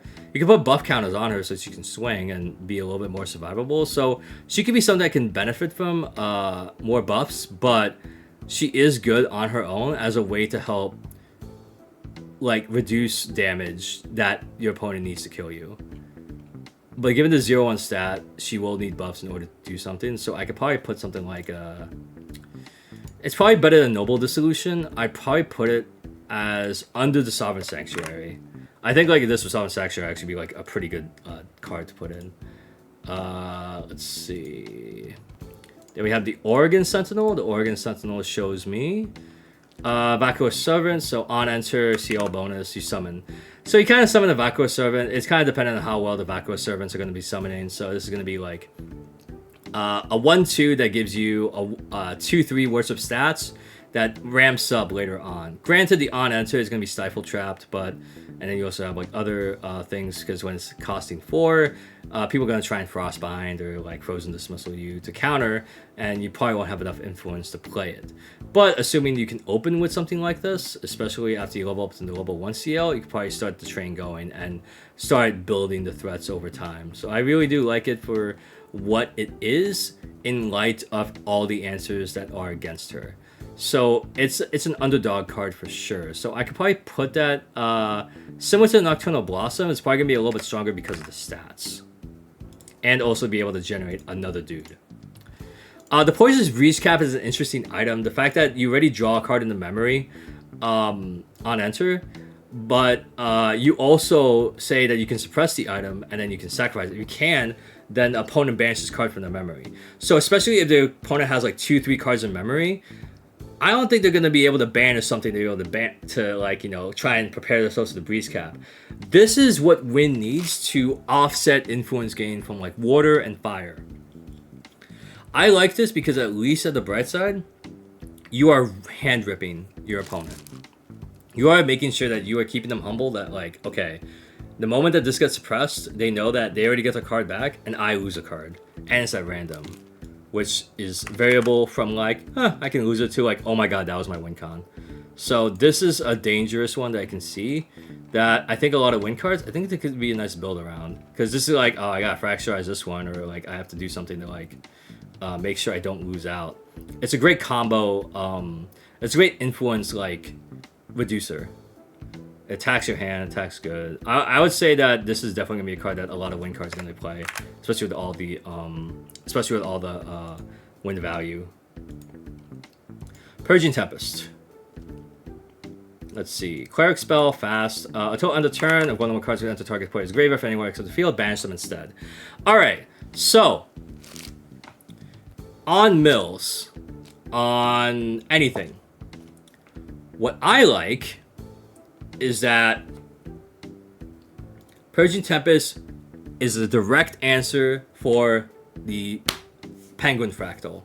The Fractal of Polar Depths, that for every water element in your card, mill. So the mill out combo is that you set up 2, and then you pop, I mill myself, and then I mill you. Or you have 3, I say I mill myself, I mill you. Because the way that works is that the way that you're trying to resolve the effects. Pop, and then how do you want to stack it? Okay, mill myself for whatever water cards I have here. Mill myself for another water cards I had that I mill out my deck. And then the last one, I mill out the entire rest of your deck. Purging Tempest is a direct answer to reduce that. Also, Purging Tempest is great against Genbu, because Genbu has multiple recollection step triggers when they run Fractal of Rain, their Fate Stone, their Dolphin that they transform because they use it to pay memory cost. All of those cards get banished instead. And because they get banished instead, no quest counters. So it answers the number 1 best deck in the room. Side deck card for sure for any win deck in case they are going up against a Genbu player. It is crazy, but I can probably see how many cards I've been through so far. Out of this is a side deck answer card that is probably stronger than Liminal Guide, and probably stronger than the Aether's Embrace. I'll probably put it underneath the Wonderland's Reign for this one. Alright. After that, we have the Quadrios Griffin, which is a human bird. It benefits from Sylvie buffs. Whenever you activate a Melody of Harmony card, put a buff counter on it. So, Melody of Harmony, Attune with the Wind, is your most popular one. So it becomes a 2/3, 3/4. But it's for a 1/2, and it can get interacted with. It's gonna be a little rough, but if you use the Sylvie level 1 to give it the buff counter, maybe there might be something there. Or maybe even something with Alan. I think that there's some ways to explore it, but right now its starting stats are just weak that I can't really find a place for it unless Sylvie players end up doing something better with it. It scales up, so I would put it at least higher than Rictus Tiding. Probably put it in the same level as the Seasoned Archer. It's playable, but it takes a bit to see what they're going to break. Now with win cards, you get Raphael Slash, which is on attack you may pay 3. If you do, summon a Vacuous Servant token the rest of it. Of course, you don't want to summon another dude that can attack. Decent 2/2, and then on attack you may pay 3. Summons more tokens, and also deals damage. I like it. And plus, with your Omens, you can make it a 2 deal 3, 2 deal 4. It's good. I like it. It's an attack card that can make some use out of it. It's a 2 cost, which can interfere with some other 2 cost Omens if you rely on different reserve costs, but I think Raphael Slash is a fine card to use for CL. It's a good opener, but I don't see people would run a playset of it unless you are committing hard to the Vacuous Servant game plan. So I'd probably put it above the Sudden Steel. It would probably go toe and toe with the Bulwark Sword in terms of its usability and also the flexibility if you want to get more dudes on board. Skilled Aetherwoods, let's see here. We have here Skilled Aetherwoods, range 2 on hit. If it's distant, you may load target wind element, Aether charge from graveyard to Aetherwing weapon you control, floating memory class bonus. The fact that it can be a 3/2 when it's distant is nice. On hit, fair. It's not gonna be active most of the time, but in case you run some like prevention damage, you can probably make use out of this one. So I'm gonna make sure that it's gonna be used for maybe I say higher than Exorcism, probably more than Sun and Steel. But I put it with the other allies that can be like rivaling the say Ghost Hunter, because it's very for particular uses. But the particular use is good enough where I could probably put it in between Ghost Hunter and Torch Marshal. All right. So after the Skilled Aetherwoods, we have the Summon Gale. Summon Gale is actually a reprint from DOA where you just like on efficiency you bounce something back to hand. It's a spell, so Spell Shroud unfortunately would fizzle it out. But Summon Gale is still Rai uses it for a combo, so at least there's a reprint there. But in terms of everything else, it's a little awkward, especially when it's not efficient. So I probably put it on the same level with Torrential Blast. Like it's great, but then sometimes it gets outpaced by some other cards. Then we have the Teasing Arrow Charge. So Teasing Arrow Charge here. Action Razor Charge. We suppress target ally that we may load it. So this is a way that you can use an additional Zephyr without having to take up a Zephyr in your slot. So the way that Diana is really starting to look at, it's really starting to replace all of the staple wind, water, fire cards that we used to know and love, and decided to put it all onto Aether Charges. That way that you get that effect, plus you may load it. And even if it hits in graveyard, there's enough like Norm and Basic Element allies that are able to load that into your Aetherwing. So I think seeing the overall theme of where Diana is going, it's like there's consistent ways to keep reloading your weapon. So I can actually put that a little bit higher, where it's even say maybe higher than, I'd say like almost Luminal Guide's level of renewability. So I could probably put the Teasing Arrow charts here. Like I feel like I'm just dividing up these 3 categories into like sections of like, okay, like we can divide these up and then see where they go from there. I'll put the Vacuous Servant. This is a token ally that you already saw before. Veteran Aetherwoods. The Veteran Aetherwoods is range 2, class bonus range 2. First Aether charge card costs 1 less to activate. Ooh boy. Okay, so the way that goes is that this is a renewable ally. That's a 2/3 for 4, which is not totally out of the woodworks there. But the fact that it has range 2 to hit for 6, rude. But also the first Aether charge you activate costs 1 less. A lot of the Aether charge cards are already like 1 or 2. To be able to discount it for free, it reminds me of like you're making this into a Polcock. So this is like a Stonks, where like if Diana's able to maintain their influence pretty well, they can probably make sure they can kill, whether it's on allies or just a big swing, and they can protect it. So this is like Black Market Broker level that I could probably put this even above Black Market Broker. Like a black broker for assassin. This is for ranger. This is for ranger, hands down. Viridescent Aether Streak. All right, let's see what we got here. We have the Aether Charge spell. Choose 2. 1 less to activate for class bonus. Make a unit distant. Prevent next 2 damage. Or you load it. Okay. I love modular effects because it allows you to choose which 2 are most relevant for this particular instant. That's why all decrees, Verdigris, Cerulean, and Vermilion, are, yeah, Verdigris, Vermilion, Cerulean, all of them are great. This just gives it for Wind, which you don't even need to imbue for, and you can do it at 2. This is like insane. I would say Wind Diana is in good hands with this because you can actually arguably put this even higher than the Aether Urge, because you can even make it cheaper. Like, it's probably even like as iconic as almost Ignis Deus. Like, this is an ally you want to keep an eye on. Final Wind card here, the Wind Rider Vanguard. Let's see here. Wind Rider Vanguard. Oh wow, the reprint from DOA Altar. Classic warrior staple, guardian staple. We love vigor in this house. This is something that you see in all wind ally decks. Being able to defend and attack at the same time. Like, it's just as iconic as Juggle Knives. Probably better. Like, it's probably, I guess, answered by Sparkle Light, but Wind Rider Vanguard, I would put it in here. Like, new art, we love it. Aether Cloak Sentinel, we already, I don't think we've seen this one yet. This one is the Guardian Ranger. Let me just double check, because now I have to like expand out my document list to see if I actually have it. Okay, no, I didn't have it. Because right now we're getting to a point where we're like having a lot. Now the fact that we're getting a Guardian, Astra Guardian, probably gonna wait another 2 years. Load an Aether Charge card from your hand. If it loaded from your hand this way, draw a card. So it renews your hand. I think the cool thing you can do with this is that it's Spell Shroud Taunt, so it doesn't have much interaction with it. The on enter, it's really just susceptible to Stifling Trap. The range 4 makes it a 5/4, and this is a 2 cost. I think Astra has a great payoff in terms of an ally that can protect Diana, which is everything that Diana needs. Will it be a 4 of? Not really, because it's Astra. You probably do a 2 or 3 of. And it's an Astra that's an ally, and you don't want to see it early on unless you want to use it to pay memory to level up. So unlike Wind Rider Vanguard, where you have a 4 of, this would probably be like less so, like a 2 or 3 of, because it also, to get maximum value, you have to like play a lot of other cards before you hit that on board. So for this one, I probably put it a little bit lower. I probably put it on like Train Sharpshooter, where it's like respectable, it's really good, but it does require some pieces.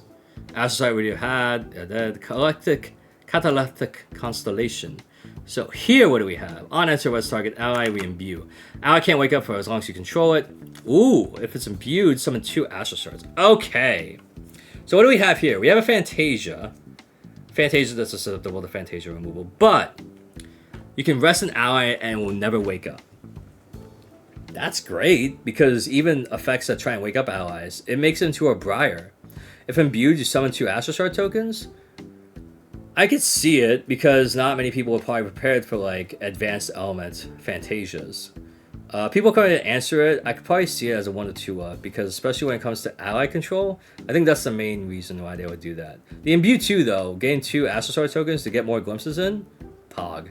Because then you can glimpse into your Astral Shard to get +1, so you could probably do not a play setup, but definitely respectable, like close to Frostbind like levels of, like, I could run the 2 to 3 of here, and I'll be fine with it. Chamber of Reflections. I think this is the domain. Yes, the Maze Crossroads. Hindered, you sack it, search your deck. Oh my god! Search your deck for an advanced element non-distortion domain card reserved, non-distortion domain card reserved 3 or less, put on the field, shuffle your deck. Astra has a tutor for domains. Tony is crying. Until we get an Astra Guardian, I don't know if we're gonna make this work. This is low stonks, Tony guys, or any Guardians that think they're gonna get Astra. This is like a Starbirth level. You just get your playset to hold on to it. We just hope to see that something happens. Chrono Warp. Oh god, when Lineage Break spoiled this was insane. So the way that it reads is that Chrono Warp, time is distorted. You already materialized out something this turn. And then you distort time, and that means you get an additional materialized space. So you materialize twice. And then you offset your opponent's materialized space, because then they're forced to materialize in between main phase and their end phase. That's insane because especially for people that want to attack and be active, you want to materialize your weapons and everything else before you recollect and draw. But because of Chrono Warp, everything shifted. And the reason why I like this is that because even though it seems slow, as long as you get to this particular point, it is something that people will legit try and go hard for. So, I wouldn't justify running the playset of it, but it's good enough that I can put it as like Ignis Deus level. Maybe not so much because I have to make sure I have the influence to activate it, but it's definitely up there. And so we have the Commentary Vantage. Commentary Vantage, what do we have here? Choose one. If you change the distance, choose two instead. Go explore, draw a card. If attacking, load it. Okay. So that means that you either get to reload everything, or you go explore, you draw a card. I think the cool thing is that there's a one cost that allows you to either charge up, reset your neutral, get your influence neutral, and get that done. So unfortunately, it's a little more niche. Even with the module bumps it up a little bit. I could probably put it above the Looking Glass, probably similar to the Favorable Omens, where it's like that particular advantage, but very, very powerful because it's modular. Cosmic Alignment, the next time you glimpse, you draw that many instead. As a 6 cost, I can't justify this. There's not enough discounts that I can to justify this. This is yeah, Starbirth level. I can't justify this. Humpty Dumpty. Let's see what Humpty Dumpty is. Unique item. Okay, put a buff counter, then glimpse X, and then until against an ally. It's an item, so at least it can't be destroyed as much. It is susceptible to like reduce to ash, but putting a buff is nice. It doesn't become an ally yet, and I don't feel comfortable turning into an ally when you only have like 1 or 2 buff counters on it. It's just gonna die.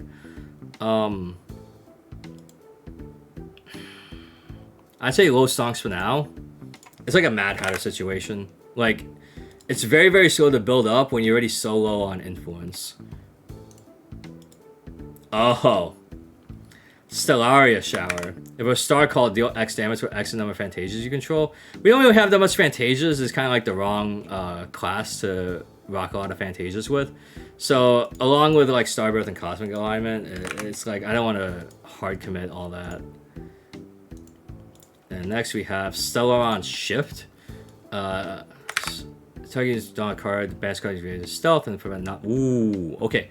So what I like about this is that you can activate it on both effects on your opponent's turn. Make a distance, draw a card, you influence neutral, banish super in graveyard, chance against stealth, prevent the for combat damage.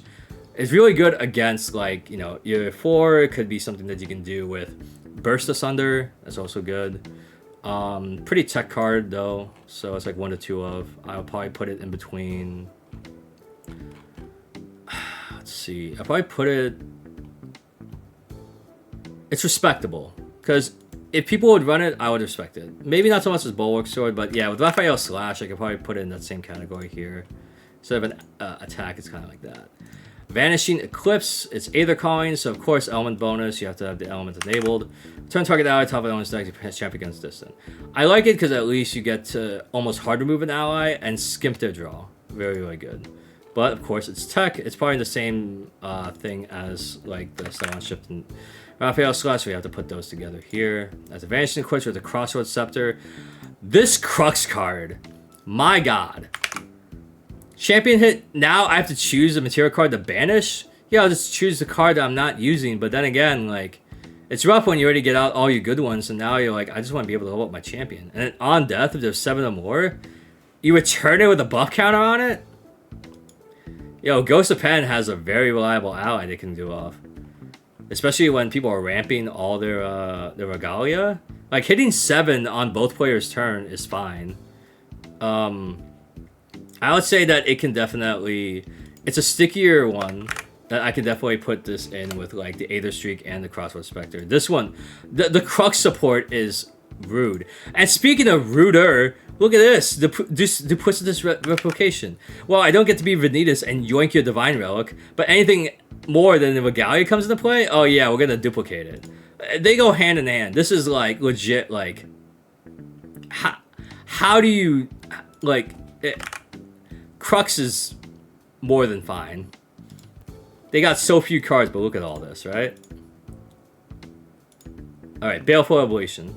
Cost 2 less to activate. Deal X damage to all units against your champion. X is the lowest reserve cost among your omens. This one's bad because the fact there are enough omen cards that if you are not running any 1-cost stuff and you end up banishing it, it will offset you. And so it's similar to kind of like your Starboard Cosmic Alliance, that where it's kind of like it's something where you have to skew your deck towards like high omen costs, and you have to hope that you're not forced to banish your 1, 2, 3 cost. Even at fast speed at 3, I don't think that's gonna be okay-ish. Like, I have to pass on it. If I'm proven wrong though, hey, okay, more for you. Beguiling Coop. Attack card. Okay, so this one has an interesting ruling question because the fact that you can put another target attack omen into the attacker's intent. So you kind of have like 2 things. You can banish this on the stack and have another attack omen from yours and put it in. This is usually because, say you have a taunt, you can try and use the taunt to try and like, okay, I'm gonna use a Beguiling Coop, but I gotta put something else. So you're kind of exchanging the Beguiling Coop with another attack card, which triggers level 3 CL. I think there's something nice with it, but then again, it's going into the field depending on if they got taunt, if you want to do it something like that, and exchange maybe instead of like a 3, you probably do something like a 4 or 5. And it interferes with the last card that we took with what's called Baleful Ablation, because this is a 1-cost attack. A 1 for 3 is still decent, but like it has the extra oomph to justify like, okay, I can play around my attack card so I can use it twice in the game, the same card twice in the game. I'll probably put it at the same level as Sovereign Sanctuary. It's something that's active for a turn. It's a threat. Exsanguinating Wallop is kind of reminds me of Jin's attack card, where it's on attack recover 3 floating memory. What is different is that this is a 5/5. I think the 5/5 is awkward. Granted, it does help out with the omen, but I'm trying to remember if there's other 5s I can use for. I think I'd probably use the taunt one if I can give CL taunt for wind. But this one's kind of like at the bottom right now. Probably just low stonks until we get to figure something out after playtesting. Extorting Blackjack. I'm biased. I'm sorry. I'm biased. This is great. 21. Swing for 12. And then recover X. Yeah, loses a Song of Frost. But I am willing to stake my claim that Blackjack will be an OTK deck. How? Well, I'm going to have to put it towards the bottom because it's honestly untested. Similar to the same vein as Cheshire Cat. But Blackjack, I want to build around that. Grim Prestige, we have copy non-target skill action omen. You have reserve cost 5 deaths, so you have to copy a spell.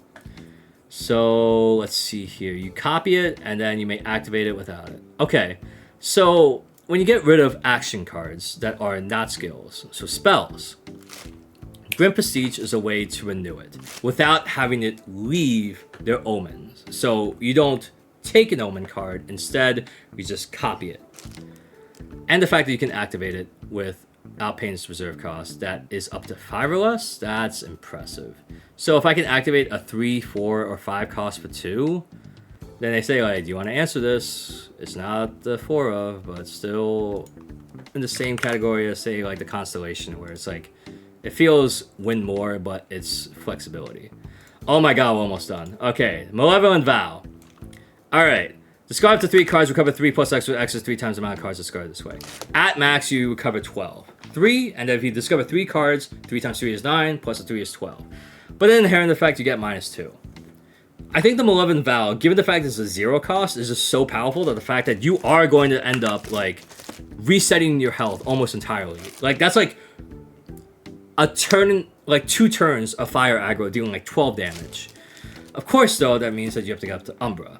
and an Umbra, you have to go low on influence. But the 0 offsets that. The problem is, what are the cards you're going to discard from 11th Vow? So if anything, you might discard 1 or 2 cards. So if you discard 1 card, you recover 6. Recover 2 cards, you recover 9. It's doable, but you also have to kind of keep in mind, like, protecting your influence to make the heal worth it. When in that case, it feels like you're just inting yourself to, like, prepare and ditch. So it's something that can act like a penumbra waltz, but the fact that you will have to discard other cards makes it its reserve cost you have to pay for. I think that it can be similar to overpowering defense, where it could have answers for it, especially now that there's some cards that don't allow you to recover, then you go minus. Now let's go over Mary Ann, right? Mary Ann Maladroit Maid. +1 for each omen, you have a different reserve cost. So this is 0-4. Vigor, Ambush, Intercept, Steadfast, Stealth, Spell Swap, Tron, True Sight. Wow. Overlord Mark, Overlord freaking Crawl, eat your heart out. This Mary Ann, she's a scalable threat. She's always going to be at least a 1, maybe a 2 or 3. Like, I would run her. She's cute. I'll run her for certain. I probably wouldn't run a playset, but I could put her in, like... Let's go Grim Prestige, I think. I think we can do a Grim Prestige here. I still have to see how I want to build around her. But when you have Carter to compete with, it's freaking hard. Alright, Nightmare Coil. Alright. Nightmare Coil, activate this card only in champion distant, only during recollection phase. Card activation can't be negated. Draw a card, and then if they activate a card, deal 8 unpreventable. ALC Diana is protected. ALC Diana, that's all they needed. The problem is, how are they going to do that? I think they can do it because they're activating only if it's distant. I think that it would encourage them to not go hands down to go Dungeon Guide into Diana for Shadow Twin, but instead level up into Diana, Nightmare Coil, and then see what they do. It promotes out that at least with the Fire Diana combo, it is not just Dungeon Guide into Shadow's Twin combo. It is actually, oh, I can Dungeon Guide combo if I want to, or I build up more influence and use the Nightmare Coil combo. Because I know this is not getting negated at all. And then whenever they activate anything more, oh, you want to activate the Song Frost, you take an 8.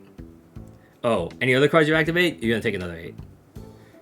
This is something that I would prioritize building around if you are still loyal and still willing to tough it out with OG Diana. Now, it may not be as impressive as some of the cards that I mentioned on here, but I will put it at least above Sword of Seeking as something that Umbra Diana can go home and cry happy thoughts. Now let's go to Profane Bindings. Alright, negate target card activation, banish it, and then have +5.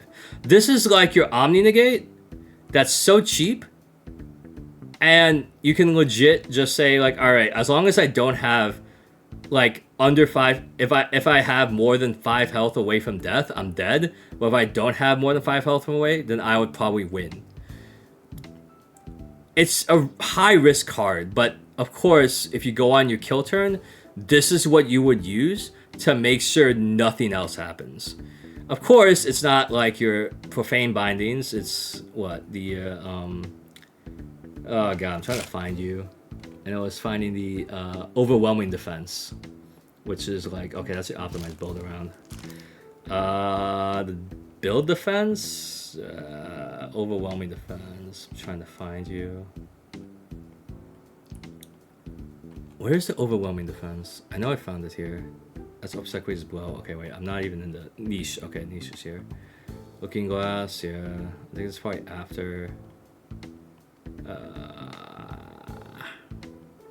Let's just search for it. I said search for it. Windows, please. Okay. We'll put it the same way as Overpowering Defense, where it at least is a negate card, but it's only particular, and you also suffer a -5 detriment. Then we have Reckoning's Wake, which is, of course, the regionalist finalist playmat. So what happens here? Look at the top 3 X cards of your deck, where X is the amount of distortion objects you control. Put those cards back in any order.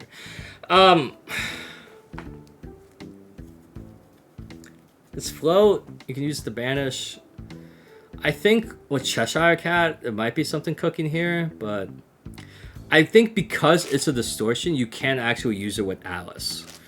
And if that's the case, I think that you'll always be able to glimpse 4. Or not glimpse 4, but look at top 4. And it's fast. So you can kind of set up your plays like this, and at 2, it's really, really nice because of distortion. Because guess what? We have a really good card. So this might actually be something that would be treated with the distortions that can probably make it more consistent, just like how Dissonant Fractal made Dao Chan very consistent. So you probably put let's do the Looking Glass.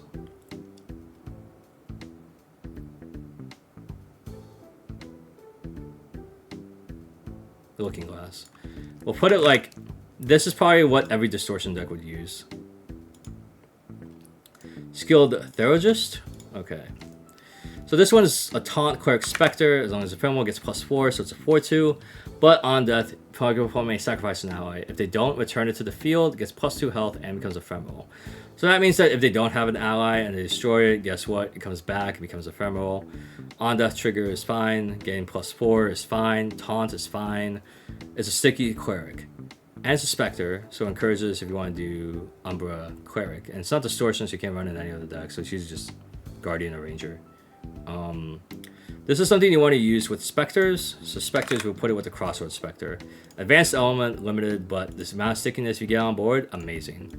Vortex. The Solitaria Vortex. As long as you have 3 or more omens to a different reserve cards, cost 3 less to activate. So it's a 3-cost unique Fantasia. The omens have whenever opponent activates a card with the same reserve cost as omen, recover 1, deal 1 damage to the champion. It's like the Umbra Fantasia that, like, whenever your ally dies, ping 1, recover 1. This one is like, oh, all the omens you get, they activate a card with the same reserve cost. I recover 1, ping 1. So it's more active on both turns. It's great because it also keeps in mind, like, okay, what omens of reserve costs do you have? It encourages the different reserve costs because that means that all this damage that's coming through, I'm actually healing 1, healing 1, healing 1. However, given that because it's 3, even with the unique reserve costs, it's slow. It's slow unless you build CL slow. And because CL is very attack heavy base, I have to put it down at the bottom here with, say, Exsanguinating Wallop and Baleful Oblation. It's something that you probably would save off. And then finally, we have Spirel, Schwarzkring. Unique ally, Chessman, Queen Human. On enter, as a spell, deal 3 damage to a unit, the banish a card from your hand, the memory face down. Well, what happens here? Reveal a card, banish with Spirel, reserve card. You negate each activation card's reserve cost X. Put each card negated its weight, and banish each card banished into owner's memories, and you trigger again, deal 3 damage to it. So, the cool thing about it, you trigger on enter, so Schwarzkring becomes like this infinite, like, alright, I'm gonna keep banishing, damage, negate, banish, negate, banish, negate, banish. And every turn cycle, you have to keep in mind that, like, oh, I'm just gonna keep, like, you know, okay, what card are you activating? Oh, you're activating the same card you activated last time. I'm gonna go ahead and redo it again. I'm gonna burn you 3 and burn you 3 and burn you 3. It's a tempo card, but in a level 3 deck, I can see where its value comes from. At 4 health, it's still answerable, but it's still something that I would like to build around. I think like Warder Chess, assuming that if Alice does go Umbra, that would be actually pretty dope. But because he's Chess, I would say she's less usable than both Lily and Snow White, and then that's pretty much fine. I think in that sense, I think we're actually done because we actually have no more results to display, unless because there's like 300 cards in here, like the additions are separated. So obviously it seems like there's like, I could probably do a quick search on here right now while I still have you guys. You see Distorted Function starter decks, or first ed. Let me see. So it's really just the CSRs and the other things that I've recorded before. So I'm happy that I'm able to say that I have reviewed all the cards here at the end of the day. And it's fucking 5 a.m. I need to go to sleep. All right. Well, Well, guys, thank you again for your time. I appreciate it. I'm gonna publish my list of like what I like and what I don't like as optimized build around my rating system. When I upload to YouTube, it's probably gonna be on Sunday this weekend because I gotta go to sleep. But yeah, thank you again for your time. I'm gonna hopefully have this up Saturday. It's gonna be awkward because I have to do like a cut break because I had like Final Fantasy 14 playing in the background video. But yeah, if you guys want me to do another crazy ass dive like this that takes a couple hours, just feel free to reach out to me. I'm probably gonna have this. Yeah. Like, I'll see if I can have this highlighted and get this all shipped out. But this is a first. I'm happy that I at least got this done. I looked through every single card in Distorted Reflections. And even though I'm first, I might not be right. So feel free to comment down below or reach out to me to say what you think about my ratings. Alright, thank you guys so much for your time. I'm the Alphonse, Team Great. I'll get the final Alphonse, go right off at night. I'll catch you again Saturday evening on Tales of Reset for the Johnny Nuts D&D stream, and then Sunday we're going to do Grand Archive Locals Relfest Edition and come back for Final Fantasy 14 and have more stuff that way. And I'll probably make more Grand Archive content on Alphonse's Hot Gamer. Alright, the Hot Mess Gamer. Cheers, good night. It's 5 a.m. Alright, good night.